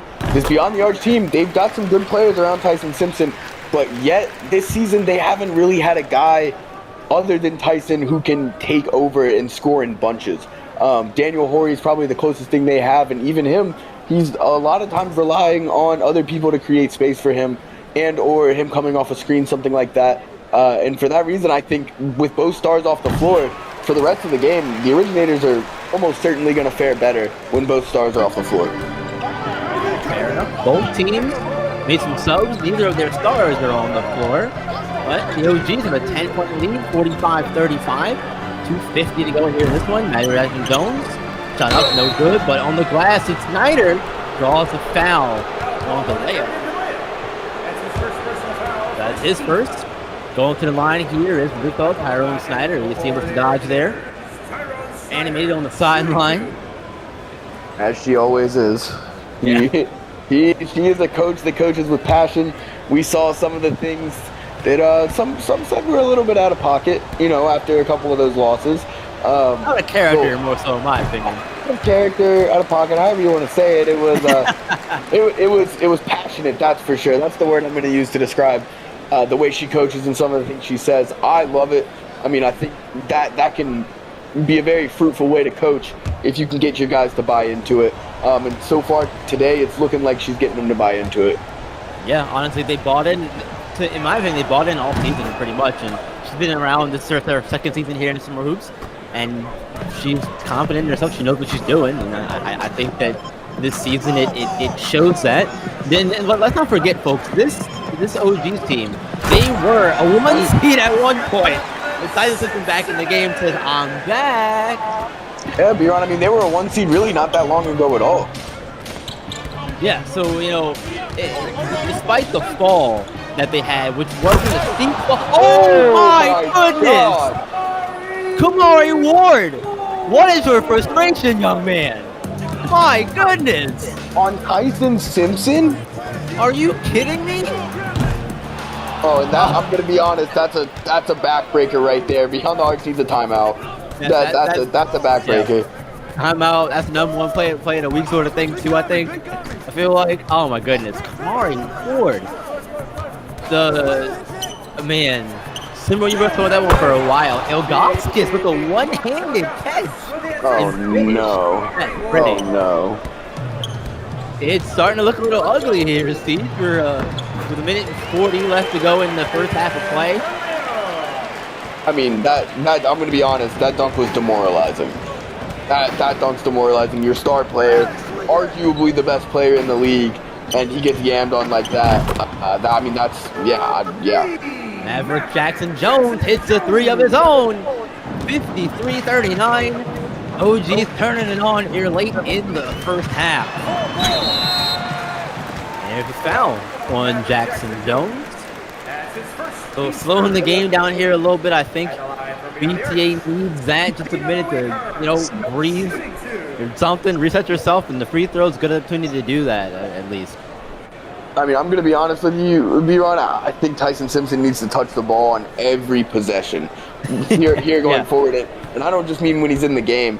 I think we just saw the lead that OG's built without DJ Wagner when Tyson Simpson wasn't in the game. This, to me, is one of those situations we talk about. Yeah, they're kids, but they've got enough stamina to play an entire game if needed. I don't see any reason Tyson Simpson shouldn't be on the floor for the rest of the way. It's one of those times, right, where you think, hey, if you're going to give me your all, Tyson, I need it from you right now. And we're going to do our best to put you in the best position. Make sure that you lead us to victory. Get out of his way and let him cook, right? Yeah, absolutely. Ilgauskas, Simpson with the block. Going the other way here with this beyond the arc. That's the block from Tyson Simpson. We'll see if they get him the ball, if they hear our game plan over here, Siege. Down to under a minute to play in the second quarter. There's Simpson on the perimeter. Don't want him out here with the ball, though. Tuck up down to 1 second. Got to get it up. Borey for three. No good. That was not a pretty possession by any means. No, there wasn't enough movement. Simpson had the ball on the perimeter. You don't want him out there with it at all. Here comes the screen. Ward's going to use it, go around, and jam it home again through traffic and around Tyson Simpson. Oh, my God. Second time in a row Ward's done that. Oh. And there's a block from Ilgauskas. OG starting to click. Very well here. Loose ball picked up. Down the arch with it. 3 seconds left in the half. Firing from three. No good. Halftime is upon us. 55-40. Originators out in front. I think they got a lot of work to do. BTA does in the second half, Siege. Yeah, absolutely. So, I mean, we saw this game. It started fast-paced, and BTA actually had the edge when it was fast-paced. It started to slow down a little bit when the Stars came out of the game. OG's built a lead. Everything's clicking. They're hitting their shots. They're coming off screens. Their offensive sets in the half quarter looking beautiful. And for Beyond the Arch, the opposite. Once it slowed down and they kind of got into those half-court sets, they didn't seem to have anything that was working for them. And, I mean, for that reason, if I'm BTA, I'm trying to speed it back up. That's obviously what was working for them, even against this high-scoring OG's team. But they need to figure something out on offense in the half-court. Halftime, this can't be a figure it out in the third quarter. It needs to happen now. They're already looking at a 15-point deficit, and the OGs are rolling. OGs are rolling. We'll see if they continue to do so. Second half action coming at you. Don't go anywhere, folks. Be right back.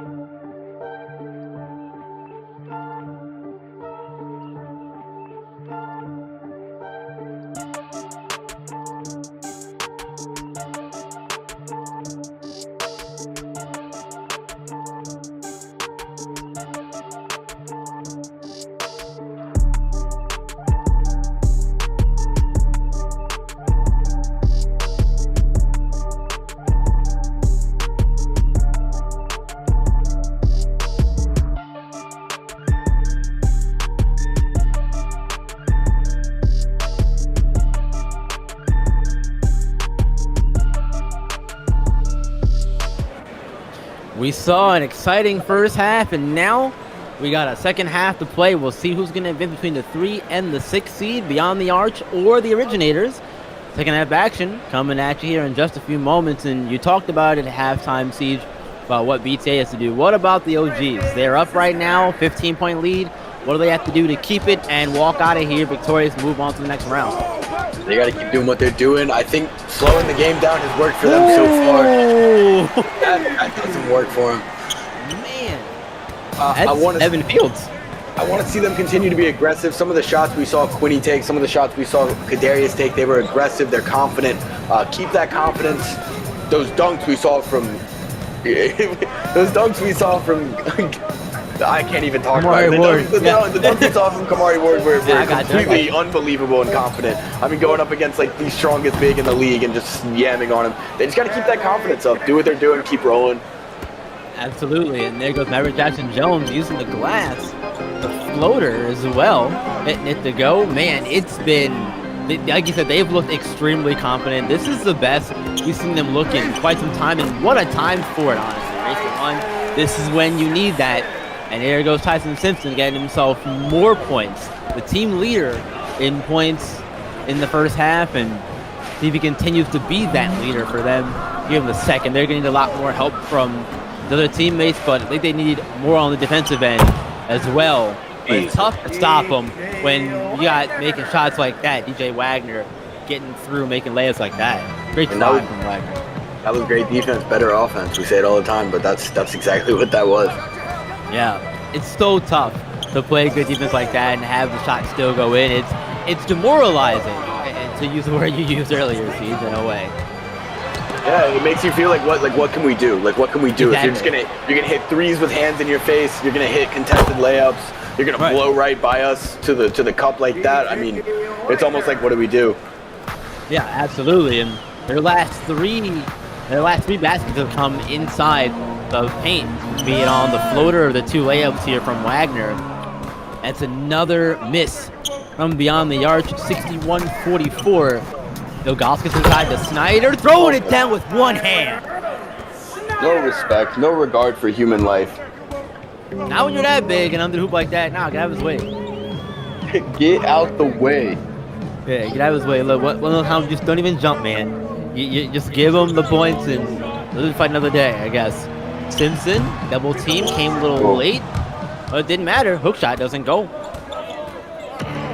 And this is not looking pretty for Beyond the Arch right now, B-Ron. They got to figure something out, and they got to do it fast. Yeah, what do you think they have to do? Where does it start at, Siege? What's the one? If you're Coach Kusa, what's the one thing that change you make that's gonna help? I mean, the only thing that you can identify as something that has led to this going from a tight, close game in the first with a lot of scoring, fast pace to what it is now is that pace. That pacing, Beyond the Arch, surprisingly, was winning the pace battle when they were going quick. Since it's slowed down, it's been all originators. So I think if I'm Coach Kusa, the only thing that I can actually identify is the pace, and that's what you got to do something about. Fields in the corner, three ball does not go. Maybe it's out of his hands there on the release, looked like. Like he didn't get a good grip on it as it was put out of his hands, perhaps. That's not what you need, though. You talk about demoralizing, and air ball is always demoralizing. Absolutely, absolutely. Even if you're at a neutral ground site like this one, there's still some fans in the arena that are gonna give you the airball chant there. Wagner's three, no good, but his hit the rim, so no airball chance for him. He'll stay safe from him for now. Yeah. Fields with it now. ISO'd on Wagner. Doing a job of staying with him, though. Wagner, the lob to Simpson. There it goes. Maybe just keep running that. You run the pick and roll with Tyson Simpson has been fruitful for them. Maybe just keep going to that if that's going to keep working. Yeah, goes to the well, continues. Tyson Simpson, though, or Tyrone Snyder, rather, getting the pass there from Wagner and getting the points on the two-handed dunk. 65-46. OG's out in the lead. We are in Race to One, but don't forget, guys, Saturday Showcase is coming up here at the end of the month. Stay tuned for that one. Legacy and Legends game, we'll have that. And then dunk contest as well, three-point shootout. A lot of things coming on for that Sim World Saturday Showcase. Look forward to that. It will be a very fun time, Siege. Yeah, I'm always looking forward to that. You get to see the best of the best, show off their skill, just have a good time, nice relaxing time. There's going to be a lot of tension here in the Race to One. Everyone's got the same goal, and only one of them can achieve it.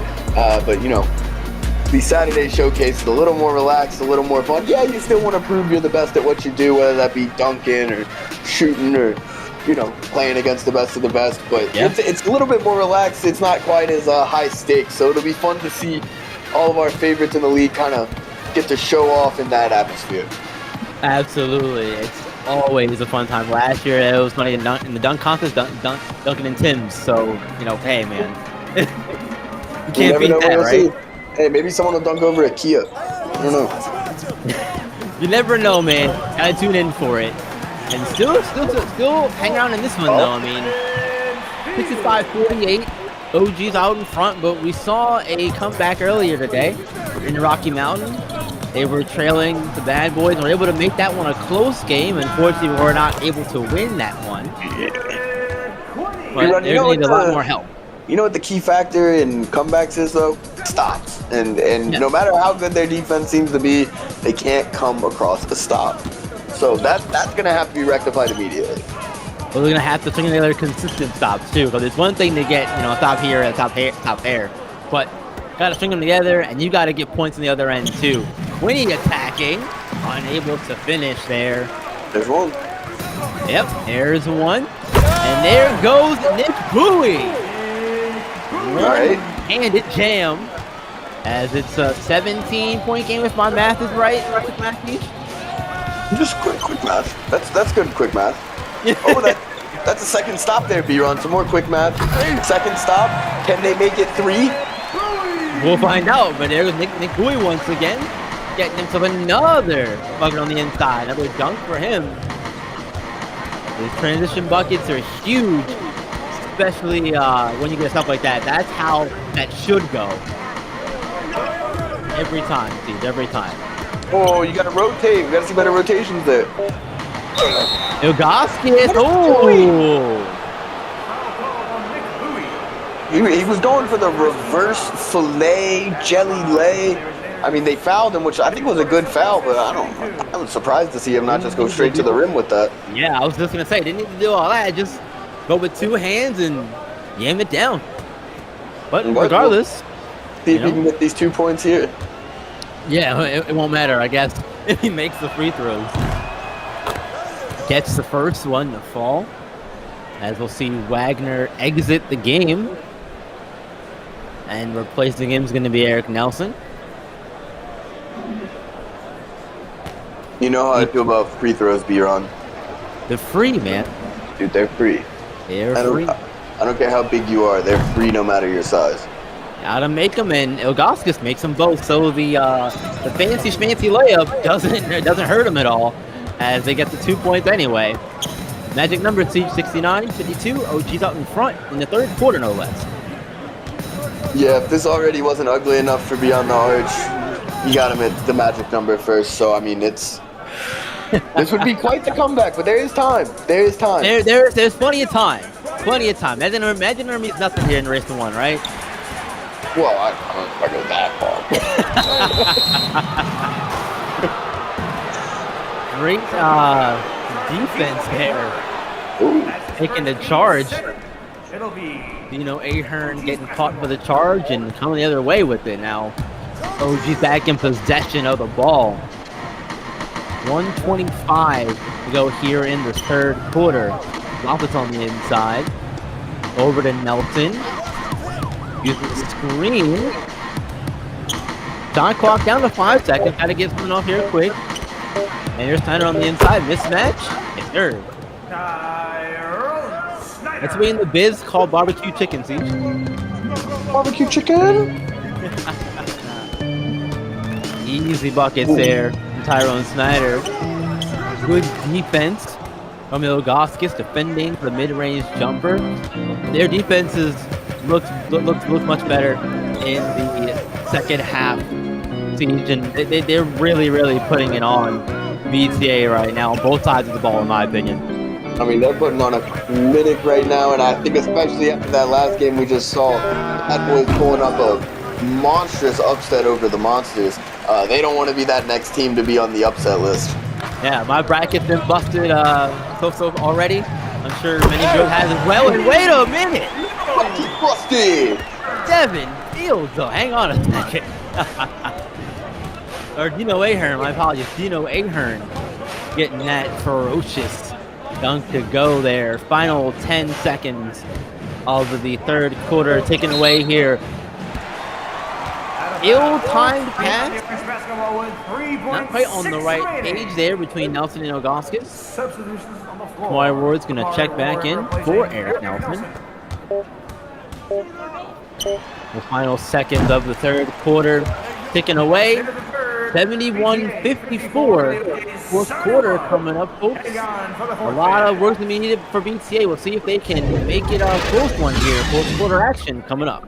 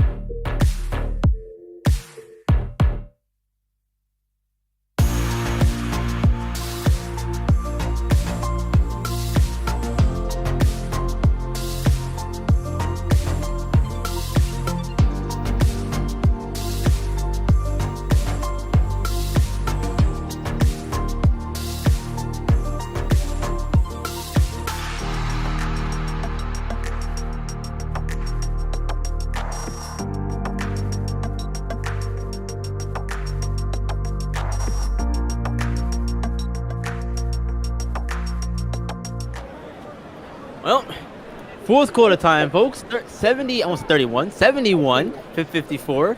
OG's in the lead, and you know what? I gotta give it to you because it's the race to one, right? Put those fours up, folks. It is fourth quarter time. Man, Siege, it's been a game. It's been a game so far. Look, it started off really good.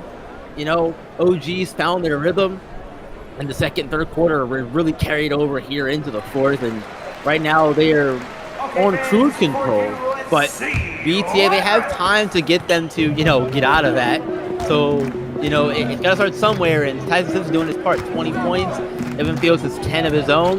They need a lot more help as on the defensive side, and you know, where does it all start and begin? How do they go about getting back into this one, Siege? It starts and ends with Tyson Simpson. I mean, he's got to be. I know he wasn't on the floor the whole time in the third quarter. He's got to be on the floor the whole time here.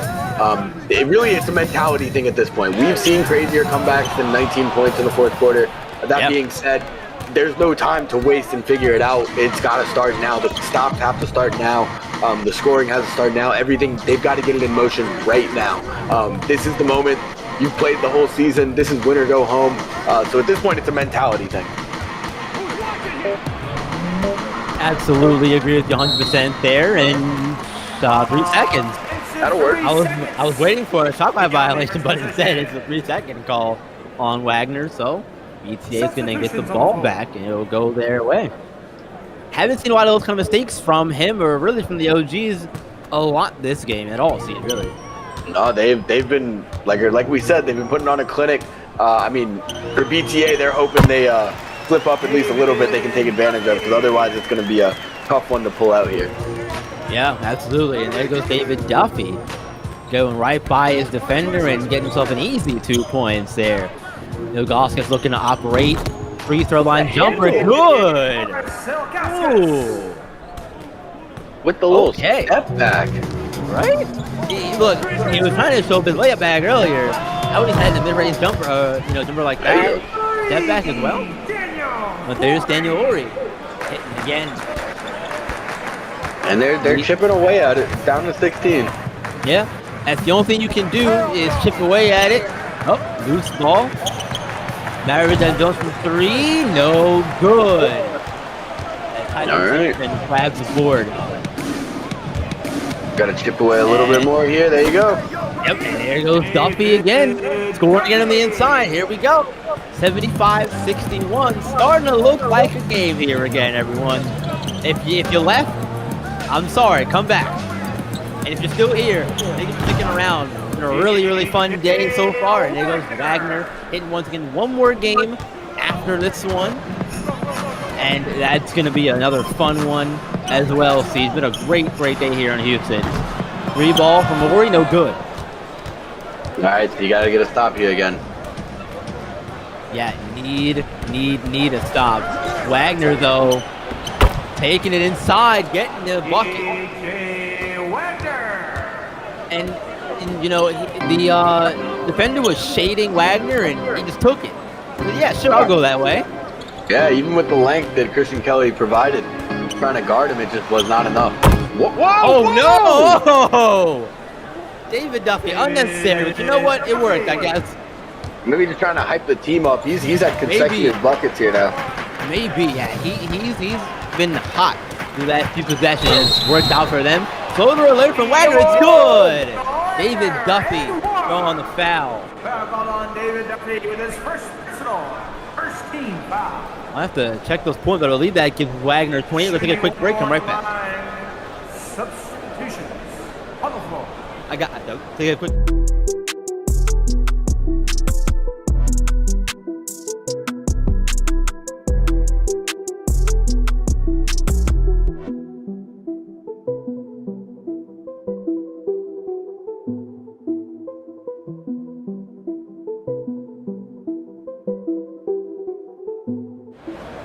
Welcome back, everyone. We were able to check our numbers here, and yes, that basket gives DJ 28 on the game, so the free throw here makes it.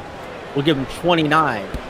I just hit my foot on the one of our the bars here under our table here. See, not feeling it, man.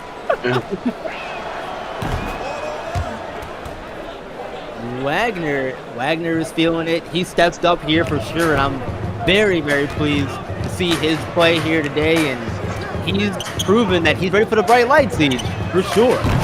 He absolutely did. I won't say that I was without my doubts. I certainly was not. Hey, he came out here and proved it tonight. If he can play like this the rest of the race to 1, they're going to be a really, really hard team to beat. 100%. If Wagner can keep playing like he is, man, it's one of those things of good luck. As Ori fires another 3, that one no good. And he's been another player for Beyond the Arch that they've needed to get going. He started off really well and hasn't really been the same for a while. Yeah, he went cold. He's missed his last few threes. Meanwhile, on the other side, the Originators just keep hitting tough basket after tough basket. Yeah, and that's been one of the themes for the game for the OG is their ability to hit tough baskets. It's one thing to make shots in general, but when it seems like you're hitting everything, when the hoop's an ocean for you, it doesn't matter what you do as a defense, and that's tough. Nope, like we keep using that word, demoralizing. Absolutely. 84-63. Looks like the OGs are going to advance to the second round of the race to 1, and they're going to play the winner of Reigning Trays and Gotham 5. Oh my goodness. Hey, might as well get a couple more highlight plays in here while you can. Yeah, exactly, right? Okay, take some of those on the plane ride back home with you. 3 minutes left here in this one. Maverick Jackson Jones working inside. Kick out to Snyder. Or Ward, rather. Ilgauskas took the jumper and couldn't get it to go. Hey, and apparently he's got that in his bag. We saw that little step back from him over Tyson earlier. Maybe he's got a little mid-range in his game. Yeah. Hey, if you can hit it once, you can hit it again, I guess, right? Something like that anyway. I don't know how it goes. That's what they said. Kamari Ward attacking. Getting the rebound as well. Man, great effort from Kamari Ward. And I think he's going to be pulling the watch for them next year. Wagner on Tyson. Or Tyson on Wagner, rather. Tyson winning the matchup there, I guess. Forcing the jumper from Wagner and miss. Cool, get the matchup again. Getting it on. Yep, there it is. No, that tracks. As you should make those. OGs, timeout, 84-67. And if you want to be behind the mic with me and Siege and all the rest of our crew here on SimWorld Hoops and SimWorld TV, be sure to hit us up on Discord and join us here behind the mic, or, you know, as a writer, reporter. If you want to do any of that stuff, same thing, hit us up on Discord as well. We'd love to have you join our team. And if you are looking to follow us on social media as well, SimWorld 4K everywhere. Twitter, or X now, Facebook, Instagram, all those places. Be sure to follow us over there. Stay top and abreast of all the action here on SimWorld Hoops. Great place to be, especially right now with race 1 going on. All the action coming at you hot and heavy. And Siege, player of the game for you, who's it going to be? DJ Wagner. He came out. He was the guy that we've known he's been all season. Wasn't the guy we saw during that slump. I mean, he was phenomenal tonight, almost flawless, I would say. He did a little bit of everything, got to the rim, created space for himself, did a little bit of facilitating for some teammates. I mean, he was just on tonight. He's by far the player of the game. How about you, B-Ron? I have to give it to Wagner as well. You know, you said everything that needed to be said. He played really well tonight, got his teammates involved, and if he can do more of that, as well as score at the rate that he did tonight, it was just going to be dangerous in this race to 1. And, you know, again, this team at one point was the top seed, had the best record in all of SimWorld Hoops at one point. So I don't know if anybody is surprised at the result of this to any extent, despite the slump. Maybe there are some people who are shocked a little bit, but hey, they come out and they've shown that, you know, hey, we were at one point a top team, and we're showing you why we were. Yeah, absolutely. Like we said, they were that 1 seed really not that long ago. I mean, it was very recent that they were considered by far the best team in the league. They had that slump, and Rocky Mountain took over that 1 seed. We saw Rocky Mountain fall just before this game, and the Originators said, "Yep, we're still." I mean, in their heads, they're still the best team in the league. I can promise you that. They doesn't seem like they lost any of that confidence, at least watching this game. So I think they're ready to kind of say, "Hey, we're still here. We're still the best team in the league. Give us what you got." Yeah, exactly. And coming up next after this game will be the post-up, and then the proverbial home team, Asian Hooper, will play the Yacht Club in their round 1 game. And we'll see who advances from that one on the Legend side of the bracket. Legacy and Legend Conferences game 1s today have all pretty much gone final. The 2 games earlier, this one, and then the final one of the day. H-Town and Yacht Club, and tomorrow will be some great games tomorrow. Beats the East Run DMV, Gotham 5 Reigning Trees, Best Coast Ballers in Asia Pacific, and Showtime and Bay Area Breakers all tomorrow. What a slate we've got, B-Ron. I'm excited for this Yacht Club game. Yacht Club is low-key become one of the most hyped up teams coming into this race to 1 by really everyone in the community. I mean, everyone has seen what they've been doing recently. They've been hot. They've been looking like a well-oiled machine. And I'm excited to see if they can pull it off.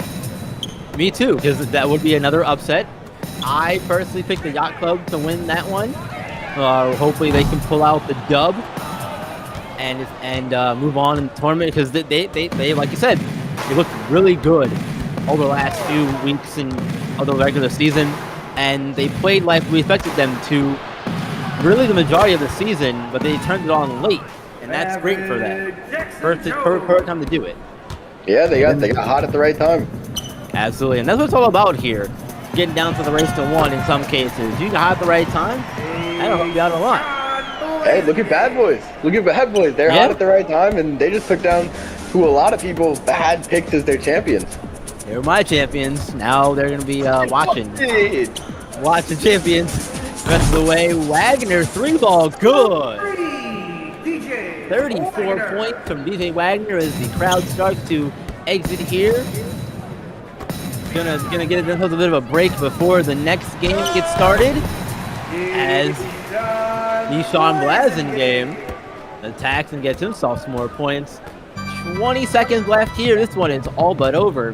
91-73. Shot clock is turned off. Congratulations to the OGs. They'll be moving on to the next round of the Race to 1 tournament. And again, they will face the winner of Gotham 5 and Reigning Trays. That game will be tomorrow afternoon at 2:30 p.m. Looking forward to that one as well. We've got a lot more to look forward to even just in this first round, B-Ron. Absolutely. This one is all over. OG's advancing 91-73. Post up coming at you here in a few minutes. And then final game of the day, H-Town versus Yacht Club. Don't go anywhere, folks. We'll have the post up and then that game coming at you.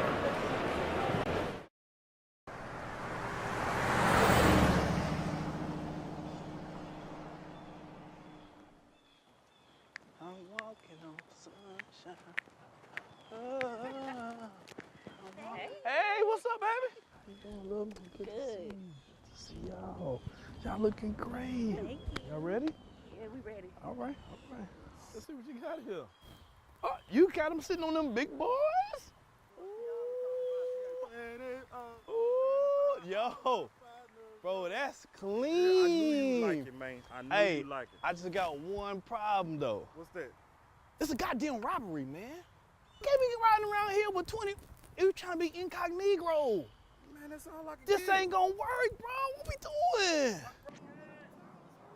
I wonder what they arguing about. Girl, I told him that shit wasn't gonna work. He don't listen to nothing. What's that noise? Okay. Pop the trunk, man. I know. Pop the trunk, bro. Pop the goddamn trunk, man.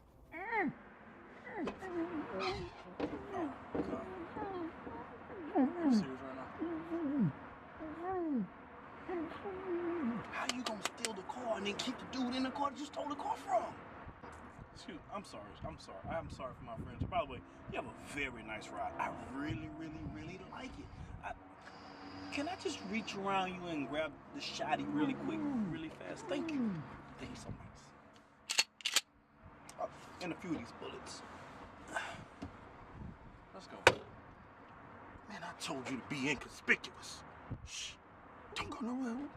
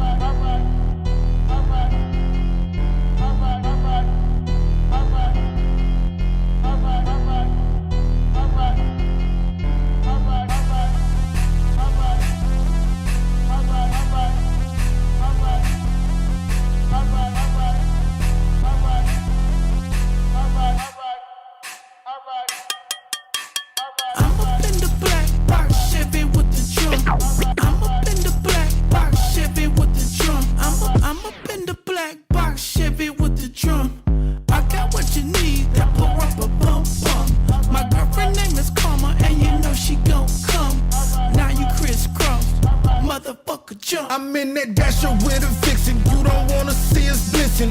Underhanded pitching, hit him straight up in his mitten. Hope the Lord forgive him, man. His grandma been praying, been a bad boy since the Pistons. Wipe his nose, ain't no call. Tell his partners come get him. Stuffing yachters with the pigeons. When we talking outside lingo, ain't no talking over digits. Currents over karma, ain't no motherfucking sentence. Tell him black sent you, sir, your people not your feeling. Oh, man, this smoke was alright. Man, her ass was alright. Don't ask me if I'm alright. Pray this shit gon' go right. All my people alright. All my people alright. All my people alright. All my people alright. Man, this smoke was alright. Man, her ass was alright. Don't ask me if I'm alright. Pray this shit gon' go right. All my people alright. All my people alright. All my people alright. All my people alright.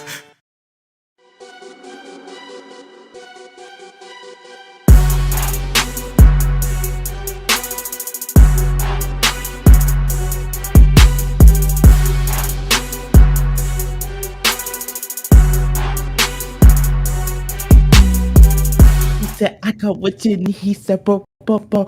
He said, I got what you need. He said, that song is fire. Rick, you did that. Appreciate it. I need that. I need that right now. My team is I need that. I'm not all right. I'm not all right. Well, look. My bracket is busted. Bracket's busted. Well, ladies and gentlemen, we are back with another edition of the Post Up. As you already know, it's the one, the only LOB. And as you can hear, Rick Blaze here, my right hand man here, is not all right here because of, I'm guessing, what he just seen. And we've got everything here for you. So let's get straight into it. I mean, the Originators coming out with the victory 91-73. And DJ Wagner in this game, anything but original. I'd say he was all over the floor tonight, getting buckets after buckets, putting the team on the back. And I believe that with this win here, the narrative that DJ Wagner was not going to show up in the big game was going to be put to rest. He put that one to rest real quick. So, Rick, what's your thoughts? Yeah, I'm just looking at the comments, man, and you're right. Jaylee, I knew the prices are they probably $3 for those day passes now for the Rain and Trades. I'm gonna go ahead and grab my ticket, so I can get on the bus, the Rain and Trades bus. The ticket prices are up. Prices are up. But tax it free? was a really good game. Tax free. I'm here tax free weekend. Back to school. Back to school sale. That's perfect. Got That's you. perfect. That makes sense. And yes, that is me on the skateboard. No stunt devil. I don't skate. It's not fast. I'm not skating fast, so I'm not going to stunt. All right, but anyway, that was a really good. I'll say this to a few things. First of all, a really good game by the Originators. Really good game plan by Coach Dodge. She outcoached Coach Kusta today, in my opinion. But more importantly than that, their team was just hitting everything. They hit everything. They hit everything they threw up. They was hitting, bruh. If they're hitting like this the rest of the series, they might well give them championship right now. No one's beating them if you're hitting these kind of shots. Even if Gassios from the field was hit, it was crazy. It was crazy. And I on mean, the that's flip insane. side, Beyond the Arch shot 24% from 3-point land. And they got good looks. They just did, man. They shot like 4 air balls, bro. Daniel Ori he started shooting an ugly game. He started shooting like my man Smith from DMV. Yeah, He started looking like hip shots. The shooting performance was not there. It was terrible. I like the game plan for BTA coming into it. They didn't overthink it. Get the ball to the big fella, who was 12 for 16, by the way. So there's no way on God's green earth you stopping him. He's 12 for 16. Of course. They had the open looks. They didn't make them. On the other end, Coach Dodge and OGs made everything. Congratulations to the OGs, man. I mean, they went out there, they put on a show, they did their thing. 91 points here to cap off this game. And I mean, it's just one of those things where across the board, like you said, and it's simple as that. Everybody was just hitting left and right. Everybody was just hitting. Absolutely. And you can't falter for that. I mean, DJ Wagner, amazing night tonight. His contribution was huge in this game. I mean, when you talk about somebody carrying, like, he carried, okay, and there is no shame in that. I mean, Coach Dodge, she has the system put in. She trusts that DJ Wagner's gonna go out there and perform and do his thing. She trusts that everybody else on the team is able to, contribute in multiple different ways, shapes, or forms, while DJ goes out there and does his thing, and it led to a great team win. So great job for the Originators. Unfortunately, for Beyond the Arch, they're going home, and the Originators are moving on here in this race to 1. It's starting to get heated here. It's starting to get heated, man. And I want to give Coach Dodge some credit. She did a really good job of pulling Simpson away from the basket on defense. I don't know people even what she did was she did a pick and roll, but it looks like she put the big in a different position on the court and not a traditional center. So that when they did the pick and roll with the big got caught with the little fella, and it led to easy buckets down low. And Simpson got caught up top too many times with the guard. Very good job by Coach Dodge again. That's why I said Coach Dodge actually outcoached Coach Kusin. I don't think Kusin saw that. If he did, he didn't make the proper adjustment. And there was like 10 or 12 easy points that Coach Dodge was able to slide out just by using that point. of calling the game. So good job by the OGs. Good job by Coach Dodge. Hey, it's the race to one, baby. Anything can happen. I am now on life support on my bracket. I Yeah, got one because your side, maybe can make it. My other bracket's side been is a wrap. busted. My bracket is now No, I'm just kidding. But kudos to Coach Dodge. I mean, she came into the situation. She was able to, wheel this team together and produce a victory like this. So kudos to Coach Dodge and kudos to the originators. Now, if you weren't She here was with very us, animated on the oh, sideline she too. was. She definitely I don't know how was. many curse words she said, but I'm sure it was quite a few. Yeah, whenever they go back and do the coach the voiceovers for the season and they have Oh her yeah, in when there, you they do, definitely gonna yeah. have to cut those I out. hope that Yeah, they have her mic'd up. Yeah, she was yeah, not. they That definitely. was Yeah. not a that was not a Mary Poppins performance by Coach Dodge for sure. Yes, but I mean, there was definitely a lot of performances that have been going on throughout the day. And if you did miss it earlier, we probably had one of the most controversial games, one of the most controversial calls here in a race to one game as Bad Boys Basketball comes out with a 3-point victory today earlier versus Rocky Mountain, 72-69. In a game that Rocky Mountain could not get a lead throughout the entirety of it. It was either tied or they were down by 2 or 3, but they could never get the lead. And especially with the way that game ended, it's if you missed the post up before this one, then you heard it. You heard the brunt of it. You heard all of it. I mean, looking at the stats though, Bogus had 11 and 6, Chamberlain 12 points, Phenom doing what he does best with 21. Aiden Weaver had 10 on that one. And on the other side, Justin Bell with 15. Zane Davis had 13. Yeah. Booby Walker, 9 and 5 on the glass, but just couldn't get it done in that one. So Bad Boys advance to the next round. Indeed. And Bad Boys take care of business. I mean, they don't make the calls, but they were on the receiving end of them. And shout out to Bad Boys, who is the benefit. They are Shawn Michaels in this instance. And obviously, Rocky Mountains was Brett the Hitman Hart. The Montreal screw job was in full effect earlier today. Yep. Shout out to the men in black and white. With that being said, I want to ask you something. Because in our last post up, we talked about moments, right? We talked about big moments, and especially in March Madness tournaments. But now I'm gonna switch it over to the 6-man, and there's two things I could be talking about here. So you're gonna have to, you know what I'm saying? But I want you to let me know a moment in your life where the 6-man, right, was absolutely insane, and I am talking about the crowd. All right. I'm talking about the crowd. Like it's one of those moments where like maybe it's a close game and like they're really getting into it. First off, I'd like to honorable mention for any sort of Golden State Warriors game where it's like under like 2 minutes to go and they're like down by 2. Okay, that's an honorable mention for me because Arena, well, I believe it's rebranded to the Chase Center now, or am I? This I don't know. is Chase Center? That sounds terrible.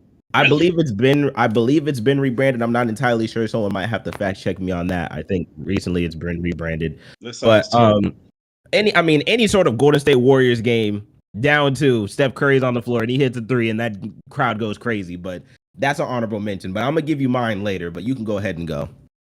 Well, 2 come to mind. I'm gonna keep the most recent one. I would have to say, formerly known as the Staples Center. I still call it the Staples Center.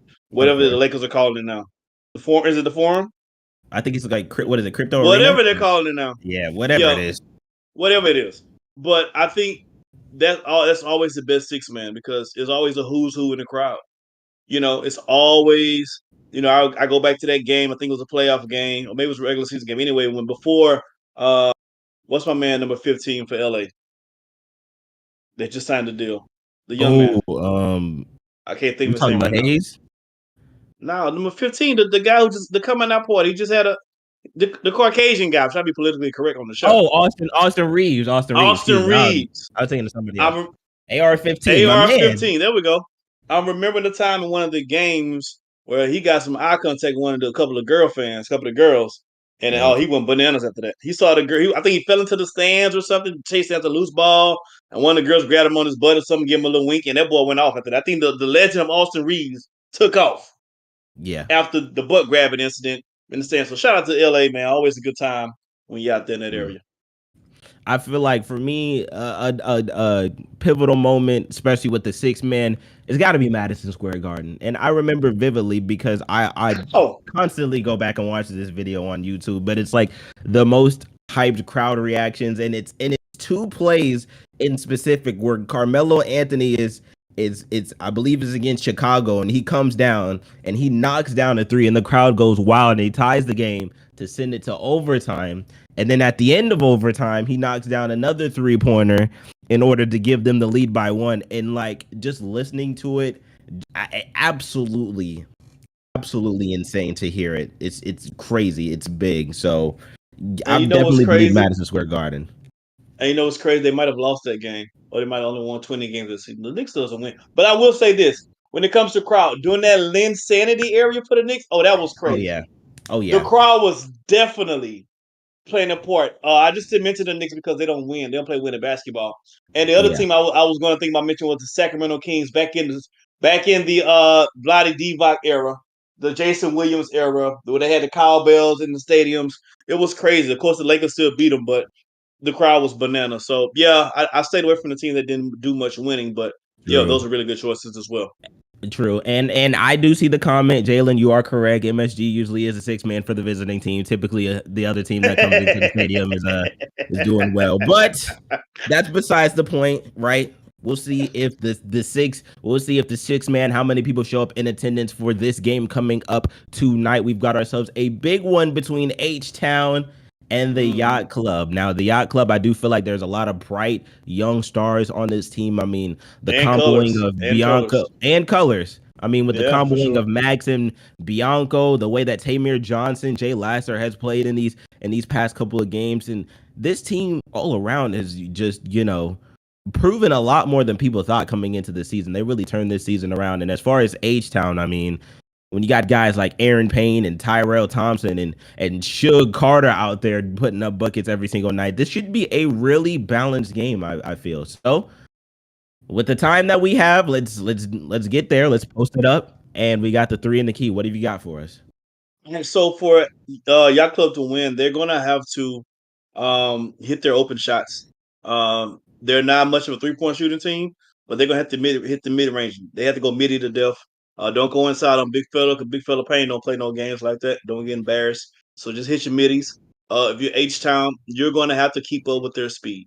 The guard play for H-Town is going to have to be special tonight. You can't. Keith and Carter can't go 4 for 1,000 tonight. They're going to need the guard play, decent guard play. Get a ball to the big fellas. I'm not in love with Coach H-Town's coach's offensive philosophy.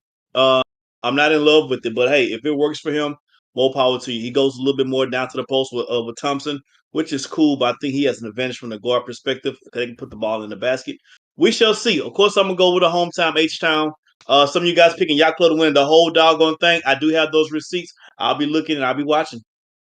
Because brackets might get busted tonight. I will say that. Brackets might get busted tonight. Hey, I just might have got word. I'm checking my Twitter feed because I still continue to get notifications from you, Rick. I don't know how, but I'm checking my Twitter feed, and it seems like James Harden might be appearance for this H-Town Hoopers game, so you don't want to miss that one. Don't go anywhere. We've got some great Sim World basketball coming up after this. It has been your man LOB here with Rick Blaze, my color man here, my right-hand man here. Sim World basketball coming up next. The Originators.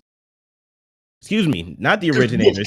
Originators taking the victory, but the Yacht Club coming into town here versus H-Town. Don't want to miss that one. Stay tuned. Coming up next.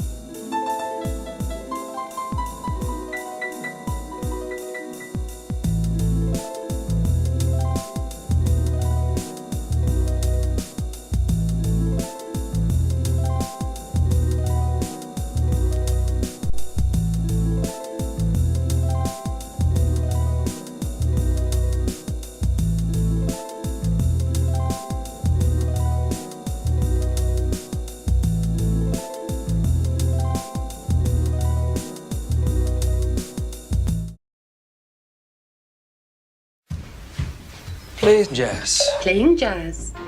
Smoothie. Making smoothie. Calendar. No meetings today. Remember, tandläkare at 9:30. Fire off. Fire off. Open door. Door open. Sånn. Så skal vi sette en til. Ja. Open door.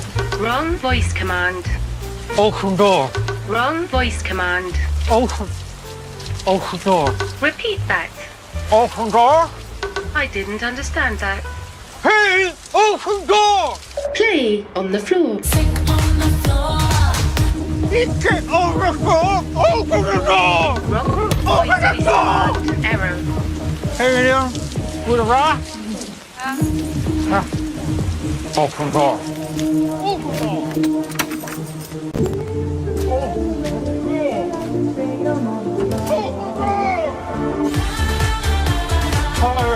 Higher volume. Higher. Higher.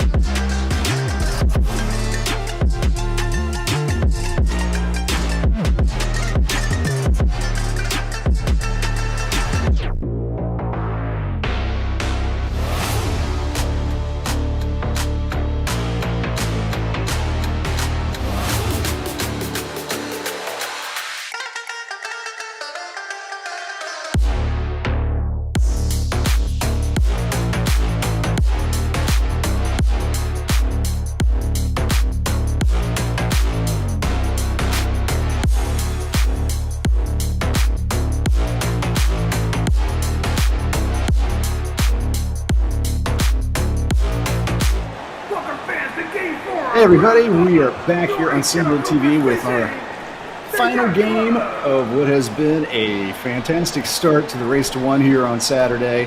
We have the hometown H-Town Hoopers here in Houston going up against the Yacht Club, the H-Town squad, 3rd seed. Yacht Club just 6th, but if anything, they've been surging of late, whereas H-Town's been struggling. We will see how it gets decided on the court over these next 32 minutes. And behind the mic for it, you have myself, E-Lava, and I am joined by Sam on this broadcast as Tyshawn Issam tries to score but can't. Sam, any thoughts what you expect to see here between two teams where really it has been arrow up, arrow down? Well, E, I think this right here is the main event of the evening. It's the race to one. We got 1 week, one tourney, one winner, one chicken dinner. It's a Tropic Division showdown here in the playoffs. I am excited to see what type of basketball we get here tonight. Well, Tyrell Thompson gets things going there for H-Town to begin.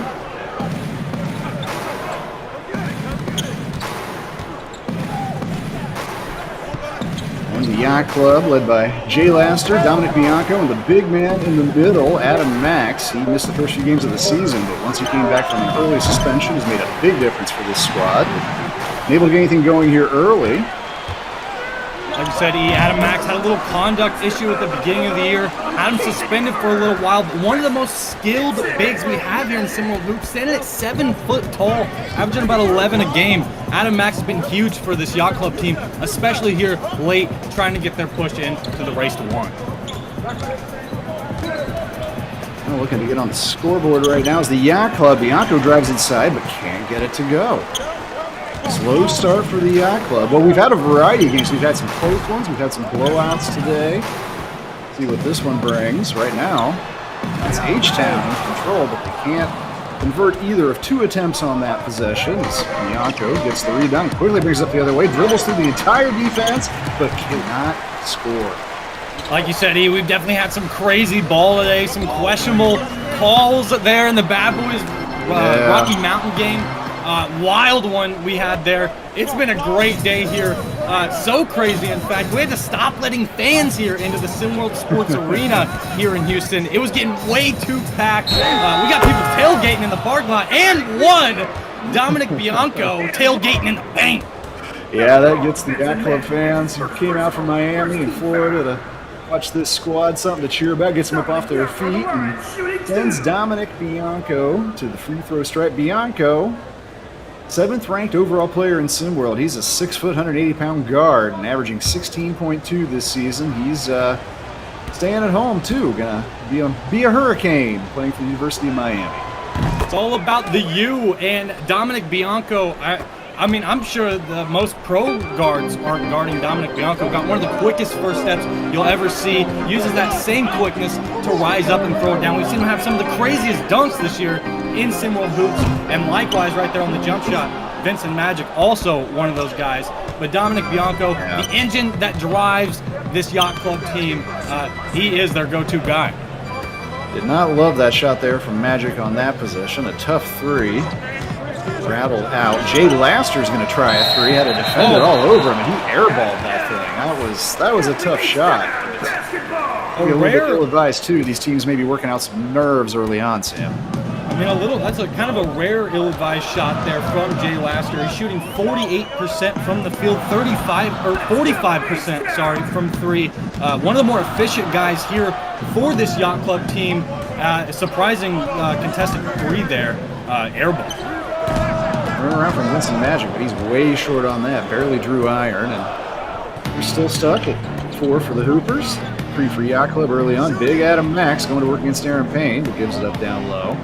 It's going to be hard for Vincent Magic to get going this game. I mean, you got the length of Jay Laster on him, 6'5" at the guard position. Nice cut there, Dominic Bianco. 6'5" at the guard position, all that length on you. It's definitely hard, and you can see him here pressing up on him. 3/4 court, Jay Laster putting the pressure on early. Laster's Yacht Club now out in front, 5-4. Nice bucket by Bianco. It was also a great pass there from Premier Johnson and his teammate. Nothing doing on this end. Max secures the rebound, and here comes Yacht Club. Yacht Club ended the season winning 3 of their last 5, finished 17-14 on the year. Same actually goes for H-Town. These teams are on the same path right now as we see Isom taking the ball to the hoop. These teams right now kind of on the same frequency, 3-2 in their last 5, coming in here to the race to 1. We see Vincent Magic, trying to create something. Adam Max comes over help side, sends it back to the floor. Jay Laster pulled up for an open 3, but couldn't get it to go. Nonetheless, this is a 7-0 Yacht Club run for the last few minutes. And yeah, these teams have similar records over the last stretch and even overall. H-Town 19-12. There's a 3 from Magic, rattles home, ties things up. But the narrative, at least on Houston, on H-Town of late, has been that they were a one-time race-to-1 favorite, contender maybe. Really stumbled down the backstretch, whereas I feel like the Yacht Club's making a slow climb and progression all year. Interesting sort of place to meet here in the race to 1 for these two teams that have got that difference between them. Definitely a couple different dynamics here playing out. Nice play there by Adam Max. Great tip by Isom. But yeah, definitely some different dynamics at play here. H-Town has been a favorite all along. Yacht Club started off slow, picked up things here.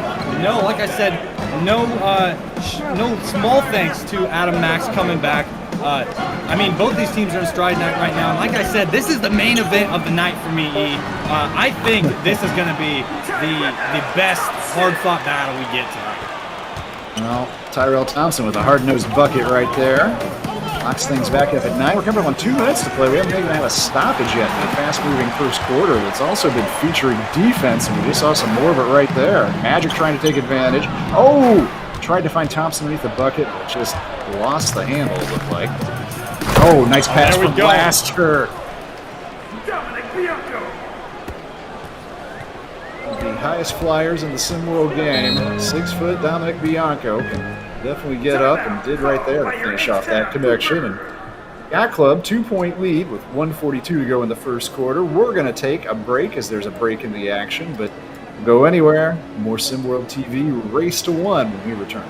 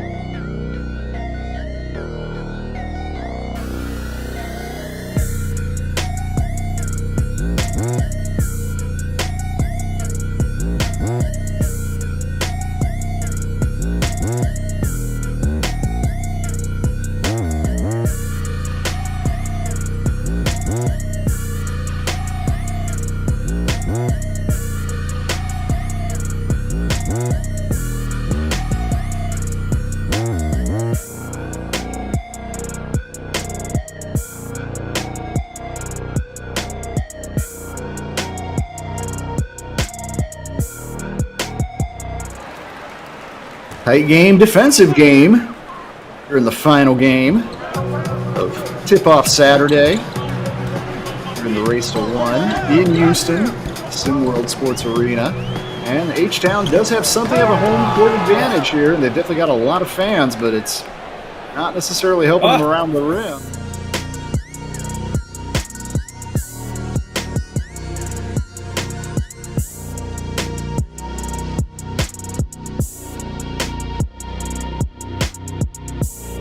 Trying to get it ahead a little too quickly.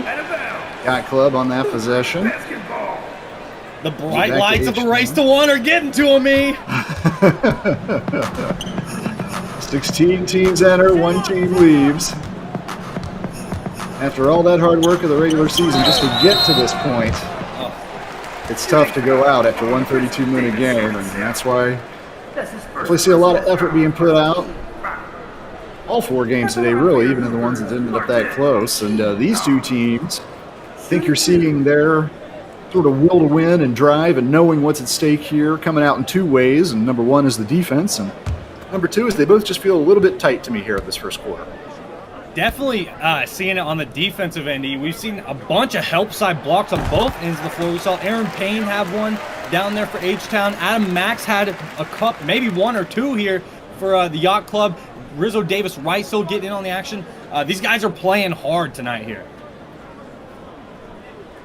It's a colorful game we have going on here as well. The bright orange of H-Town going up against the Barbie pink accented Yacht Club squad. Free throw won't go. Just coming up on a minute to go here in a low-scoring first quarter. You know, Sam, I really thought it was going to be a major storyline battle of the big men, as you do see Aaron Payne secure a rebound right there. But Payne and Max have, if anything, canceled each other out through this point, the two big men, I'd say. Adam Max on the bench can pull breather right now. Oh! Yeah, more of the outside game. Martin Jenov, the Russian transfer, nails a three, gives H-Town the lead. Yeah, I kind of think the battle is going on. I think the fact that they have canceled each other out is a symbol of the fact that it has been a back-and-forth battle between these guys. Like I said, we've seen the help defense on the block shots. These guys are going at it right now. I expect it to only get more physical down there in the paint as this game progresses. Amir Johnson ties things up for Yacht Club. He's had a nice first 8 minutes. Another three on the way. This time will not get down for Jenov, but the second chance won't follow either. Wow. For Rashad Johnson there. He's got to knock those down. Oh! Look at Tamir Johnson. Maybe the quiet MVP of the first quarter for Yacht Club. He dished out an assist earlier. Really pretty to Bianco. He's got a couple buckets. Played some good defense. Final seconds now. Jenov works his way inside and draws the foul. That's a nice heady play from a SimWorld veteran. And that is exactly what you get in Martin Jenov. 6'2", 17-year-old Russian guard, averaging 7.8 points per game. We see him here using a little bit of that Eastern Hemisphere basketball. He's going right at Trey Willis here on the wing every possession. Getting to the line here a couple times. Had a good shot from three earlier. Martin Genov has come out here trying to make an impact for H-Town off the bench early. Did in SimWorld last year on the global level before joining H-Town this season. Definitely has gotten some good exposure to U.S. college programs. No, Wichita State, Texas Christian, and other schools have extended offers to this young man. And to tie things up with his second free throw here.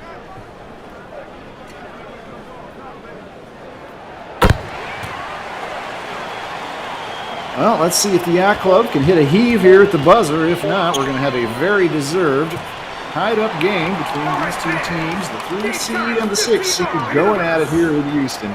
We'll take a timeout between the quarters, but don't go anywhere. SimWorld TV will return in just a moment.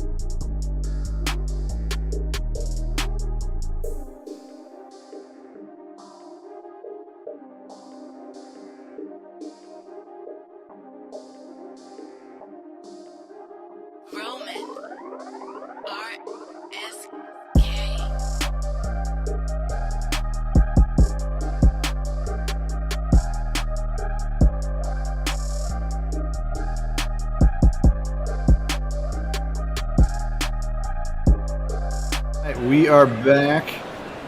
Yacht Club stretched out to a little bit of a lead there at different points, but H-Town came back in a defensive, low-scoring first quarter, all locked up at 15. I want to remind you that, I don't have to remind you what the stakes are in here. It's win or go home, but in addition to that, the winner of this game is going to face the winner of Best Coast versus Asia Pacific, and that's coming to you on SimWorld TV tomorrow. Be sure to tune back in for that. Opening shot there will go to Amir Johnson. Oh, he's looking for his 6 point, and he gets it. 6 points, a board, and an assist so far for Tamir Johnson, having a nice game. Great game so far, coming off the bench. 6 points, like you said. I mean, he's playing great so far tonight, He just is. He's been the unsung. He was my unsung MVP. Or my heck with that, my actual MVP of the first quarter. And he actually, I got to correct this there. He's not come off the bench tonight. He started small forward here tonight. Tamir Johnson. So he's playing great for him so far, getting buckets when he needs to. Usually just typically an athlete, but making a great impact here tonight. There's Trey Willis, and Trey Willis has been the starter most of the year. On the bench with Johnson starting tonight, but he gets a bucket. Tamir Johnson, 6'5", 16-year-old, making an impact here. And Garrett Hart, nice defense. He's just come off the bench too, and he comes up with the rebound, brings it ahead for Yacht Club. Oh, look at that. Sees Hart. Oh, but Aaron Payne is there. Wow, what a block. Man, when you were driving to the rim, going to throw down a tomahawk, and you see someone trying to bring the pain at you from the help side, you definitely ain't going to be trying to put that one down. He's going to push the ball. Look at Payne gets it done on both ends. Yeah, that block, that is a definite top 10, if not play of the day highlight. It's either that or that ref calling that flagrant foul earlier, that Bad Boys upset. Could have been the play of the day. Tamir Johnson drives in again and flips it up and in. He's flirting with double figures already, Tamir. Tamir Johnson coming in here, I think only averaging around 5 a game here this year. Already has surpassed that. Playing great here so far. Martin Genov, nice step back. We're seeing these two guys, Martin Genov and Tamir Johnson right now. These guys have come in for their teams, and they are making it happen when no one else really is.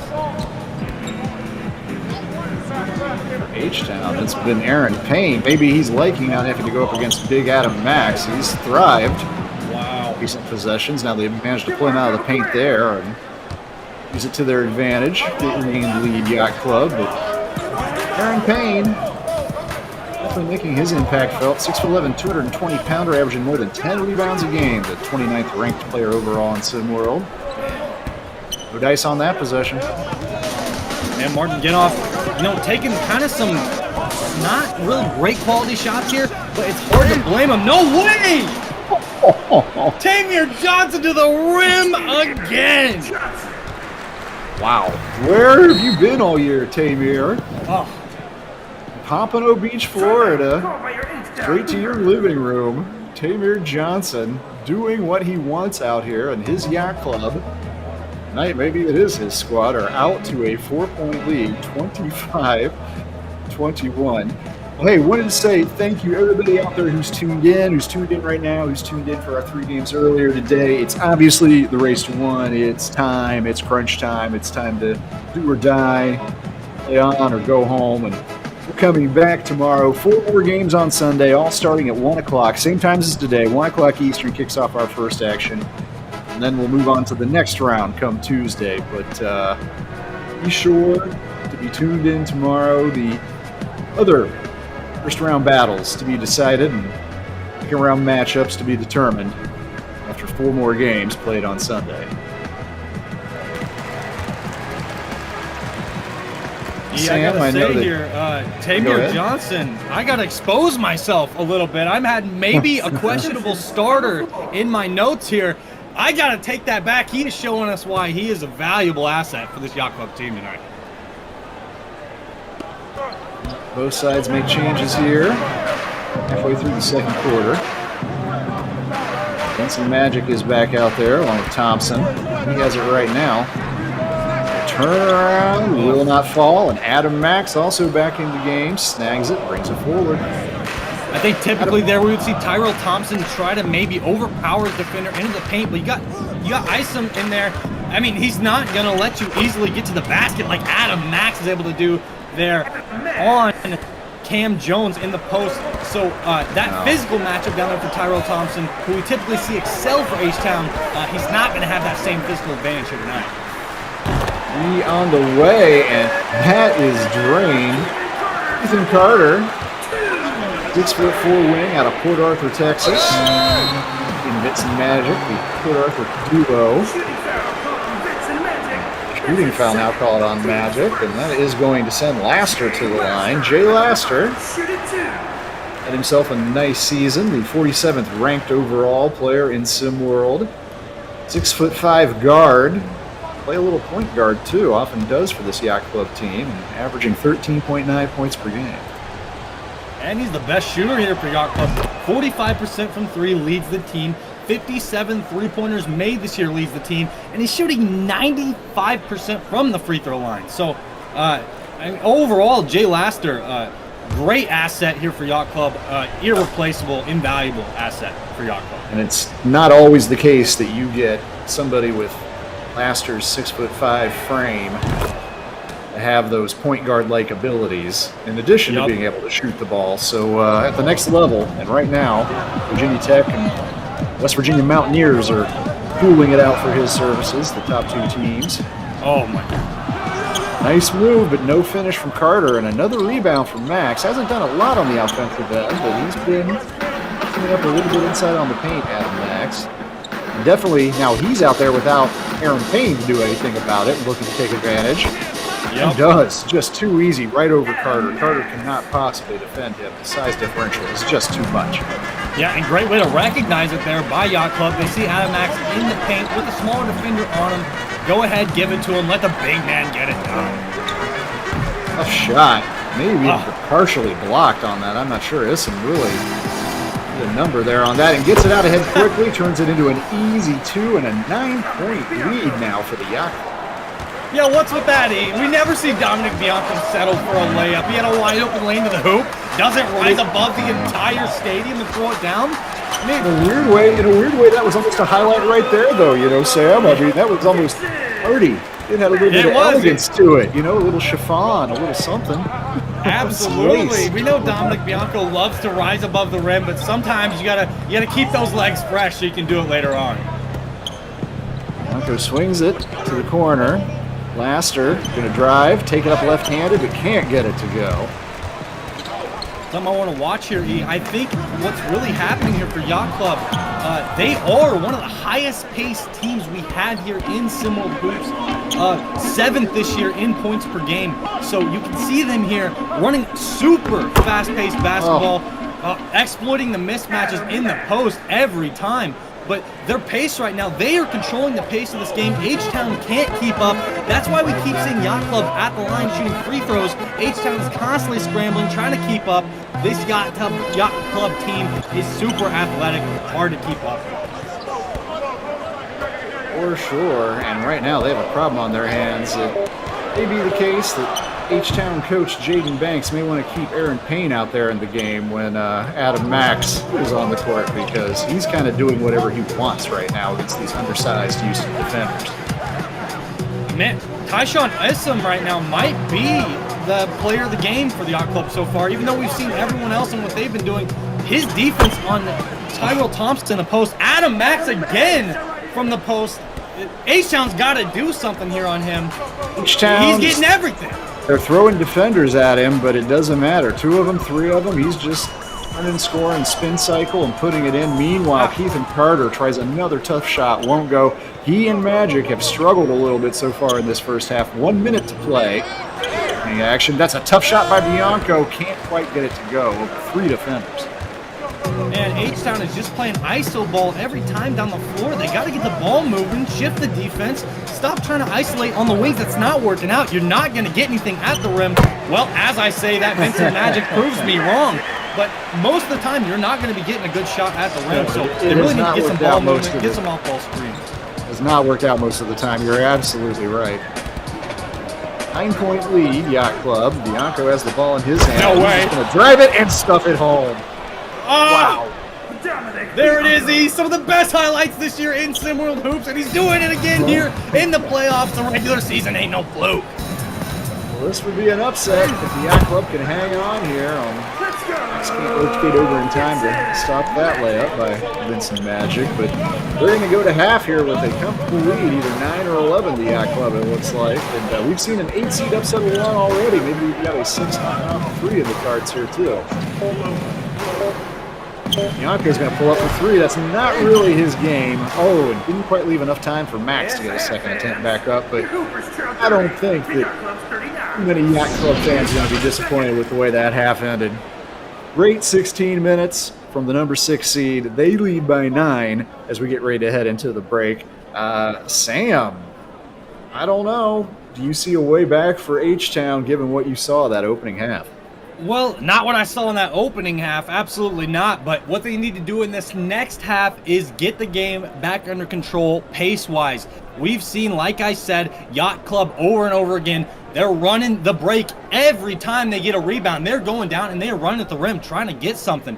And H-Town's been scrambling, sending to the line, fouling, haven't been able to keep up. For H-Town, what they need to do, get the ball moving on offense. We've seen them do nothing but try to isolate, really, and it's obviously not going to work against these good Yacht Club defenders. So you got to control the pace of the game, run the offense, try to get some off-ball screens, get some other guys open. The ISO ball not working here tonight against Yacht Club. Lots of heroes so far for Yacht Club. Adam Max leading the way. Come back 16 minutes to decide our final race to 1 game of this Saturday.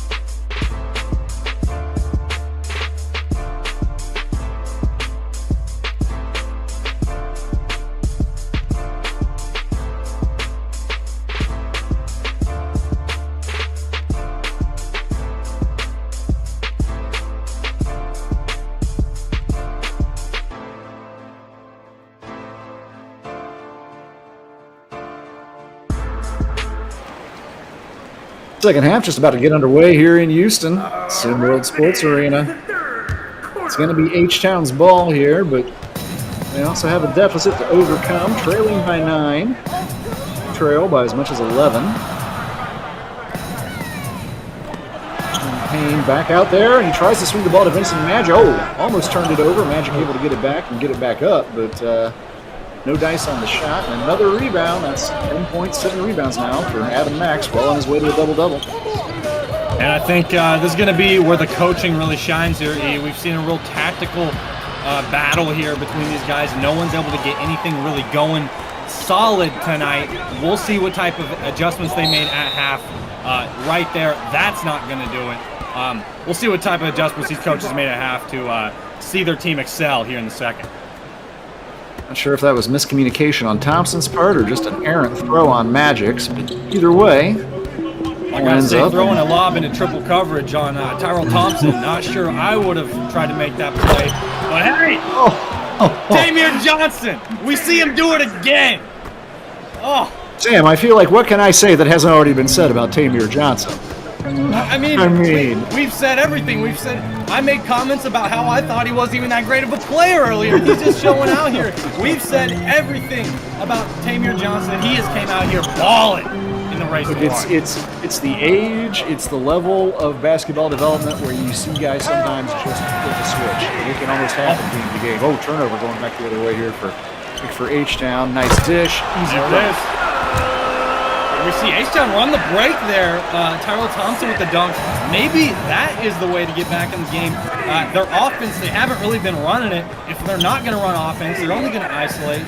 Screw that. Let's run the break and let's get this thing going up tempo. If they're not going to get back on defense, show them what's up. Amir trying to get back to work. Shot clock winded down. Oh, he lost his defender with like 2 seconds left to shoot. What a heady move from Tamir Johnson. You talked about it. We see guys every once in a while, especially here at this prep developmental level.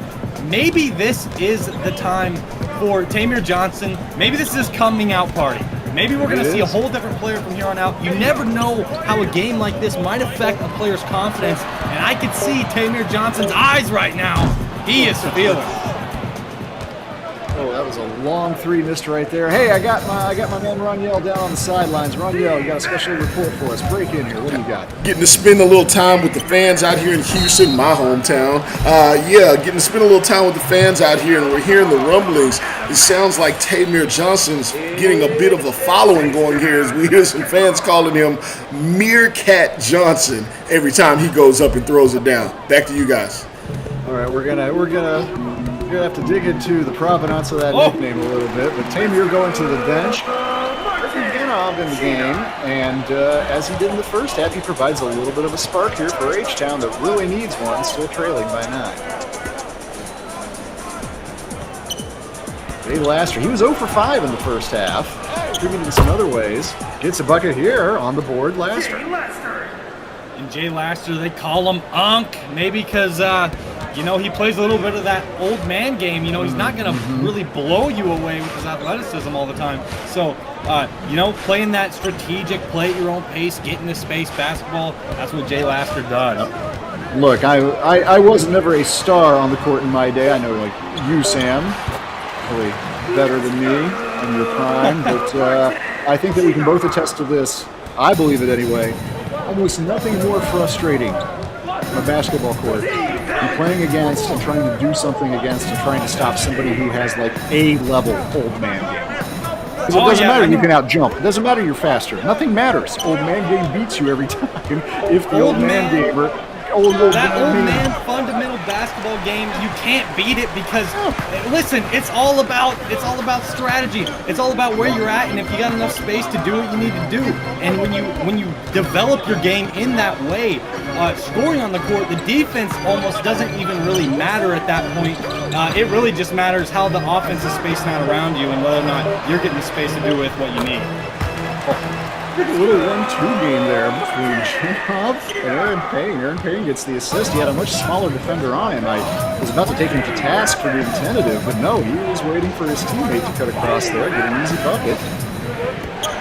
I love what we've seen here so far this half from H-Town. They have made the adjustments. I haven't really seen them do a single isolation play, which was the majority of the first half. We've seen them run a couple pick and rolls, a couple give and goes. H-Town might be ready to make a break here. Mister missed that shot. He's just 1 for 7 in this game. The Yacht Club could be up by 12, 14, 15 if he was hitting at his normal clip, but instead, Tyrell Thompson gets a bucket, cuts the lead to 5, close as it's been some time here since the second quarter. H-Town making a little run, 3:02. Timeout on the court. Well, while we got a little break in the action, we can tell you that if you want to get in on all the SimWorld action, maybe you're just tuning in now. Maybe a friend told you about the Race to One happening and you're just checking it out. What you need to do is come join us. Find us on Discord. It's discord.gg/SimWorldNBA. That is where everything happens in SimWorld. It is where you will find the chat, the community, the conversation, the controversy, where you'll find me and Sam, where you'll find everybody on the team, on the media side, making this all happen. It's not airing live here on SimWorld TV. It's being talked about on Discord. Come and join us there, our SimWorld Discord. Again, that's discord.gg/SimWorldNBA. Well, a little run by Houston. Got them back in. This has the home crowd back on their feet. Should mention, too, one storyline coming into this game is, I don't think it's controversial to say that the Hoopers have a little bit of a home court advantage here, but it is noteworthy that big number 5 out there in the blue uniform, Adam Max, also a Houston native. A lot of Texas talent in the SimWorld game this year. Yep, Adam Max going up against his hometown team here, maybe getting him a little taste of what they're missing out on. It's been great to see him go out of here. As good as Aaron Payne has been for H-Town, Adam Max brings another dimension on the offensive level, and probably a miss that they couldn't keep him locally here, but still very much alive in this game. H-Town looking to advance in the Race to One. Garrett Hart drives inside. Oh, he actually has deceptive hops. I thought he was going to get up and throw that thing down, but gets a pretty finish, left-handed, 7-point lead. I gotta say, I don't know about deceptive. Look at his arms. I mean, He's been in the gym. He's been in the gym. It's true. He's definitely been in the gym. He's been putting in the work. We see him try to throwing down on Aaron Payne, or not Aaron Payne earlier, bringing the Payne in the paint. Didn't work out for him. Tyrell Thompson there with a nice turnaround midi. Yeah, Garrett Hart coming in here, giving some good energy and minutes here for Yacht Club. He's 16 years old, Hart. Nice drive there from Trey Willis coming off the bench, which is not his normal role. This Yacht Club team, but we've seen Tamir Johnson come into the starting lineup and thrive, and Willis having some nice minutes in the support role so far in this game. Here he's defending Aaron Payne. And look at this. Aaron Payne does not want to take Willis. They're going to try to run the pick and roll here. They definitely got the size mismatch here on the pick and roll. Rashad Johnson not looking for him. Takes a bad shot. Payne, though, on the offensive glass. That's where he comes in. He may not be able to handle that ball on the perimeter, but on the offensive glass, you know he's going to get it done. No, but it does give the Yacht Club something of an advantage in terms of being able to... there's an advantage for your team is having that young man on your squad. Dominic dunks at home. 7-point advantage, but it is certainly the case that Yacht Club and Coach Marcus Laster can take advantage of that with Payne not really looking to aggressively score at all in terms of really rotating different players onto him without being worried that he's just going to turn and back a smaller defender down. Certainly not what he's been looking to do tonight anyway, and frankly, not over the course of the season either, as in averaging just 7.6 points per game, 53% shooting. Oh, we have a little timeout here on the court. Yeah, give me what you got, Sam. I gotta say, so far, I think the difference here has just been Yacht Club's athleticism. They are just way too quick for these perimeter defenders for H-Town. H-Town's got the best. They got one of the best interior defenses in the league. They got 2.6 blocks a game coming from Aaron Payne at 6'11" down there. Tyrell Thompson, big old jack dude down there, super physical, but we see most of the points here for the Yacht Club are coming in the paint. These guys are not quick enough on the rotations to keep up with Yacht Club at all. And again, if Yacht Club's Jay Laster was having a more typical shooting night, they would be comfortably ahead by double digits, just 1 for 8 so far, Laster. Only a 47% shooter from the field. But all the same, his club up by 7. Less than a minute now to go, third quarter. Ooh,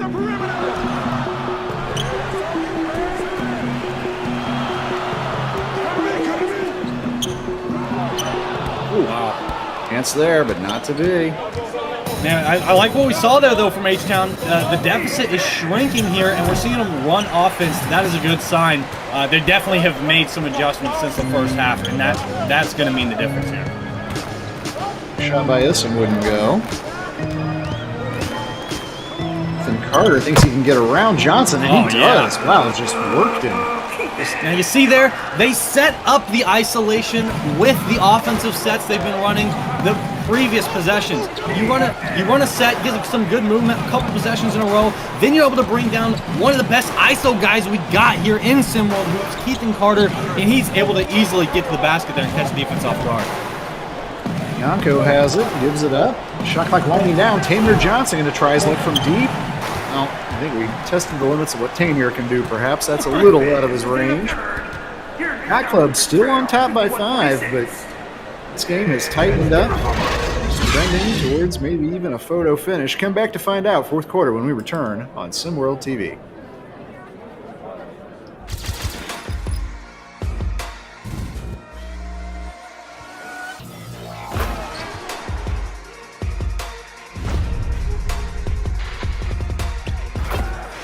To make it 2-possession game, and they will.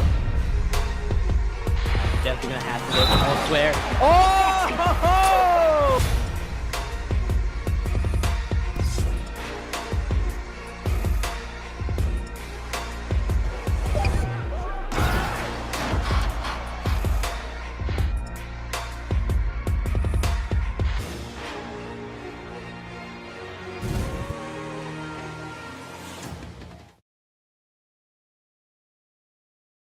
Can drive you crazy. This is the kind of song we make the move, yo. Hey, if you lick your lips, I might put you on a list. You can meet me by the bar, I'll be spinning big chips. This is how we do. AP, I'm the youngin' at the south, and I get that dough. Every time I hit the club, I'ma get that hoe. You can see me by the bar, blowing on a Philly guard, talking to a pretty star, trying to get her to my car, to my house. And maybe, baby, later I can put it in your mouth. Yeah, I already know we get dirty in the south. And money ain't a problem, mama, I can break a vote. This ain't all shit talk, shit, I reckon.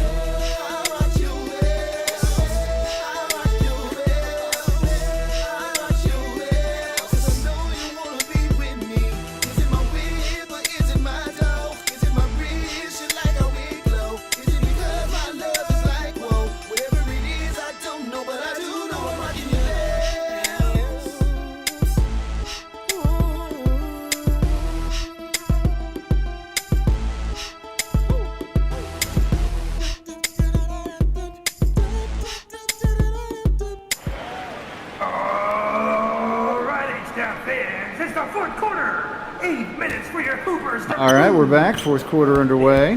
Tamir Johnson leading the way for Yacht Club, leading all scorers with 14 in this one. Dominic Bianco out there with him, just passed it to him. It's 13.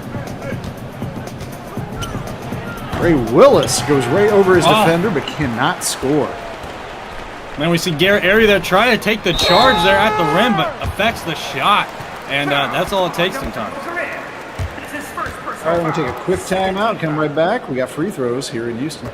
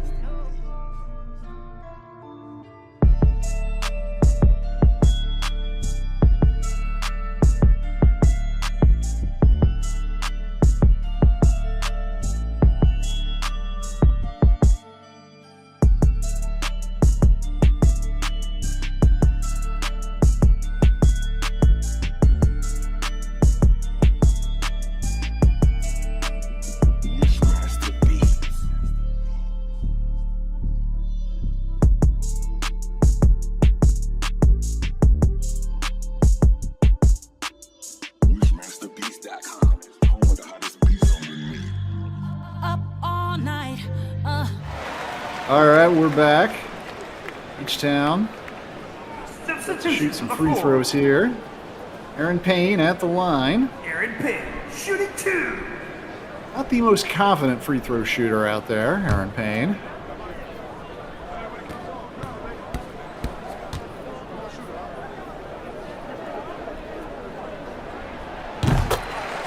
And he gets the first one to go, though.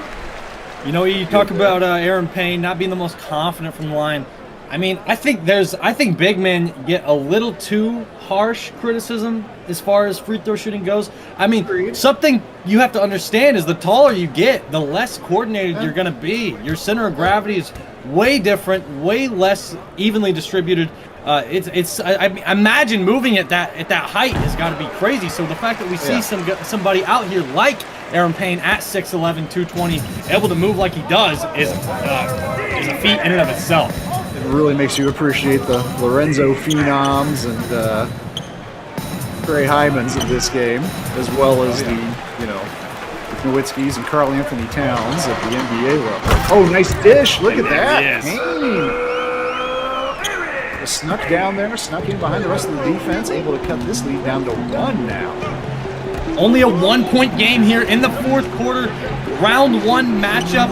Tamer Johnson going to the rim again. Can't get it to go. That's a rare one. But what I love here, so far, is that we've seen Aaron Payne hasn't forced anything. He's let the game come to him. He's getting a dime there to keep him. He's got a handful of assists in this thing. He just added the one right there. Nicely done. That's what I'm saying. He's been great. He's been, I mean, I can't even get a word out. Yacht Club plays so fast, I can't say a single thing before they're putting the ball in the bucket. But yes, Aaron Payne, been letting the game come to him. Couple nice dimes, been making plays. Love to see it. Both teams bringing the pace. Vincent Maniple gets a shot up there. Contested jumper, but nails it. Lead going back and forth now. H-Town back up by 1. This is H-Town's first lead of the game, is it not, E? Well, it was a minute ago. It was a second ago before Bianco took it back, and then it was again, but now Taylor Johnson's taking it back. He might just go this way for the next 6 minutes and 10 seconds. I don't know. Oh, look at this. Keithan Carter nails it. What a back and forth we're seeing. Tamer Johnson come down, throwing down the left-handed tomahawk. Keithan Carter comes down, right back at him, step back 3 in his face. Wow. Oh, almost turned over. Ends up in the hands of Bianco, who gets it done at the rim. Man, for a 6-footer, his paint skills are so tough to deal with what he can do with his jumping ability and just body control. Oh, he might be a 6-footer, but he has got some crazy strong legs on him. And because of that strength he has there in his base, he is able to attack the rim with purpose each and every time. Taylor Johnson was draped all over Keithan Carter on that possession, sending Carter to the line. I'd be willing to argue that he was almost bailing Carter out, but after seeing a few of the shots these guys have made throughout this game, I don't know if you can rule them out from any position. That last 3 by Carter, I was getting ready to say, oh boy, I bet the coach doesn't like that one, right until it splashed through the hoop. We're seeing H-Town turn around completely here. I mean, we have literally seen them philosophically flip from the first half here to the second half. In that first half, they were ISOing every time down the floor with not much purpose other than that. But we've seen them here in the second half. Like I've said over and over again, they are running offense now. They are getting guys moving off back screens, off flex screens, and it is working out well for them. They got their first leads coming here in the fourth quarter. 2 points now is the H-Town lead. This is their biggest lead of the game.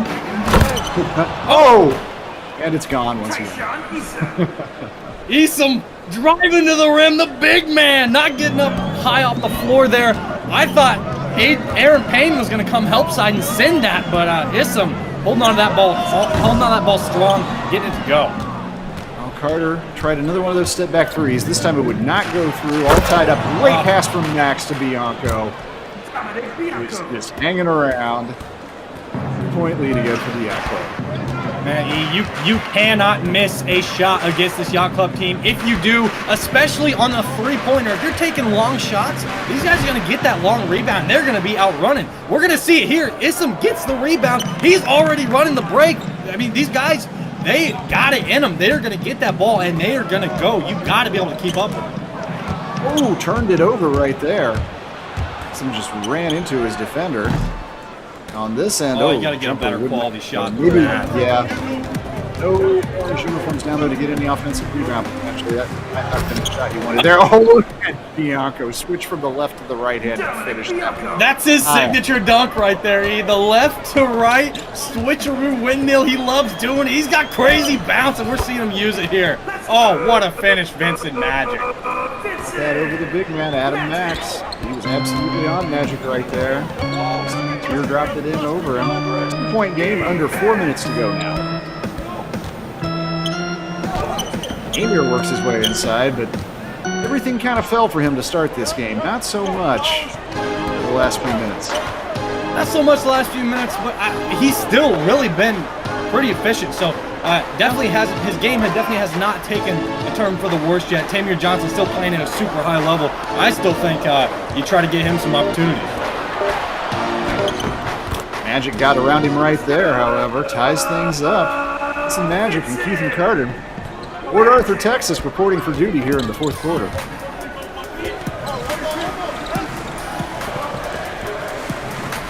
Tamir gets it back, has two defenders on, and finds an open player underneath, and a great finish.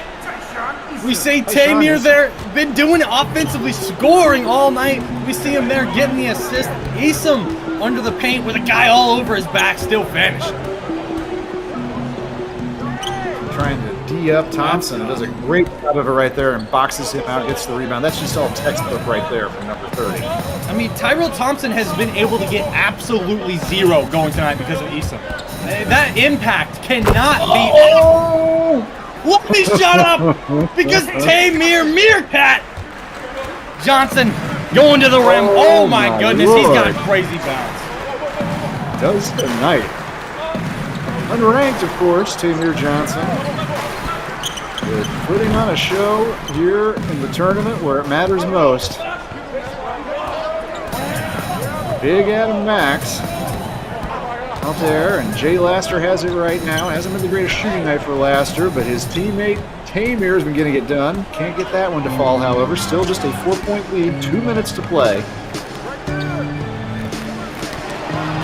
Oh, nice interception. Oh. Great play from Bianco. What a senior move, Dominic Bianco. Oh!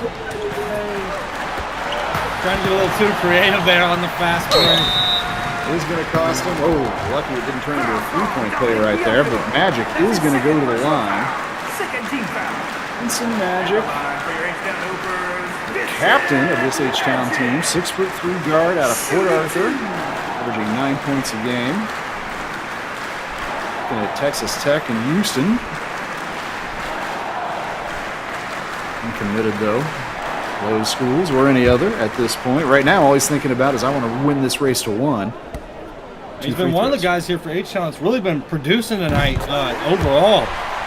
Usually, typically about their third option scoring offensively, but tonight we've seen them step up here, really trying to carry the offensive load when no one else is really picking up the game. Mentioned earlier, both Magic and Carter out of Port Arthur, Texas. So famous as the home of Kenny Johnson and Janis Joplin. Maybe one day, Vincent and Keithan, their name in that company. Also, Steven Jackson. Bring it back to the hoops level. But hey, 2-point game here, 95 seconds to go, and the ball in Bianco's hands. Oh, and he just cuts through everybody like a hot knife through butter. There it is. Like we said, he can affect you attacking the basket, just being stronger than you sometimes. But then when he's so small, he can sneak in those little cracks and crevices in the defense. What are you going to do to stop something like that? Oh, right there, Payne had good position, but just not the polished, finished article yet in terms of low post scoring. Couldn't make the shot. Still plenty of time here. Just a 4-point lead. They're going to exploit this mismatch in the post. Oh, Max does just that. He just, Vincent Magic, good defender, but not on a 7-footer like Adam Max. Yeah, that's not been working out all night for H-Town. They've been getting they've been switching all of those big man screens, and it's resulted in the entire night guys like Adam Max just exploiting the mismatches. Tyrell Thompson there finally gets a jumper to go after the great defense by Esom all night. H-Town, they gotta fix it defensively because they're not keeping up with these guys whatsoever. You got to play defense is what they got to do, but they could not stop Jake Laster. I don't think they were expecting anybody on this Yacht Club to attack quite that quick into the shot clock, but we've been talking about they love to get shots up quickly, even when it's a close game, under a minute to play. And Jay Laster, shot was a little bit off tonight, but got a big one right there. 6-point lead for his Yacht Club with just 36.1 to go. Yeah, we see him there driving, using that change of pace there, kind of hesitating a little bit, catches the defense off guard, extends, uses those long 6'5" arms, get past the defense and lay it in. Jay Laster using his length well there. He's been producing for these guys. H-Town right now, things are not looking good for him here. Oh, we've seen a number 1 seed fall today. We may see a number 3 go to the wayside as well. It's the home team effectively in this tournament here in Houston. H-Town Hoopers, nice season. Really nice season in particular for Aaron Payne, the way for the squad, but Carter and Magic as well, Tyrell Thompson. None of those guys coming back either, all 17-year-olds. Not a lot of 16-year-olds on this squad. Some notable names, Cam Jones, Louis Adohu. This has been a team that was playing to win this season, and they are 36 seconds away from seeing it all come to an end. Yeah, I got to give out my player of the game here. I think player of the game for me tonight has got to be it's going dual tonight. We're going Tamir Johnson and Tyshawn Isom. These guys are the guys that paved the way for the victory tonight for Yacht Club. I am going to give it to Tamir.